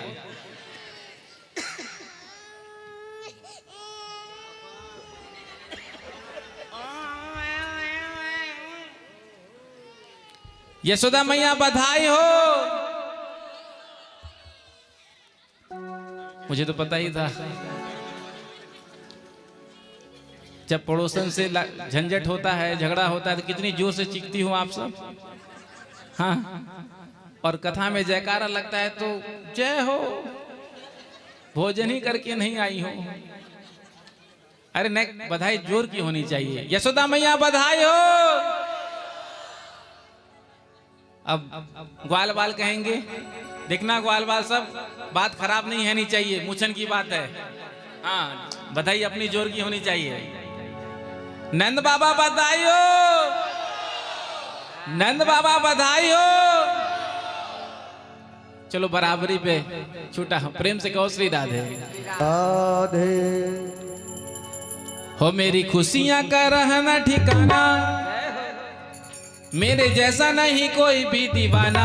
आज मेरे श्याम आए हैं, आज मेरे श्याम आए हैं, आज मेरे श्याम आए हैं, आज मेरे श्याम आए हैं, आज मेरे श्याम आए हैं, आज मेरे श्याम आए हैं, आज मेरे श्याम आए हैं, आज मेरे श्याम आए हैं। मेरी खुशियों का रहना ठिकाना, मेरे जैसा नहीं कोई भी दीवाना। आज मेरे श्याम आए हैं, आज मेरे श्याम आए हैं, आज मेरे श्याम आए हैं, आज मेरे श्याम आए हैं।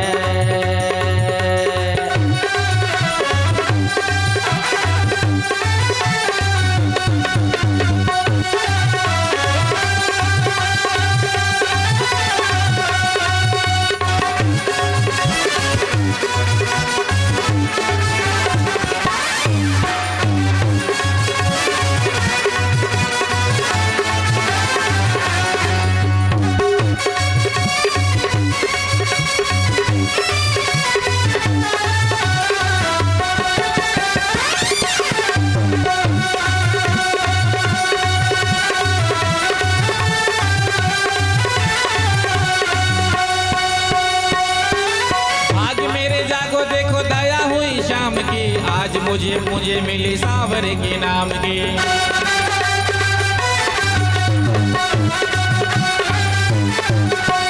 भाग्य मेरे जागो देखो दया हुई शाम की। आज मुझे मिली सावरे के नाम की। आज मुझे मिली सावरे के नाम की। आज मुझे मिली सावरे के नाम की। सारी दुनिया को चाहूँ मैं बताना, सारी दुनिया को चाहूँ मैं बताना, मेरे जैसा नहीं कोई भी दीवाना।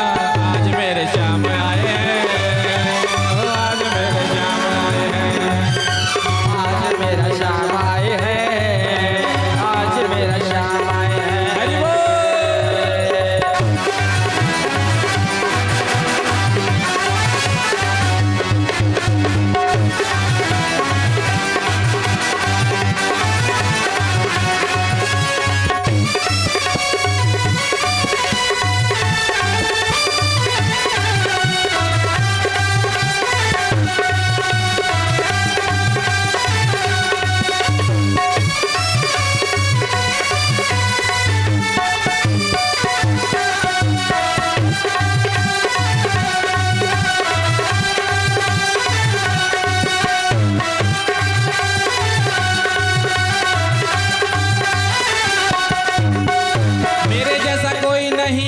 संसार में बड़ा ही आनंद मिला सावरे के प्यार में। बड़ा ही आनंद मिला सावरे के प्यार में। बड़ा ही आनंद मिला सावरे के प्यार में। मैं तो झूम झूम चाहूँ ये तराना, मैं तो झूम झूम गाऊँ ये तराना, मेरे जैसा नहीं कोई में दीवाना।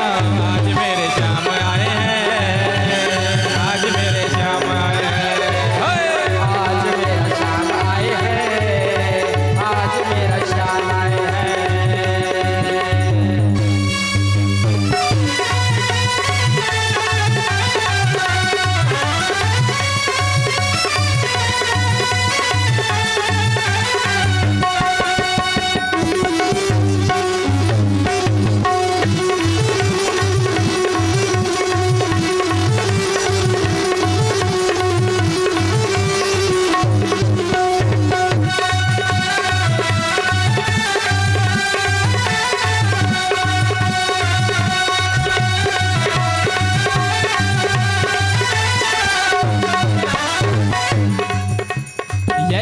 तमन्ना देखो पूरी हुई आज है, मेरी सुखी जिंदगी का यही एक राज है, मेरी सुखी जिंदगी का यही एक राज है, मेरी सुखी जिंदगी का यही एक राज है। मैंने सब कुछ इनको माना, मैंने सब कुछ इनको माना, मेरे जैसा नहीं कोई मेरे वाना। आज मेरे श्याम आए हैं, आज मेरे श्याम आए हैं, आज मेरे श्याम आए हैं, आज मेरे श्याम आए हैं। मेरी खुशियों का रहा न ठिकाना, मेरी खुशियों का रहा न ठिकाना, मेरे जैसा नहीं कोई भी दीवाना। आज मेरे श्याम आए हैं, आज मेरे श्याम आए हैं, आज मेरे श्याम आए हैं, आज मेरे श्याम आए हैं, आज मेरे श्याम आए हैं, आज मेरे श्याम आए हैं, आज मेरे श्याम आए हैं, आज मेरे श्याम आए हैं। दोनों हाथ लगा कर।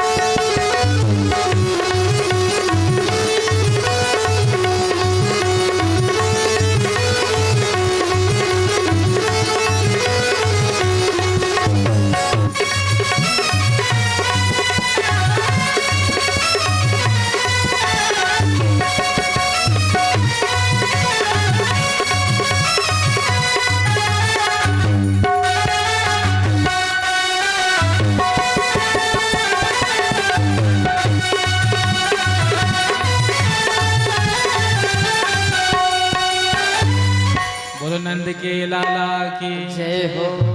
अब आरती करके प्रसाद लेके प्रस्थान करेंगे। बधाई।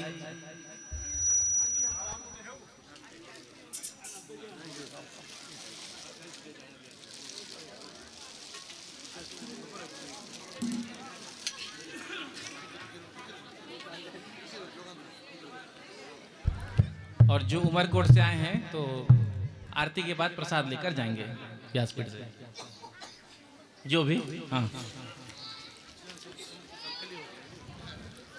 नंदजू के अंगना में बज रही आज बधाई, नंदजू के अंगना में बज रही आज बधाई, नंदजू के अंगना में बज रही आज बधाई, नंदजू के अंगना में बज रही आज बधाई। 100 बार बधाई लोग, 100 बार बधाई ले लो, 100 बार बधाई लोग, 100 बार बधाई ले लो, लाखों बार बधाई, नंदजू के अंगना में बज रही आज बधाई, नंदजू के अंगना में बज रही आज बधाई।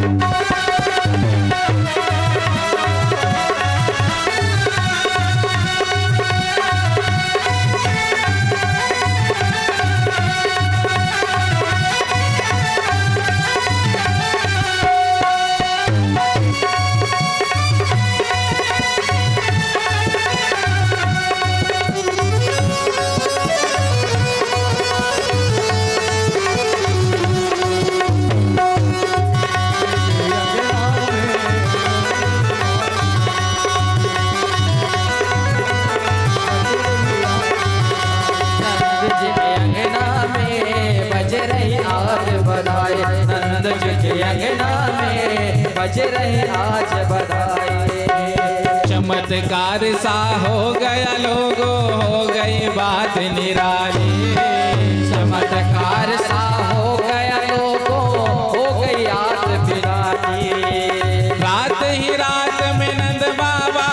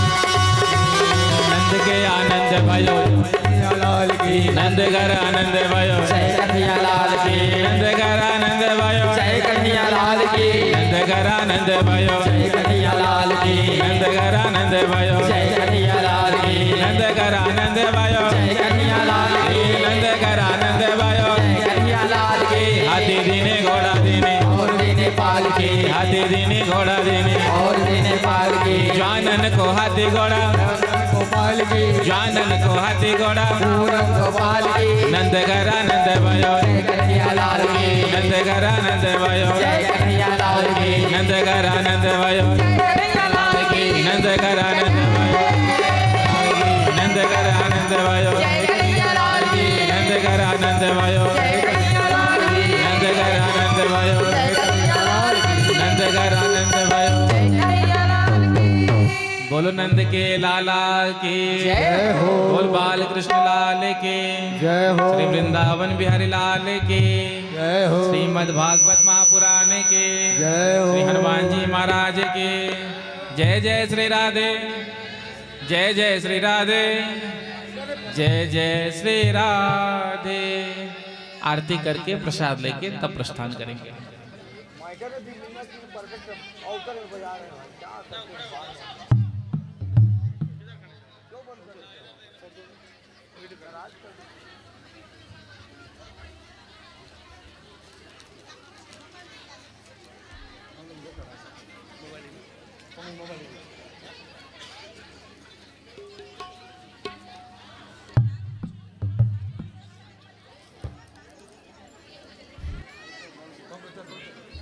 श्री राधे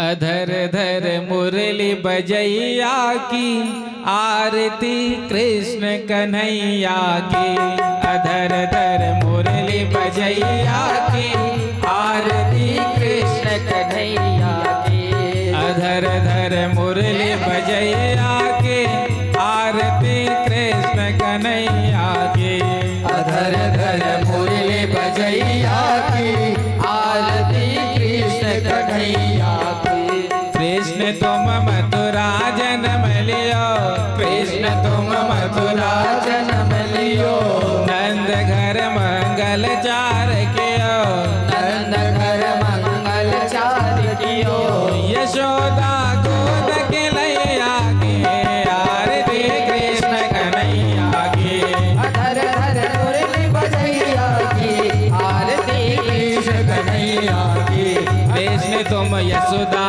के छैया कृष्ण तुम यशोदा के छलिया श्याम बलदाऊ के भैया श्याम बलदाऊ के भैया वन वन धेनु चरैया के आरती कृष्ण कन्हैया की अधर धर मुरली बजैया की आरती कृष्ण कन्हैया की कृष्ण तुम कंसासुर मार्यो कृष्ण तुम कंसासुर मारो श्याम तुम भूमि भार डारो श्याम तुम भूरी धार खायो कालिया नाग नदैया की आरती कृष्ण कन्हैया की अधर धर मुरली बजैया की आरती कृष्ण कन्हैया की आरती गाते कृष्णानंद आरती गाते कृष्णानंद मन में होता थी आनंद